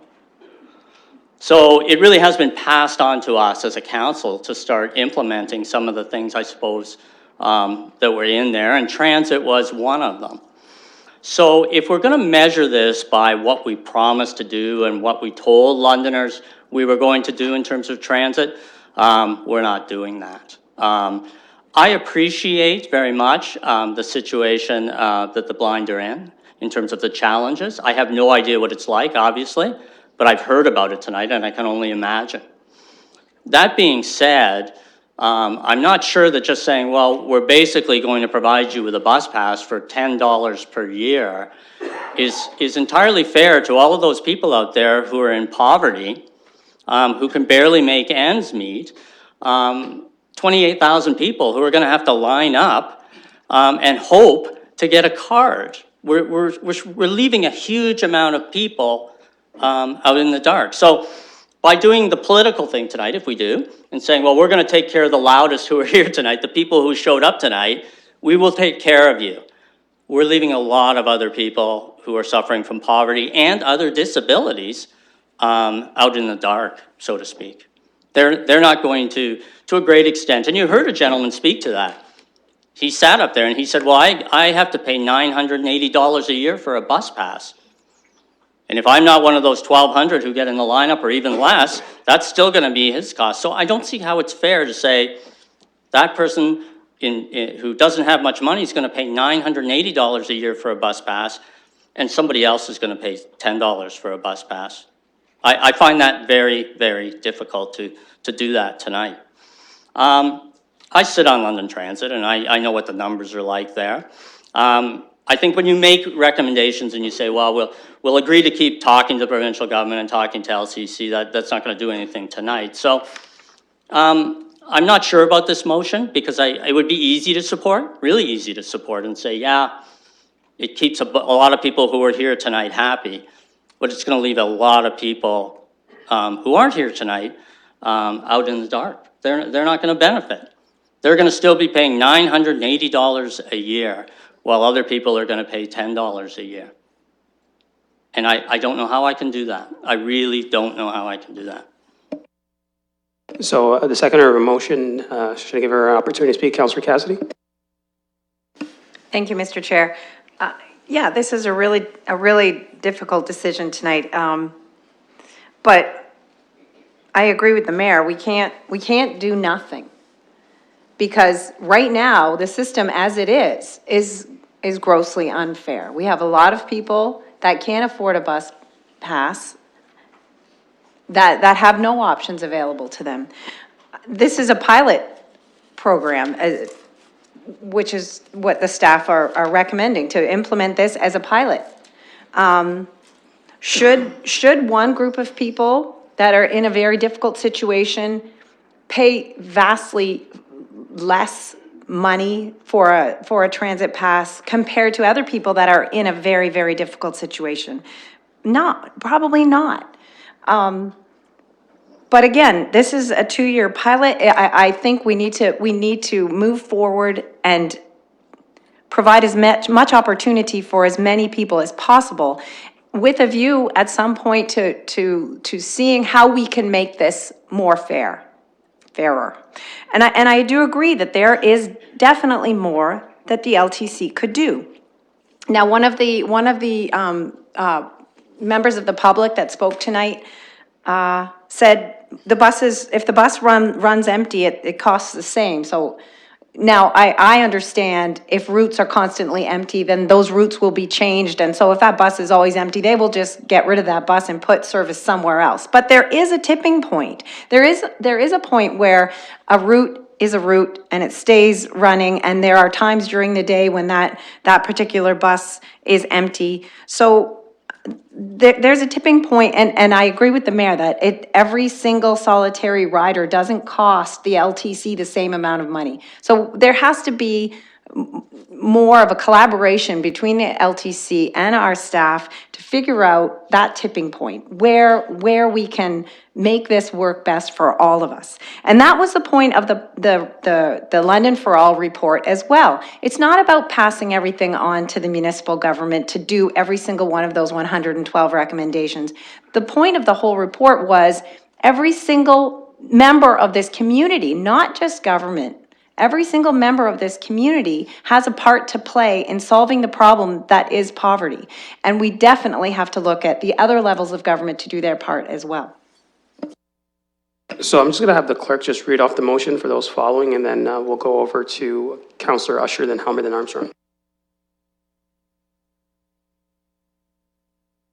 If you can just bear with me, my display is a little bit wonky. But it says that the following actions be taken with respect to a proposed subsidy model for public transportation. Part A, the current budget allocation for subsidy for the visually impaired to receive a monthly bus pass be removed from the proposed subsidy program, resulting in no change to the current program for the visually impaired in London. Part B, the remaining budget allocation be used to implement an income-related subsidy program in the City of London, as proposed in the staff report dated December 13th, 2016. It says 2106, but I'll fix that. It being noted that the result of this revision will be a monthly pass in the approximate amount of $52 per month. Part C, the federal and provincial governments be lobbied to provide funding for public transportation subsidies for those in financial need. And Part D, the London Transit Commission be requested to consider steps that can be taken to assist Londoners in need of subsidy for public transit. Thank you. Councillor Usher?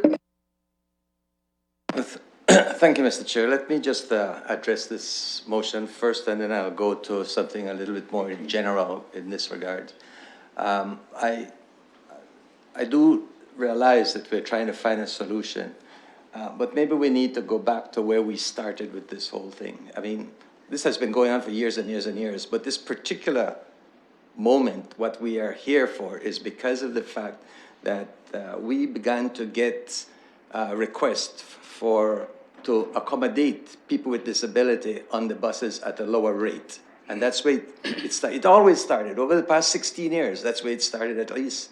And this is the fourth time we're having this as far as I remember. And each time it started there, and each time we walk away from it. And I don't want to walk away from it this time completely, but that's where it started. And then what happened is that in addition to that, people started saying, well, we are being left out, people who are living on poverty, the poor. And so we added that. And then the students came along. And it was the high school students first, and then the elementary school students. So we decided to come up with a program, and this is what we came up with at this point in time. I don't have any problem with leaving the visually impaired where they are with respect to the cost at the moment, looking at the whole picture. I'm not saying that I would certainly be I would change it if I could or if I have to. However, this says, the second part here, B, I think it is, the remaining budget, which to me, the remaining budget is the budget that we are spending on the seniors, because that's the only budget that we have. I don't know how you could say that the remaining budget allocation be used to implement an income-related subsidy program in the City of London as proposed in the staff report. It being noted that the result of this revision will be a monthly pass in the approximate amount of $52 per month. Right now, the seniors are paying 3/4 of 81, which is more than 52. So if you're going to spread this over a whole lot of other people, does that mean we're going to drop the seniors completely, or we're going to include them? Because I don't see how it could be 52 if we're still going to accommodate the seniors. So something is wrong with the mathematics. And also, I don't feel that we should be, feel like we should be lobbying the federal government for this right now. I think that we are a responsibility of the provincial government, and this is where this should be going. And I really don't think I think we should focus on the provincial government. And lastly, Mr. Chair, and I really think we are making a mistake with respect to this language with the LTC. The LTC be requested to consider steps that can be taken to assist Londoners in need. The LTC, in this respect, is a city. And anything that the LTC spends on it will have to come to the city. They're going to have to come to the city and ask for that money, one way or another. And otherwise, they're going to have to raise fares. You've got to understand that everything that the LTC does is based on a balanced budget. And when that balanced budget is done, it's done. If they have to put additional money just for this, what's going to happen, as far as I know, is that they're going to come to the city and say, instead of $22 million, we need $23 million. They may not say that the $1 million is for this purpose. So I'm not so sure. We could ask the LTC for their suggestion, but to ask them to finance any of this, I think is completely out of place, totally. So those are my comments with respect to that, and I'll leave it at that. I can't support this motion the way it's written, Mr. Chair. Thank you, Councillor Usher. So I'll have the mayor just clarify, but there's going to be no cross debate. He's going to clarify the motion's intent. Thank you.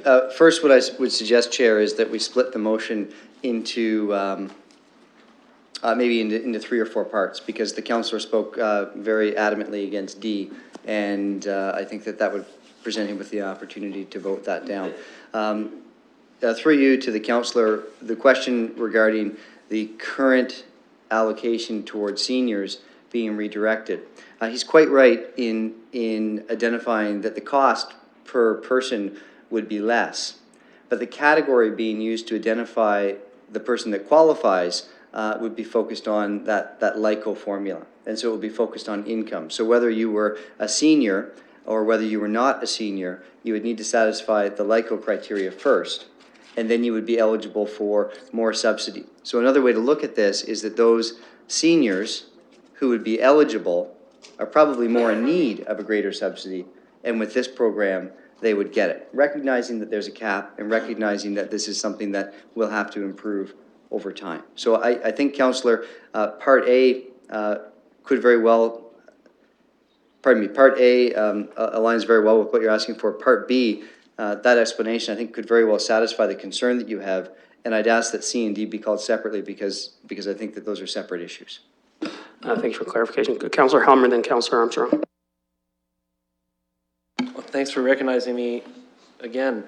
In terms of the debate, I mean, after hearing the comments from the members of the public during the discussion, I'm not going to support taking away the pass a subsidy for blind people at all. Like, I mean, this is critically important to their life and the way they get around the city, and I mean, I just think it's a total non-starter. I tell you, before this meeting, I was much more open to the idea than I am now, having heard from people. And it's not about being political, it's about being, I think, reasonable and compassionate and say, these are people who are using transit all the time as the critical way that they get around the city. They really don't have a lot of other options. And it's working very well for them for the most part, although I took some notes about things that were not working so well. I'm also on the Transit Commission with Councillor Squire. And so I just think of all the things we spend money on in the city, this one seems to be working really well and should be left alone. If we need to take money from somewhere else to pay for some other thing that we want to do, let's do that. But it just doesn't seem like something that we should be stopping. It doesn't seem like there's any real problem with this program. It actually seems like a program that's working fairly well. So that's the first point I wanted to say. The second one is, if we move on to some discount, if we did $52, that's still 36% basically off of what people are paying now. It provides a subsidy that's based on income, which I think is great. Low-income seniors who would qualify will still get it. I think it moves us in the right direction. I didn't hear a whole lot of people saying, you know, I'm a senior and I have a bunch of money, but I really think I should get a discount. You know, that didn't come up. And I mean, there may be some people out there like that, I don't know. But I think that's the kind of change that we should look at making. On the bigger picture topic of how to really pay for a subsidy program that's going to work for many, many more people in London, there's a really good opportunity for that, and that's the federal transit pass tax credit. That tax expenditure is $210 million a year across the entire country. If we were to take that money, instead of giving it to individuals, it has no income test whatsoever. It goes to monthly pass holders only, so if you pay cash or tickets, you don't get it. If we were to take that instead and say, let's allocate it based on ridership of transit systems, London's share would be $2.4 million. Just think of the kind of subsidy program we could have for low-income Londoners if we had $2.4 million that we could put into it. We wouldn't be having this fight about, you know, well, how, and so what I say is let's start at $52. We can ratchet our way down. We can lobby the federal government specifically on this. This is an issue that was brought in. It's because it's not targeted. It was just a discount to everybody who's already taken transit. It could benefit people like me who, frankly, I don't need a discount on transit. It's already a great deal for me, and I have enough money that it's affordable. And I get this tax credit, and it makes no sense. Instead, what we should have is something that's based on a ridership allocation so that municipalities can use a source of financing that is not property taxes to pay for an income support measure. Paying for income support measures through property taxes is a really bad idea. The property taxes themselves are regressive and harder on lower income people. So every time we raise property taxes, and it comes up all the time during budget, many of my colleagues pointed out, it's not good for lower income Londoners. So I think that's a very specific thing that we could be going after the federal government about. It's not a net difference for them. It just changes who is getting discounts on transit. And I think that there would be strong support for the idea that lower income people are the ones who should be getting it. And it'll allow us to keep the flexibility to support the existing issue with the CNIB pass, which, as I just want to repeat, it seems to be working very well. Councillor Armstrong. Well, again, and if I'm wrong about this, I hope somebody will correct me. With what's being proposed here, the need is 29,000. The proposal helps 600 to 1,000, whatever the number is. It doesn't even begin to address the problem and concern.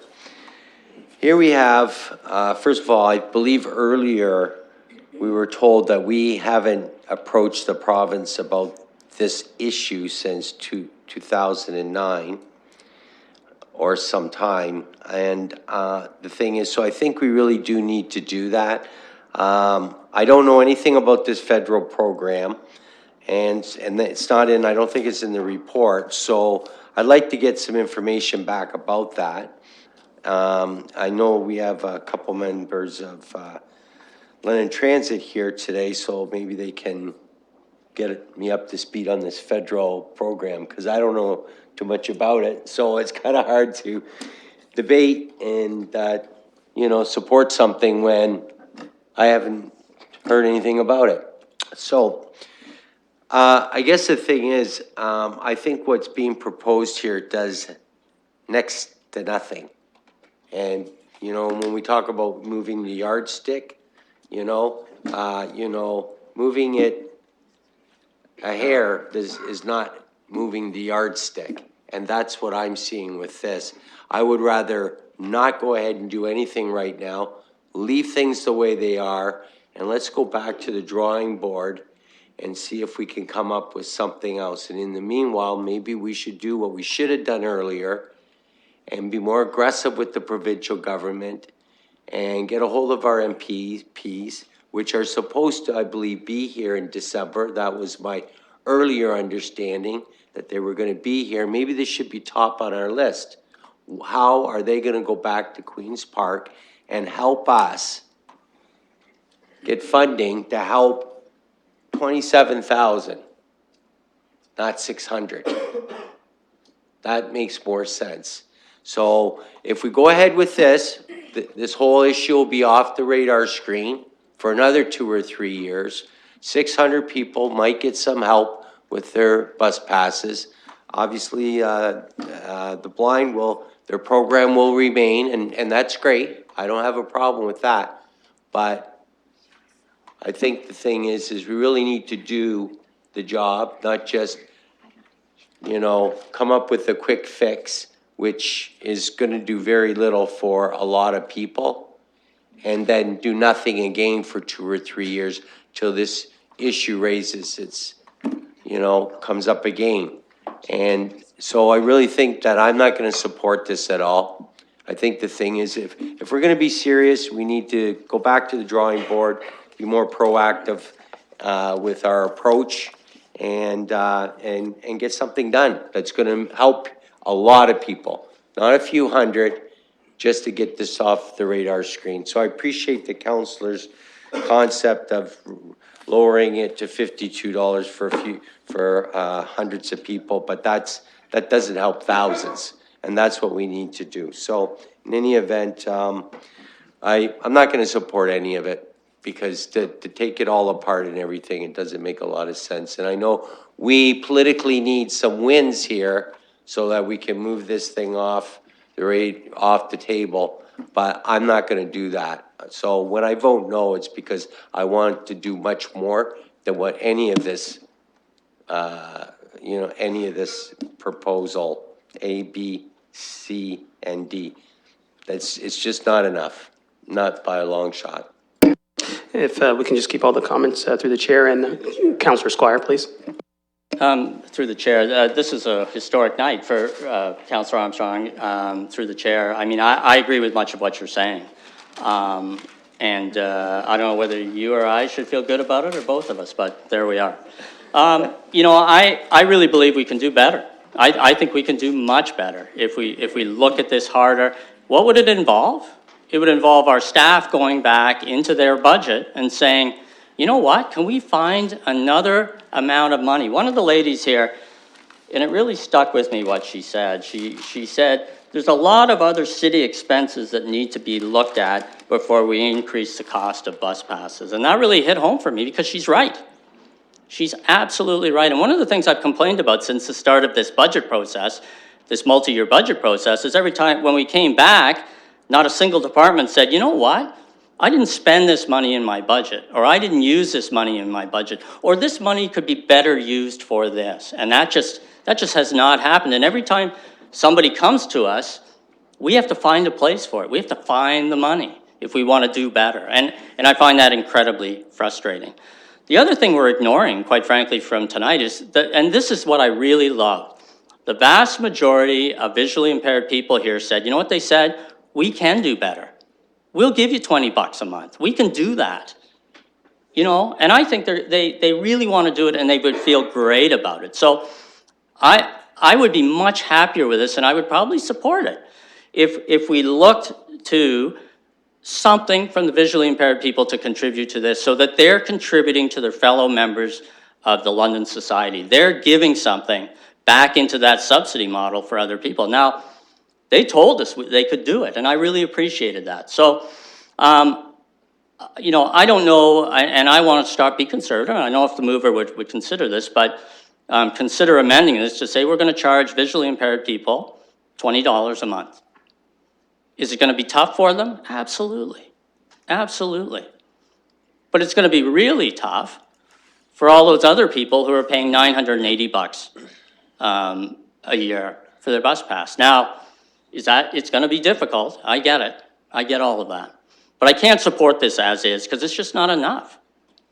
We just have not done well enough for the people of London. And I hope we don't go out after this, if this passes, I'm going to be voting against it, and brag about what a great job we've done for the City of London, because we haven't. We haven't.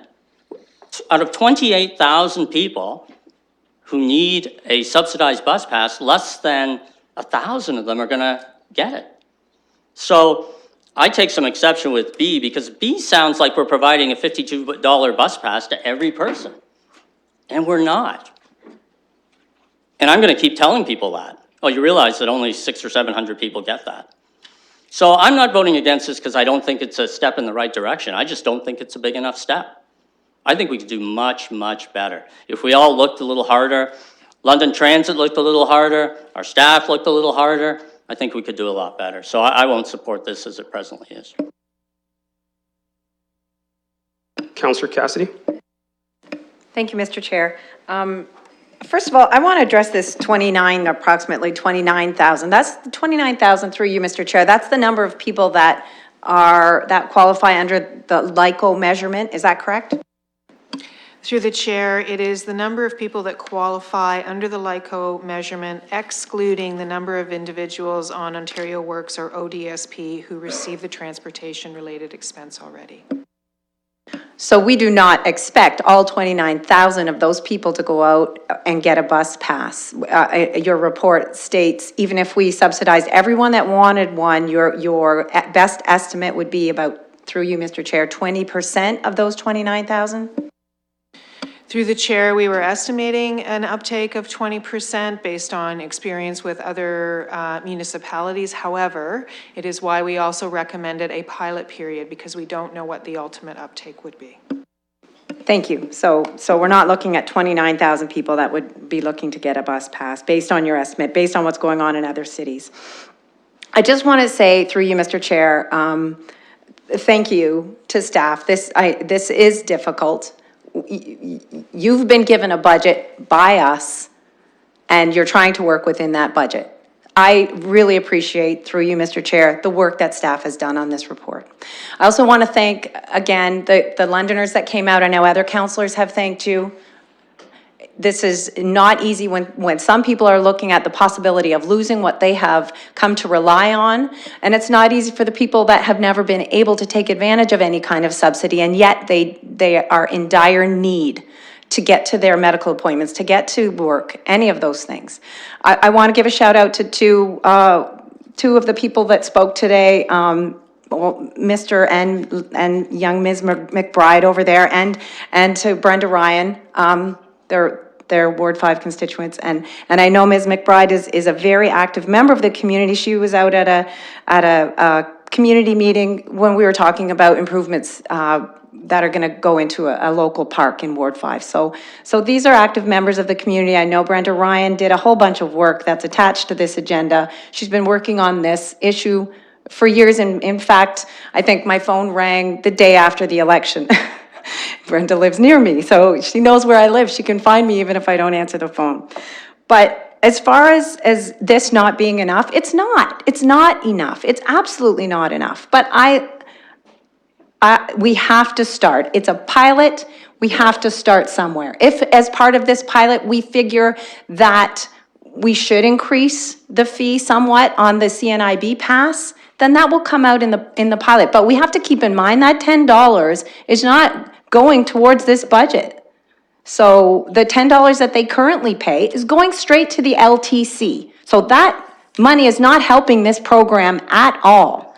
And I finally want to say, I really appreciate Councillor Helmer coming to these meetings. I think he adds so much, and his brain works in a way that I really wish mine worked that way. He finds solutions. He doesn't come and excuse me, Councillor Squire, when you make faces at my comments, it really distracts me. And so I would, through you, Mr. Chair, I would really appreciate if you could try to control yourself. Point of order, please.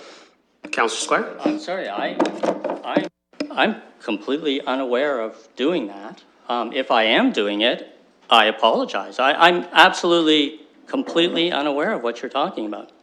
Honestly, I'm shocked. I have no idea. If I did, now I know I don't have a poker face, but I'm not, there's no intention here.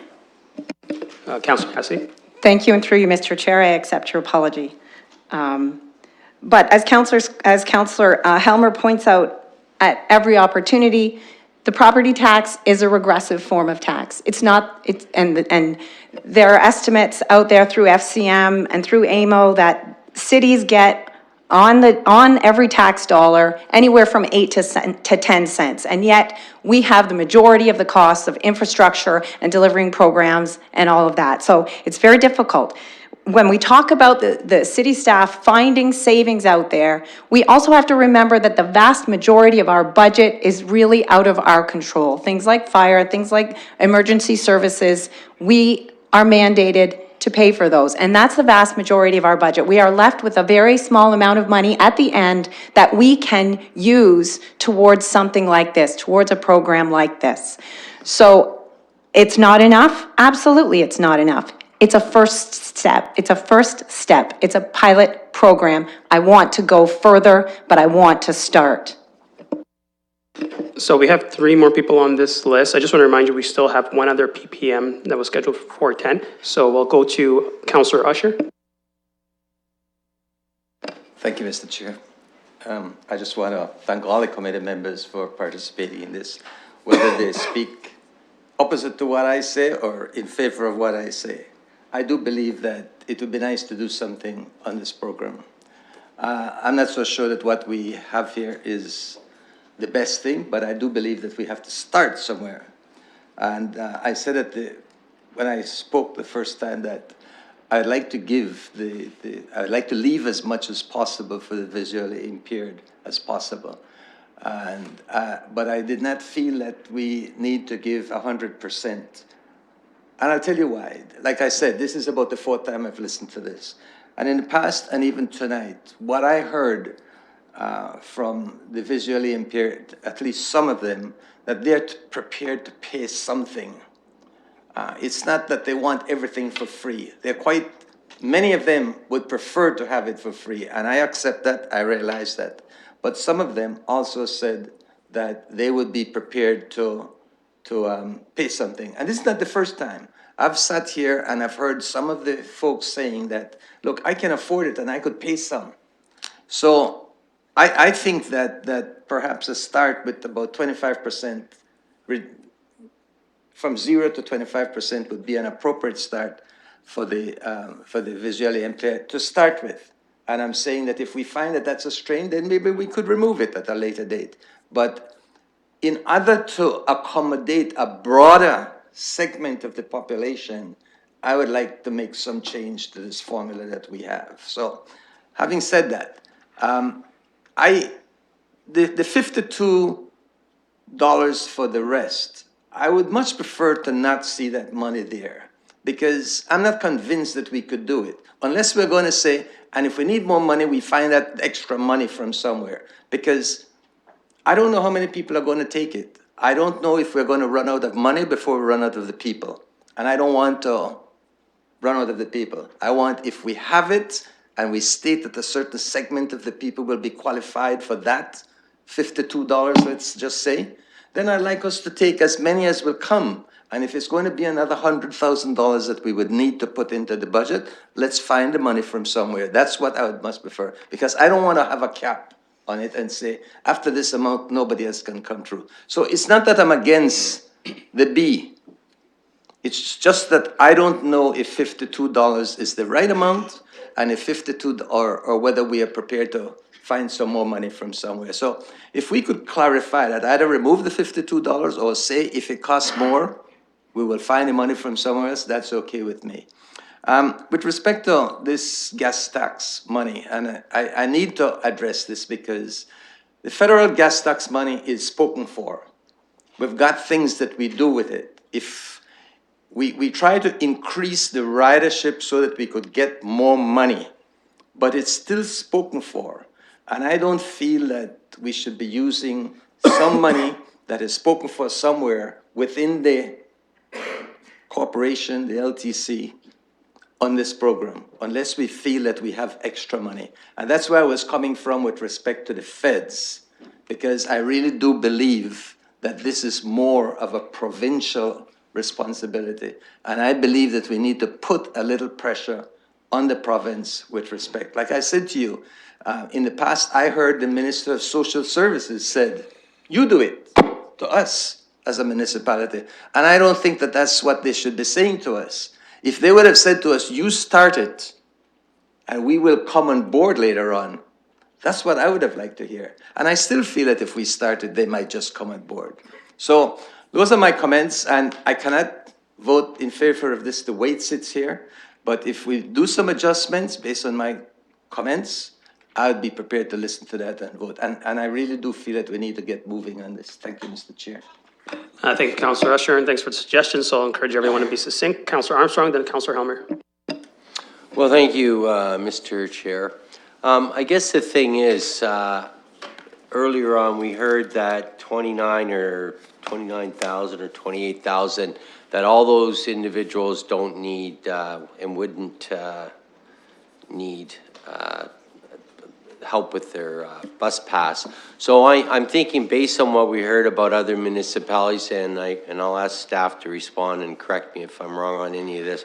The other municipalities, the number I heard was 20%. So realistically, 6,000 people could use immediate help with their bus pass.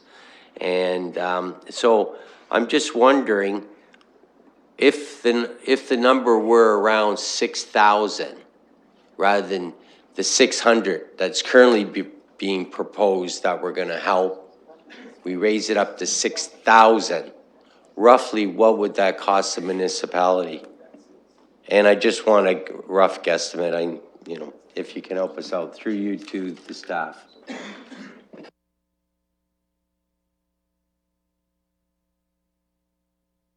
Do you want to just continue finishing your debate, and then they'll come back to that when they're Yeah, ready? while they're finding that number, again, I think the thing is, I certainly, when we get that number, if the mover of this motion was prepared to add to this motion that number of 6,000, that we would provide subsidies up to 6,000 based on around $50, $52 per month, and that we would find that within our budget, our existing budgets, then I certainly would be willing to work with them, because I think that would be moving, rather than an inch, it would be moving a yard, and it would have a real impact and make a real difference on a lot of people. So I don't know if the mover and the seconder would be willing to look at subsidizing, coming up with a program that would help 6,000 people.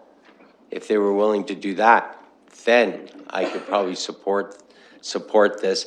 And again, through you, while we wait for that number, through you, Mr. Chair, we are supposed to be meeting, I thought, and I'd like to hear if that is the case, this December with our provincial counterparts, and I'm wondering if that's going to happen, and if this could be put on the agenda for December, so that we could have that discussion with our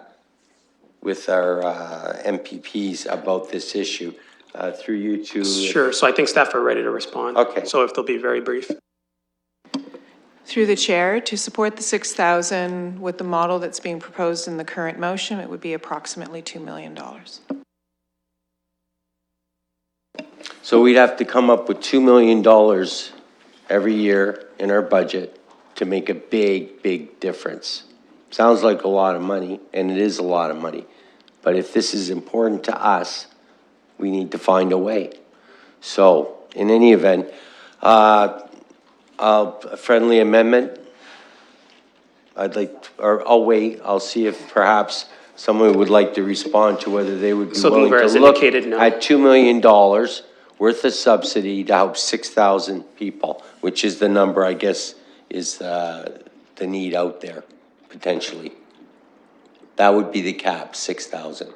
So perhaps you to mover of the motion, whether they would consider an amendment and include that. Thank you, Councillor Armstrong. So I think there's indicated that that's not going to happen, but I'll let the mayor wrap up, but I'll move over to Councillor Helmer for now. I just had a very brief point to respond to something Councillor Squire raised, and I think there's a reasonable request to say perhaps folks who are blind could contribute a bit more. One is, I would say we should look at an annual payment rather than monthly, because I heard very clearly that, you know, having to do this on a monthly basis and go down and line up, and also to keep it out of the rest of the sales pipeline so they don't have to stand in the same line as everybody else. And it's very clear that this is a really practical barrier. And so perhaps incremental increases from $10 to $15, $20, $25, like just keep cranking it up a little bit over time. I think that would be acceptable and people could probably work with that. And I think that that's a reasonable approach. It's not gonna help us pay for this other thing we're doing, obviously. But I do think that that maybe is a way to address it rather than a monthly pass. And I just pass it on to his consideration. So that looks like I've exhausted all the speakers. I'll go over to, or maybe Mr. Mayor, if you could take the chair just for a second before I wrap up. But you could just stay there for just make it easier. I'll be real quick. Since we don't have a vice chair yet, we'll get to that later. So for me, quite honestly, I want to do a lot more. I recognize and appreciate the intent of the motion. I'm not sure if I'll be supporting it at this stage. I do want us to, or, you know, I'll say to staff, I hope we can find other areas, and I'll use the word, I think we need to cut in certain areas and find the money. If we can't find within existing budgets, we need to make some difficult decisions. I know we've closed the budget, but I think it's come to that point. And hearing from Londoners, because I think that there's a number of people, all of the above people that I heard from today, I want to help. Members from the disabled community, members from the blind community, and people who are living in poverty. We need to do more, and I think that we have to tighten our belt and we have to make sometimes those bold decisions. So I'll leave that for now, and I'll just give the mayor an opportunity to wrap up. Thank you, Chair, and through you to you, I couldn't agree with you more that that there are tough decisions that we need to make when we set priorities like this one, and I think that that those comments certainly resonate with me. I'm going to start by talking about Part D. The London Transit Commission be requested to consider steps that can be taken to assist Londoners in need and of subsidy for public transit. Councillor Helmer just raised a very good option. It's not a big option, but it's one that might demonstrate an investment in that commitment. That $10 goes to the LTC. And Councillor Squire, one of the other board members, could easily bring that forward. And I certainly would be supportive as a community member if that were to come forward, particularly an incremental increase. And I think there are other things that the Transit Commission can do as well. Take a look at their business model. But I'm going to leave that to them.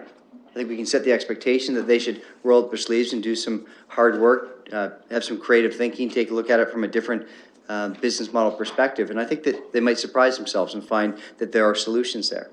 Part C is reaching out to the federal government and the provincial government. I just want to speak through you, Chair, to a concern that I heard from Councillor Usher, that we're only looking to the federal government for gas tax. Absolutely not. We're saying to the federal government, help solve this problem.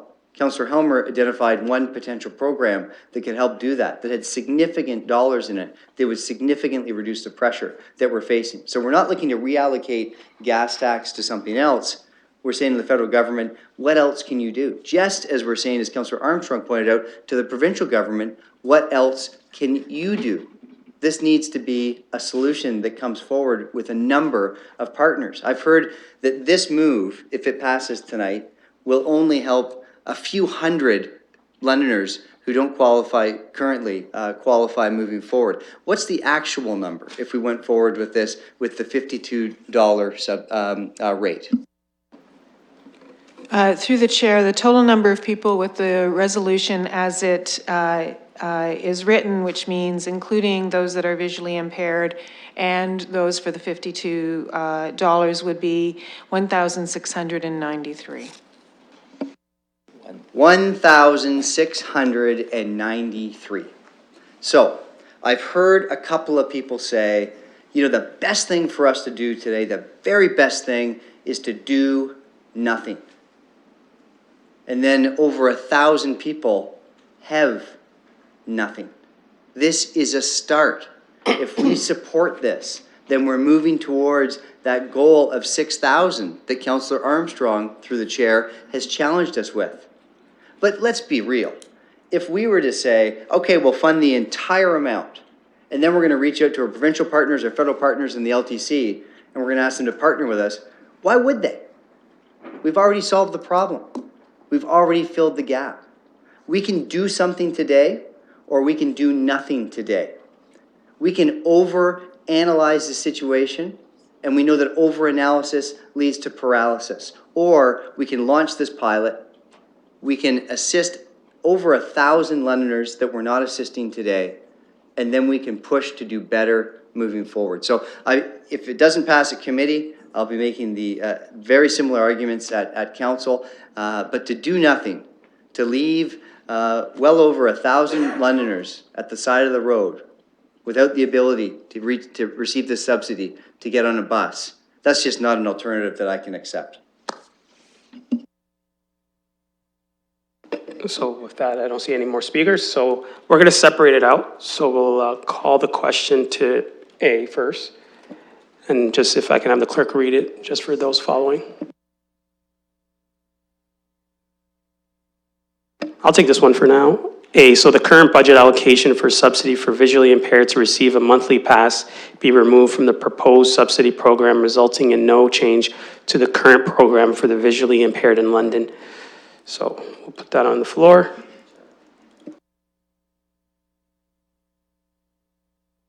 Moved by the mayor, seconded by Councillor Cassidy. Any further speakers? We're going to call the question.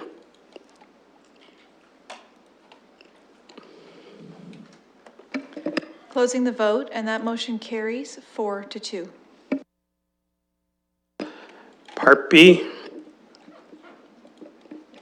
The remaining budget allocation be used to implement an income-related subsidy program in the City of London as proposed in the staff report dated December 13, 2016. It being noted that the results of the revision will be a monthly pass in the approximate amount of $52 a month. Any speakers? Councillor Usher. Just have a question, which is bothering me. I heard, what was it, 1,600 and something? So that's what it can accommodate. Is this what it is? What if we get 3,000 applying for it? What are we going to do? Are we going to cap it? Go ahead. Through the chair, the proposal that was put in front of council was that we work within the existing budget. So the option is to cap it and run a wait list as is suggested in the report. The other option, which I tabled at the beginning of the meeting, was that we offer the program until the budget is exhausted and then the program is closed for the year. So I have a hard time with that, Mr. Chair. I wish we could add some.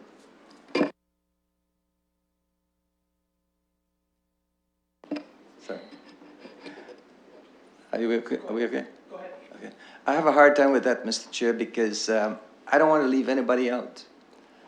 And I wish we could put a statement to the effect that if it costs more up to a certain amount of money, an estimated amount with an estimated number, that we find that money from some other source. And, you know, I don't know how much money we are talking about here. Is it like $150,000 or $250,000 or $500,000? Can you just tell me what this amount would do for 1,600 at 52?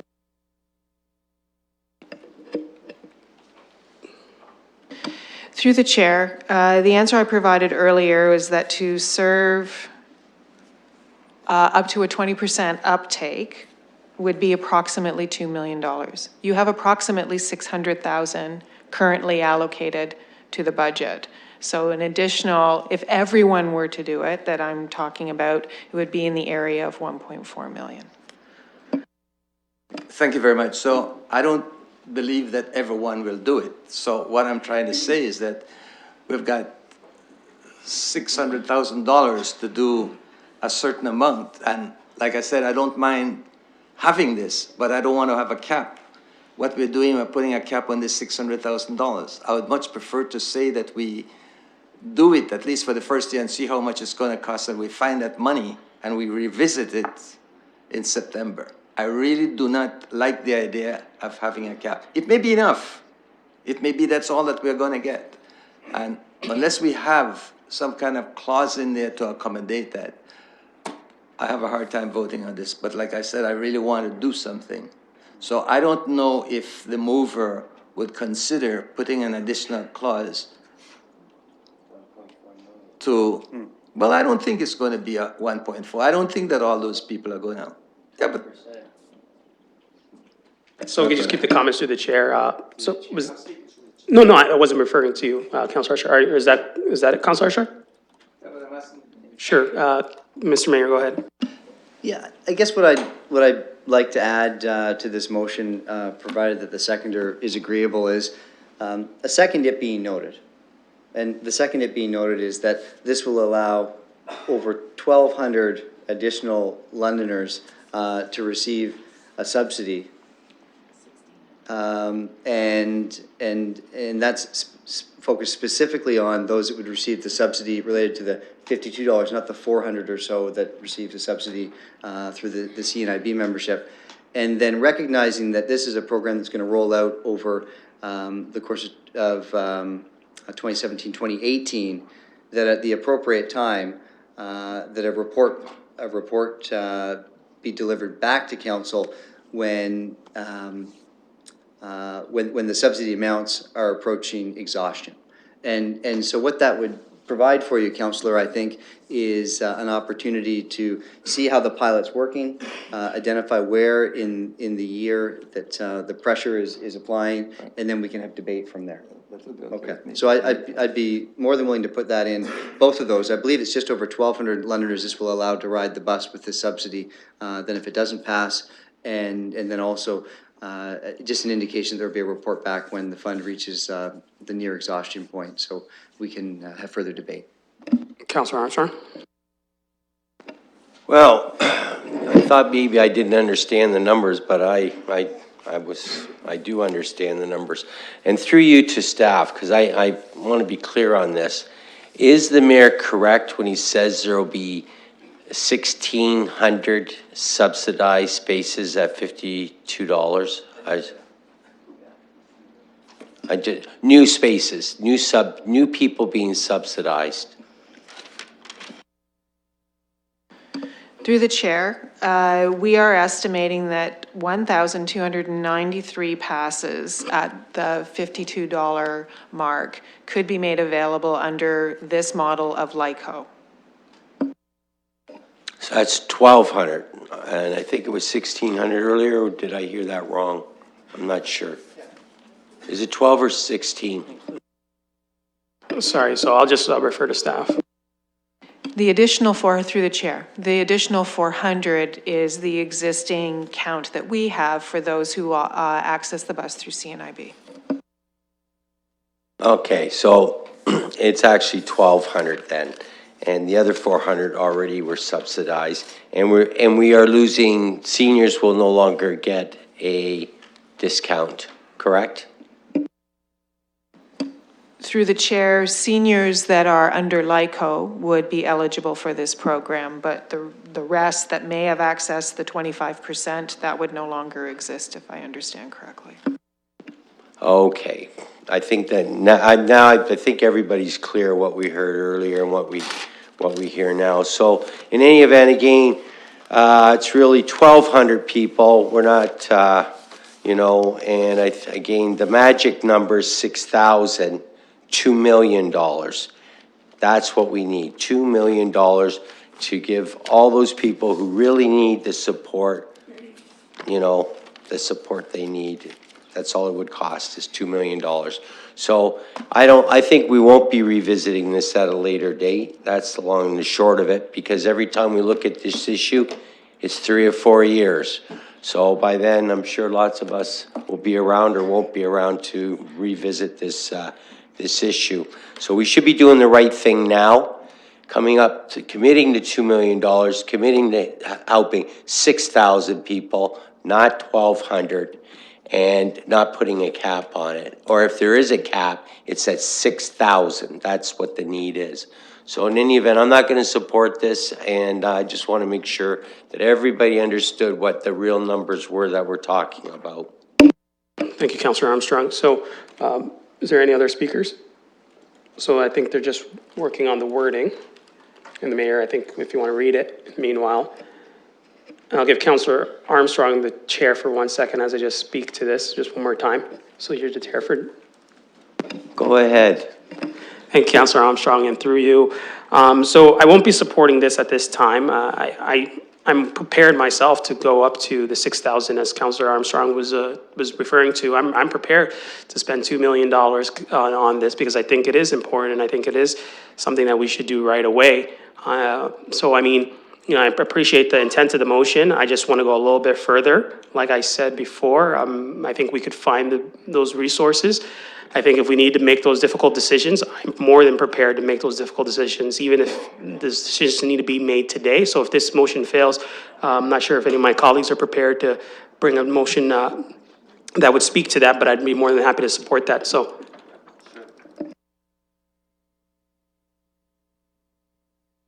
So go ahead, Mr. Mayor. Chair, on the motion, there is one portion that's missing, and I did ask that it be noted that a subsidy program like this will allow over 1,200 Londoners who aren't able, who don't receive subsidy to receive subsidy moving forward. I think we need to be really clear that a no vote to this is saying that you're not going to support subsidy for 1,200 Londoners in need, and I want that language in the motion.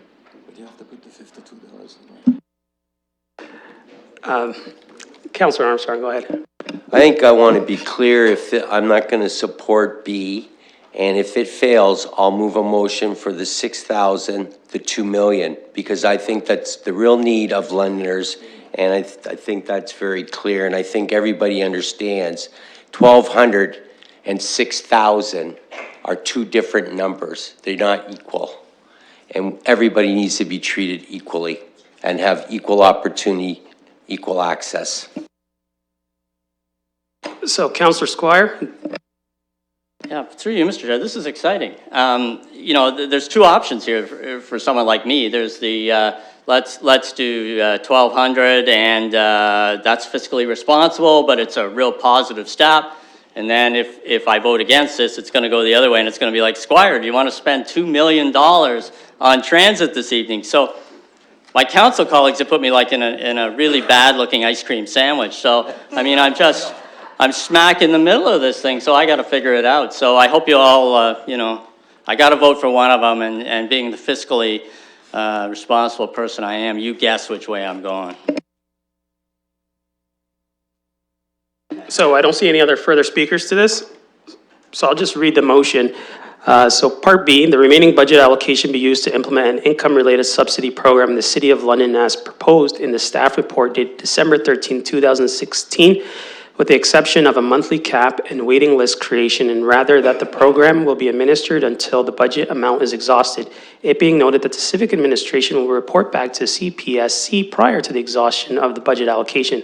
It being noted that this proposal will allow over 1,200 Londoners to be eligible for subsidy. Councillor Usher. Make it very quick. I'm not going to vote in favor of this strictly because it doesn't have any dollar figure in it. The $52 is gone, and this whatever money was supposed to be there, it's all gone. So. Okay, so we'll get that in.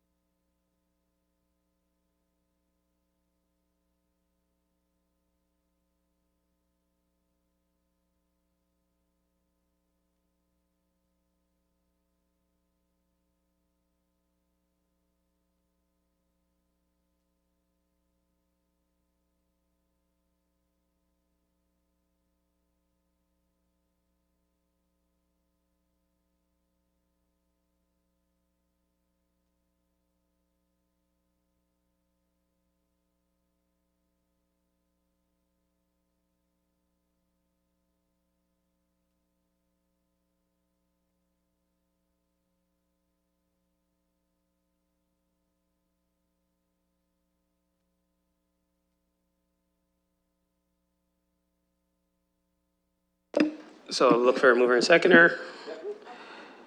Any other further speakers? Call the question.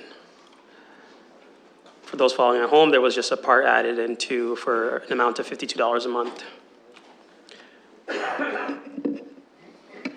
Closing the vote, and that motion carries 4-2.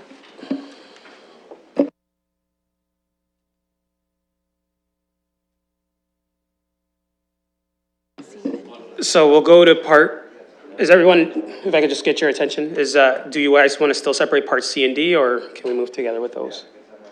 Okay, so we'll call part C. It's okay, we'll just go. I'll tell you, if I could just get a couple of words changed in C, D, we could go. Here's what I like. Oh, they took it away.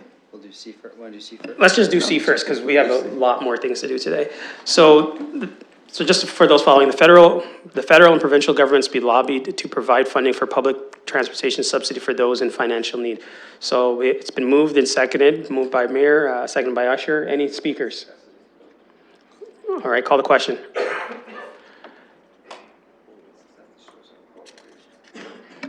Closing the vote, and part C carries 6-0.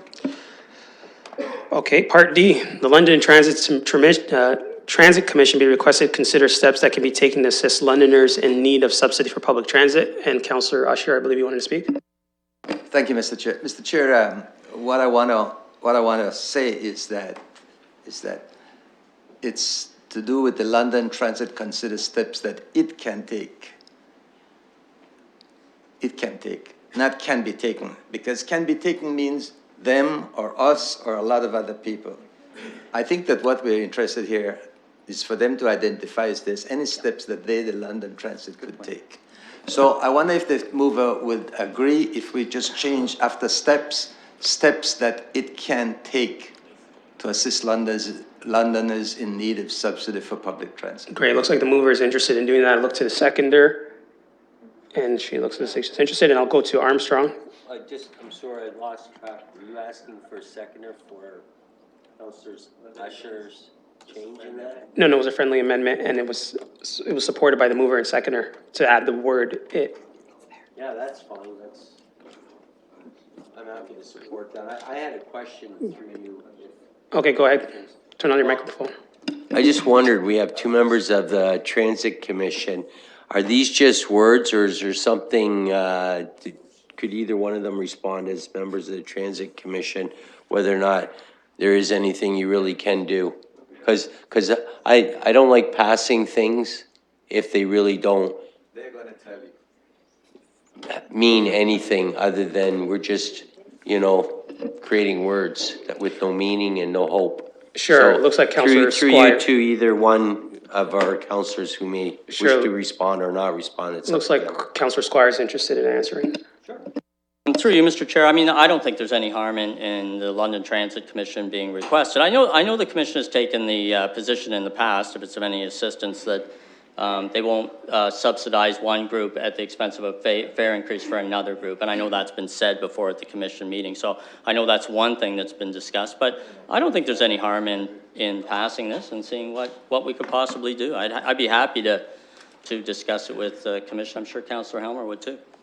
Great, so I think we can call a question. I think this has been moved and seconded.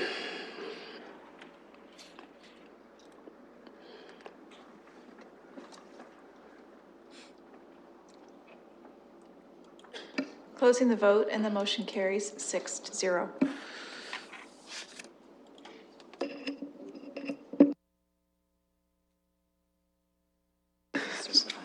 So we're gonna just circle back. We're gonna go back to, oh, sure. So before everyone leaves, there is still one motion that I had to bring forward. So I'll ask the mayor to take, the mayor to take the chair just for 5 minutes. It shouldn't take too long to do this motion. I think it's pretty straightforward. I heard during so Mr. Chair.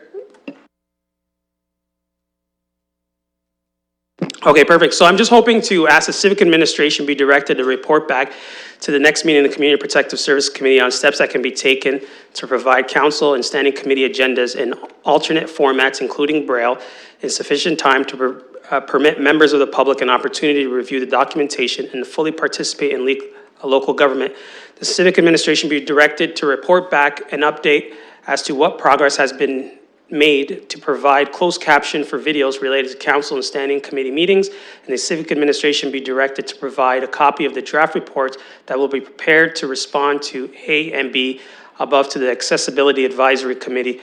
So this is to speak to really some of the concerns that I've experienced as a chair and hearing from members of the public, and also some of the concerns that were raised here today about people not having enough information that timely and making sure that we're doing everything we can to be accessible to the members of the public. So I'll move down and look for a seconder, and the motion hopefully will be up shortly, and it's there, so. And I relinquish the chair.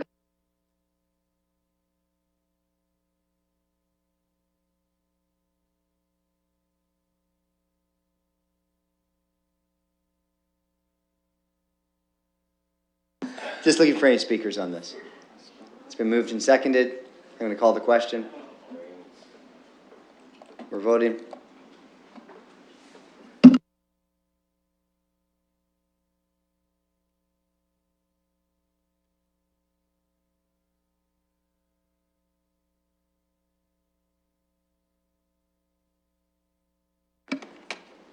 Closing the vote, and that motion carries 5-0.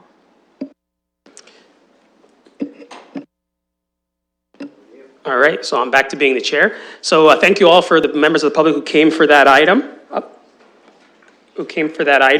I'm just going to pause for a second. Go ahead, Councilor Escher. You know we haven't finished 18 yet, right? Okay, okay. Can you just advise the people who are leaving that this still has to go to council, Mr. Chair? So so the next step, as it was supported by committee, the recommendation will go before council, and council will make the final decision at that time. So continue to reach out and advocate accordingly. So. Councilor Armstrong. This last motion, we had part A, we voted on A, and B, then C, then D, and there was some amendments. Do we not have to vote on the whole thing? Oh, okay, sorry. So thanks for the clarification question. We are a committee, so we just have a little bit of flexibility, so it'll get cleaned up right in time for council. So we're just going to move to the other scheduled item number 17, which is a public participation. Go ahead, Councilor Escher. Mr. Chair, we have an A2, 18A2.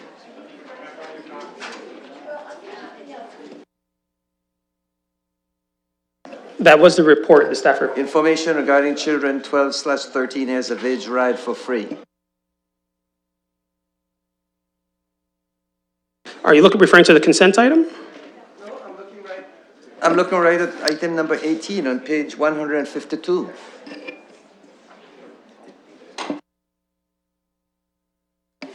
So the staff report that was included with number 18 is a resubmitted report that the committee received in November. So the action has already been taken on the remainder of that report. And if you refer to item 14, that references part of that as well. So what should we do about it sitting here? That's as it is here. We got to take some action and refer it to 14 or something. We'll come back to number 14, but you've dealt with number 18 completely. All right, so before we open up the public participation meeting, I'm just going to go over to Mr. Katolik. Just a very, very brief presentation. Thank you, and I will give a very brief presentation. This public participation meeting is in regards to the residential rental units licensing bylaw, which its purpose is to proactively look at substandard housing conditions citywide and to protect the amenities, character, and stability of residential areas. Just by way of background, the bylaw was passed in September 2009. It was appealed to the courts. It went through the courts. The city was successful in upholding the bylaw. It came into full force and effect in January of 2012. The process is one of self-certification, so the landlords come in and self-certify that they're in conformity to the property standards bylaw. They are also responsible to confirm zoning compliance through the zoning bylaw, and they're also responsible for being in compliance with the Fire Protection and Prevention Act.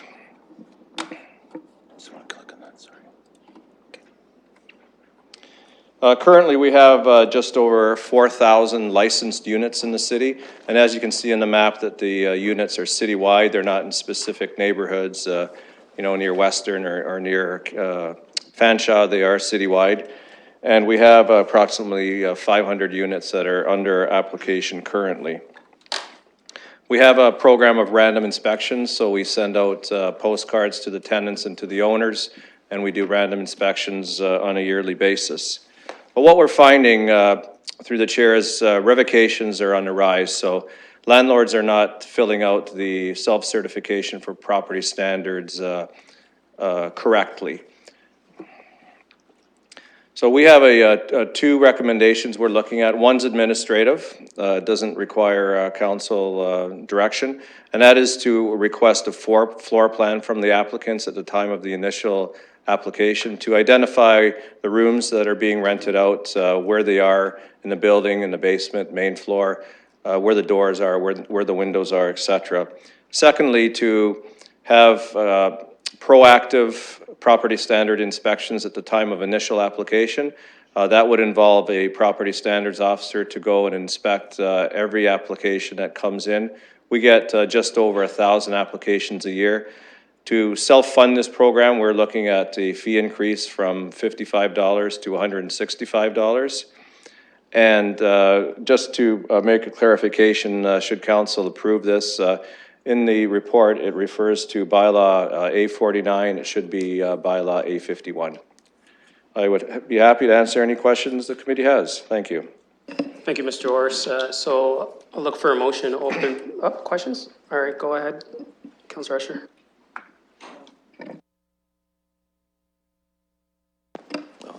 Thank you, Mr. Chair, and thank you, Oris, for the presentation and the information. I just want to know if it sounds to me when I read this that rented house also falls into this category. Am I right with that interpretation? Yes, through the chair, you are correct. It's rented singles, semi-duplex, tri-fourplex, converted dwellings, and street townhouses.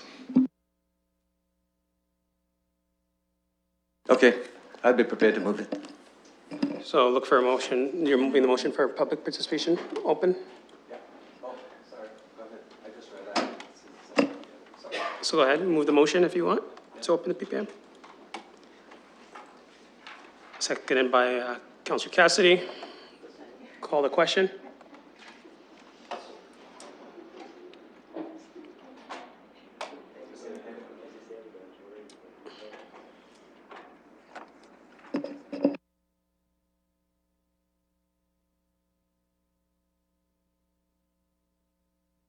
Closing the vote, and that motion carries 6-0. So I'll look for members of the public who wish to speak on this item. Come on up, sir. Please state your name. And you have 5 minutes. And I'll give you a 1-minute warning. Hello, good evening. My name is Jeff Primo, and I live at 1 Carrick Lane in London. Thank you for taking the time to hear me today. I'm here to raise some concerns that our family and our neighbors have regarding secondary dwelling unit policies. In particular, the negative effects that these decisions may have on the strength and safety of our community. We support the secondary dwelling unit initiative. However, we feel that we need to be careful not to open the door to the commercialization of our residential neighborhoods. In particular, businesses that are offering ultra short-term hotel-style residencies. The nature of these residents allow these businesses to easily circumvent the resident and occupancy controls that the committee has recommended. We also feel that they significantly minimize the potential benefit to our local community. I have 2 questions. The first is, has the negative impact of ultra short-term hotel-style residencies in residential neighborhoods been assessed And 2, has a minimum lease term restriction been considered, such as 30 days? Thank you for your time. Thank you very much. Look for any other speakers. Come on up, ma'am.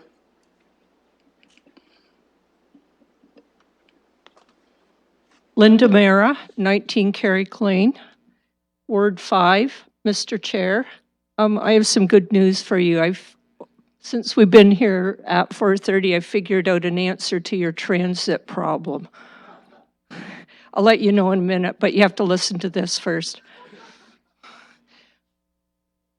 I'm addressing a couple of things tonight. One of them is the secondary bedroom numbers that are allowed in a dwelling.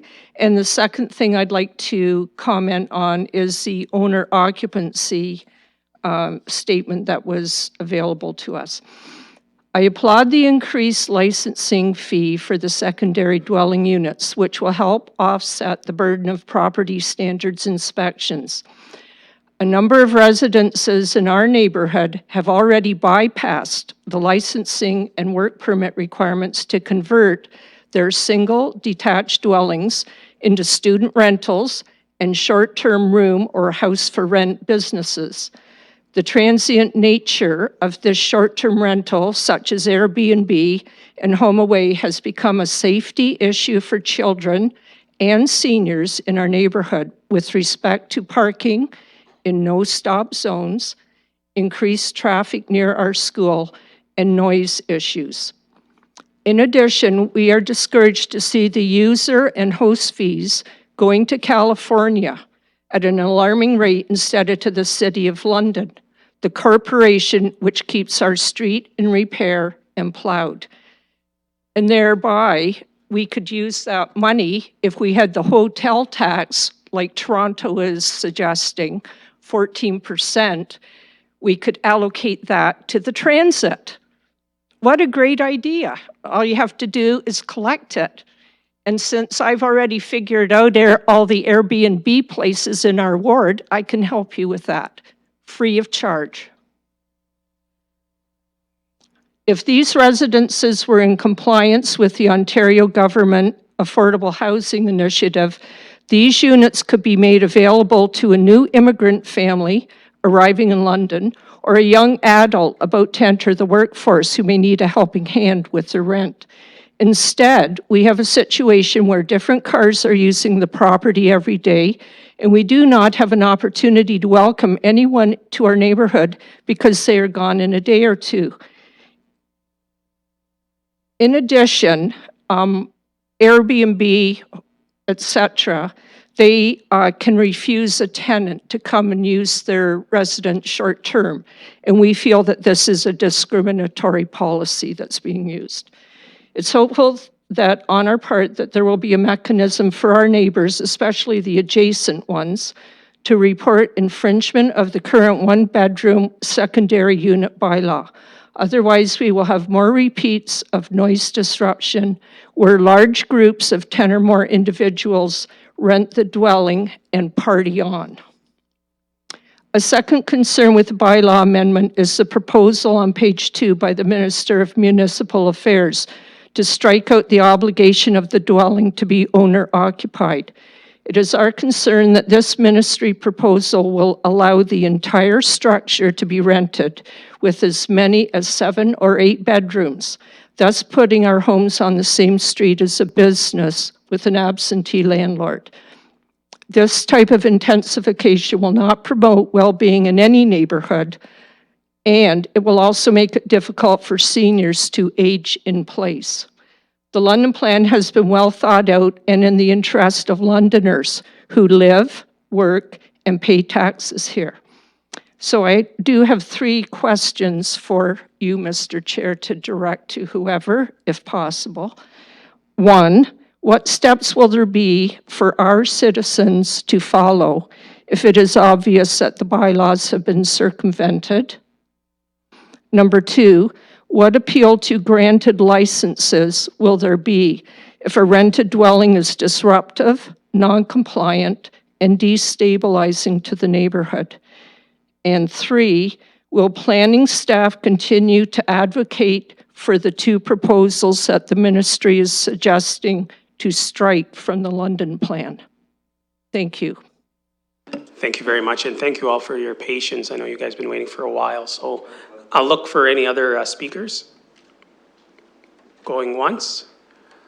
Look for any other speakers. Going twice. Looking for any other speakers, and I'll look for a motion to close the pub. Well, you could just, do you need to ask it right now? Yeah, I want to know what suggestion was for transit. That's okay for now. So we'll close the motion and look for a motion to close.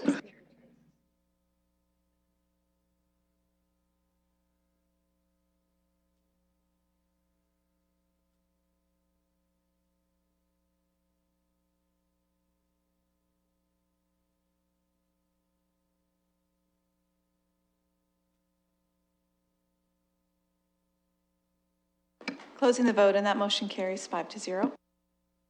So we'll go over to Mr. Oh, sorry. So I'll look for any questions from the floor. All right, great. So we'll go over to Mr. Orrs to answer some of those questions, and I know planning is here as well. And to answer your question, Usher, I think she was referring to the tax from the hotels, if I'm not mistaken, yes. So. Thank you, Mr. Moe.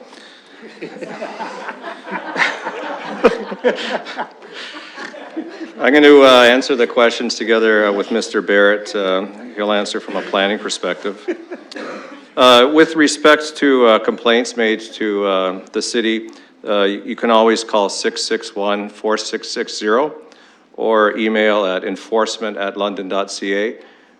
We look at every complaint, we follow up on every complaint, and we consider all information about the complainant strictly confidential. With respect to granted licenses, the license manager has always the option to revoke a license, suspend a license, and the licensee then has an option to appeal that decision to the hearings officer. So that's standard throughout a number of city licenses, business licenses, taxi licenses that we administer and enforce. With respect to the Airbnb and the home away, we're starting to get some complaints, not a lot, but some complaints. It's the whole home sharing, using your home as a business. So we're starting to do some policy research to see what other municipalities are doing across North America. Should council want a report back, I would suggest a second part to the recommendation that civic administration report back on short-term rentals and any necessary amendments to the rental residential unit licensing bylaw to address negative impacts on the amenities, character, and stability of residential areas. So that's just a suggestion should council want a report back on this item. And I'll hand the microphone over to Greg to answer the planning questions. Thank you. Through the chair, just a couple of points first. This whole matter of the secondary dwelling units came to Planning Committee back in August of this year. And as part of the recommendation to follow through on the province's requirements, the municipalities actually have policies in place to permit these units as of right. We brought forward amendments to the official plan as well as amendments to the zoning bylaw. At council approved the official plan amendment, but held the approval of the zoning bylaw until after this evening's consideration of the rental licensing bylaw. The reason for that was to make sure that if Mr. Katolik had to make any changes to the rental licensing bylaw to address the secondary dwelling units, that we had the opportunity to do that. So Mr. Katolik's report this evening has noted that there haven't been any bylaw changes required to address the secondary dwelling units.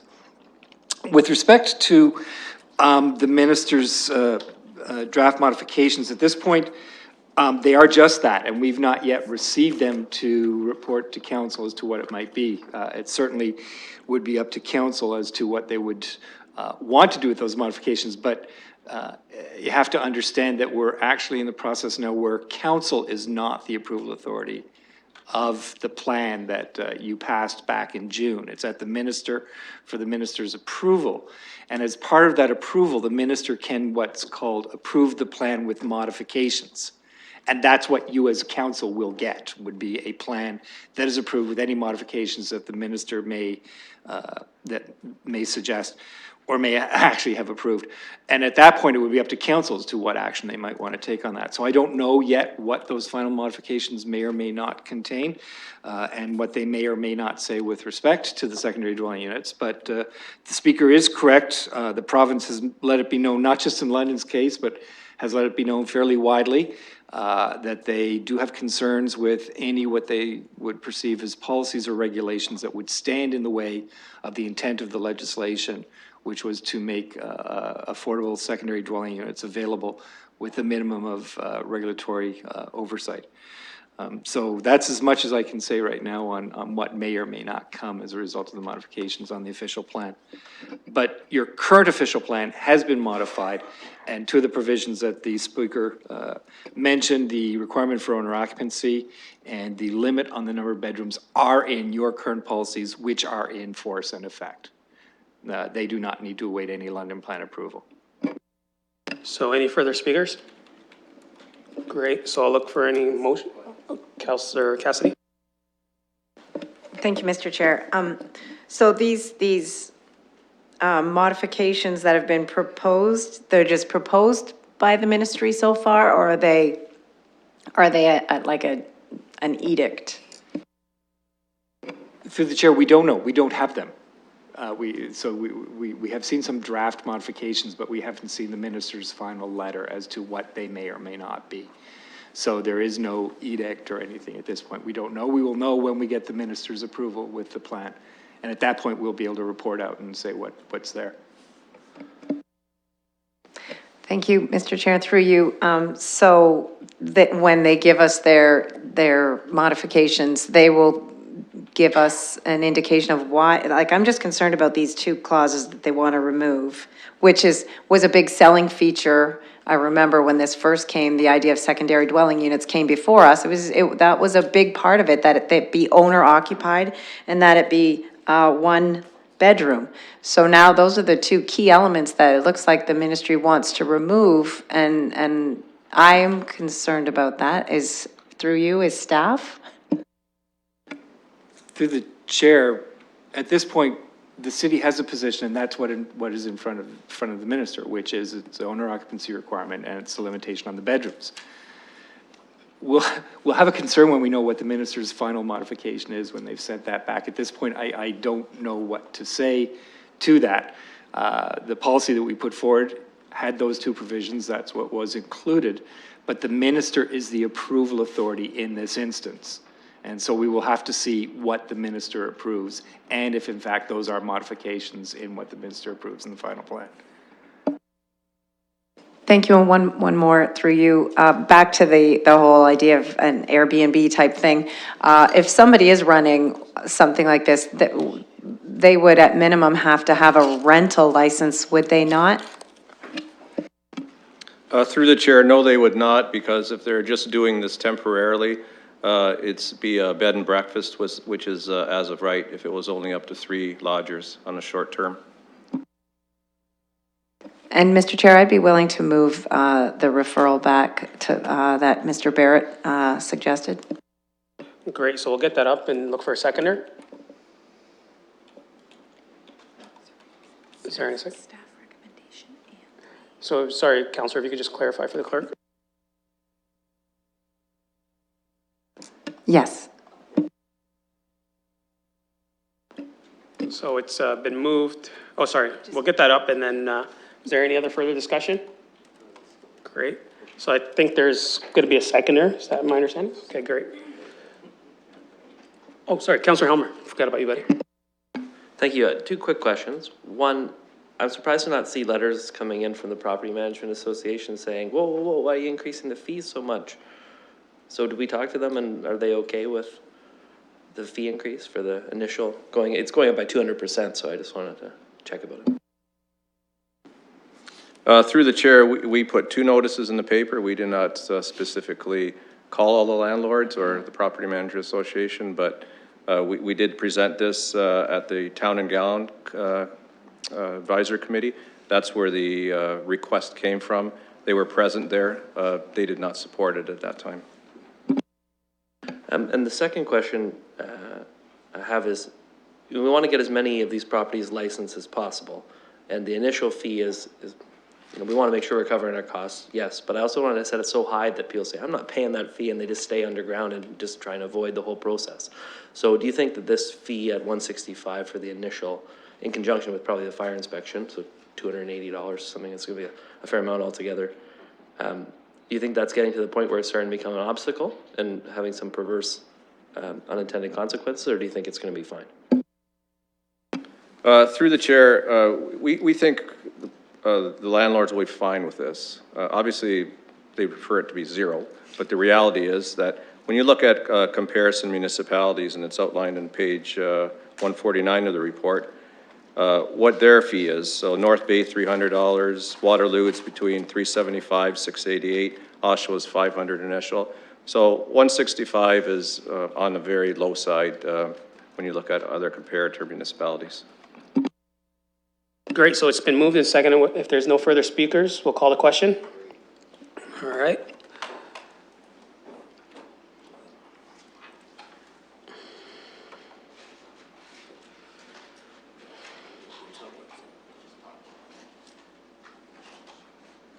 Get your votes in, folks. Closing the vote, and the motion carries 5-0. So we're going to move over to consent items. So I'm going to see if anybody wants anything pulled at all. We'll do that at the end. So from 3 to 16, anyone want anything pulled? Here's your last chance. Okay, so see a motion to move them all? Go ahead, Councillor Usher. Mr. Chair, I'd just like to make a statement on 9 and 10. Great. Go ahead. You don't have to pull it. Go ahead, Bob. We get the motion up. Go ahead. Thank you. Just let me pull my stuff here. I'll go to Armstrong then while you're getting ready. Yeah, I just want to boast a little bit about one of the best run machinery in the city with respect to resource center, community center, the White Oaks Community Center that housed the South London Neighborhood Resource Center, as well as the new Ontario Works office, and the library, as well as a settlement center. First of all, it's I got to commend the people who work on it, and more particularly Tony Kyle. He's not here anymore. Oh, there he is, Tony, and the general manager for the center, Nancy Needham, and of course the librarian and some of the other people. But those two, I've worked with them for pretty much 15 years now, and I've watched that center grow and in terms of accommodating people. And it's always a very busy center, always. In fact, before we had the extension out there, it used to be crammed like sardines sometimes for the people that they accommodate, as well as the staff. But I think that it is very, very important that our staff be commended for that, as well as the community recognize that such a wonderful center that accommodates so much out there, day and evening and weekends. And I just wanted to applaud them and applaud our staff for this. And I thank you very, very much for the report. Thank you, Mr. Chair, for allowing me to say that. Councillor Armstrong. Got a couple quick ones and comments only. Just number 8, open air burning. Glad to see we're going to do some education, community education. So congratulations, Chief, with coming forward with that. And I just was, I'm not sure that the London Free Press necessarily for this type of issue is the best place. I was looking at some of the methods you were going to use to advertise. Like, I think you're going to put something in the, is it the garbage calendar or, okay. Like that is a good resource, especially because you can pick the months in particular. I just think the Free Press for that thing, I don't know whether you're going to run one ad or one ad. Probably better off to do something else with that money because, yeah, That's just my feeling when I looked at the list of things. So do what you want, because obviously, you have experience with this and I don't, but I just thought the Free Press maybe wouldn't be the best choice for that kind of advertising. The other thing, emergency management. I'm okay with the report. I'm going to support it. There was some reference to counselors getting involved if there's an emergency and that sort of thing. That's different than the past. I don't know if counselors should be out there in the community during emergencies if you don't have emergency training and all that other stuff. Though I think there was an opportunity for us to get some education. Was that correct, Chief? Is that your report? Number 16? Whose was that? Oh, was it? Yeah, sorry, Dave. I wasn't sure. Can you tell me what did you expect counselors to be doing during an emergency? Great, I'll go to Dave O'Brien just for a really brief response. Through the chair, the main role that you play is communication to your constituents. So you'd be provided information and updates with respect to the status of the emergency, and we would encourage you to share that information with your constituents, as well as any information you're receiving from your constituents to be brought back for consideration to the Emergency Operations Center. Okay, strictly information out based on information we receive and nothing else. Okay, that's great. Thank you. Great. So I don't see any other further speakers, so I'll call the question. It's moved and seconded by Councillor Armstrong. Moved by Armstrong, seconded by Councillor Cassidy. Call the question. Great, we're starting to move on a roll now. Be gone by midnight. Nope, we got a few more things, so just wait for the clerk to read out. Closing the vote and the motion carries 5-0. Great, so now we're just gonna move over to items for direction. So we'll just skip 19 and 20 for now since I'm involved with those, and we'll go over to number, 21. So we'll put that on the floor. Not sure if staff wanted to speak to it real quick, or you just want us to get right in there, all right? Items for direction number 21, staff report, business license bylaw review, status update. Did anyone want to speak to that? So I just did have a quick question. I'll just do it through the chair, to Mr. Katolik. So what's the timeline we're looking at? I know just for those following at home, because I know had some concerns with making sure we get back a lot sooner than the anticipated timeline. So I'll get to you.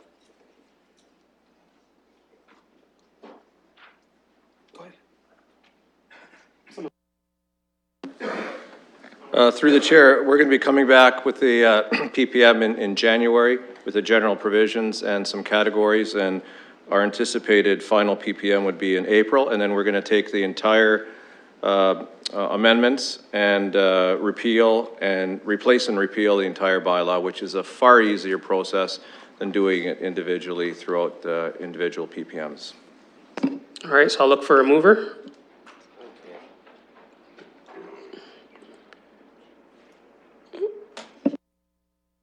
So moved by Councillor Cassidy, seconded by Councillor Usher. Call the question.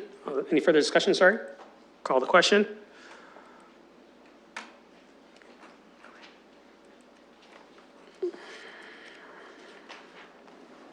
Closing the vote and motion carries 5-0. Great, so I just wanted to put number 19 on the floor and then subsequent to that 20, but I'll ask Councillor Usher just to take the chair for a sec while I just move this, and if there's any discussion, I'll refer to you. So 19, council submission, my motion regarding the hate-related graffiti. So We have item number 19 on the floor.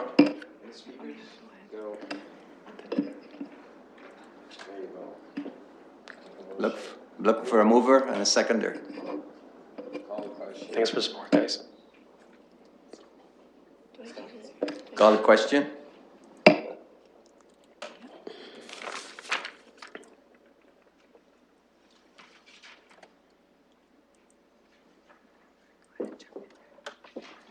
Closing the vote and the motion carries 5-0.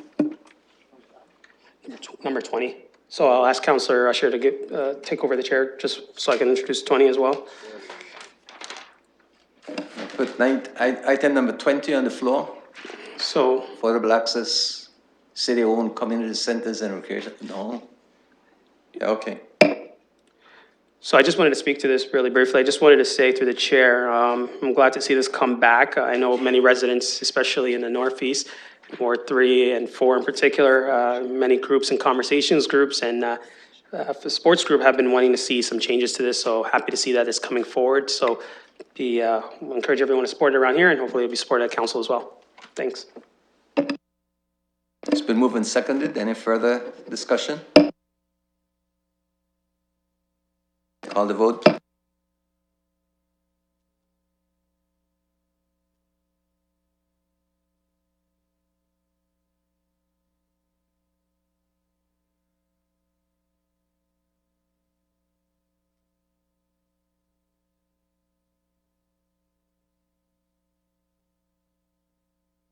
Closing the vote and the motion carries 5-0. So I'll look for deferred matters list, if there's any conversation around there, or just I'll entertain a motion to receive that. Councillor Usher? Mr. Chair, item number 3, open air burning, would that be removed now that we did this? What about item number 2? We'll be getting to that shortly. I'm talking about, Oh, sorry. File number 2 on this item. Oh, sorry, file number 2, sorry. That will be coming off since we've finished with that now.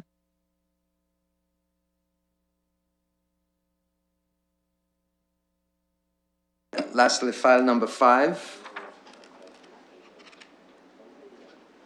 That will also be coming off.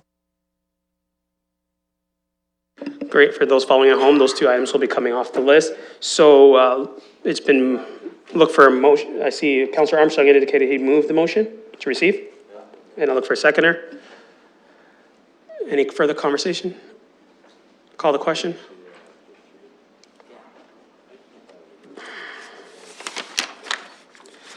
Great. Closing the vote, the motion carries 5-0. So now we're just going to go to a confidential item from maybe I'll just refer to the clerk on this one. That was just an information item, so you can make a motion to receive that in public session. So moved by Councillor Armstrong, seconded by Councillor Usher, sorry.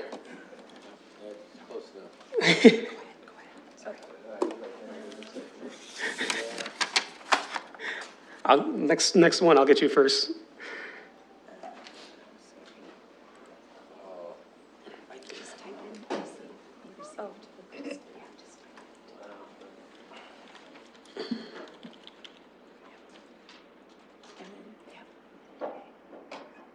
So look for a mover and seconder. It's moved by Usher, seconded by Councillor Cassidy. Call the question. Great.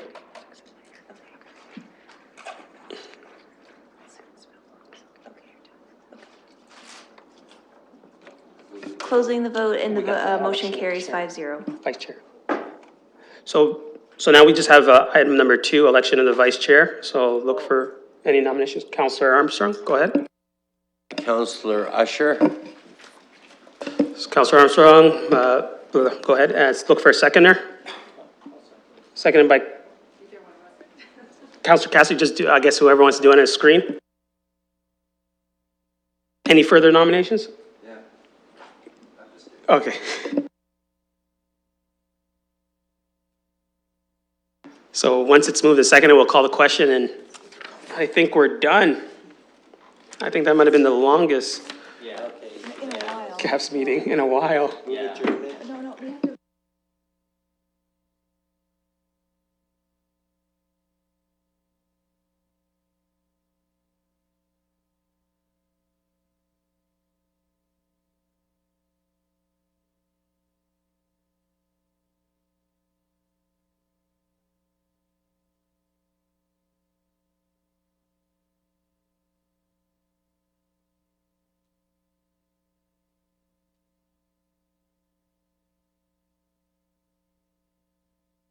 call the question. Get your votes in. Closing the vote, and that motion carries 5-0. Move the adjournment. Councillor Armstrong, seconded by Councillor Usher. All those in favor? Opposed, if any, and motion carries. Have a good night. Thanks for your patience. Thank you, staff.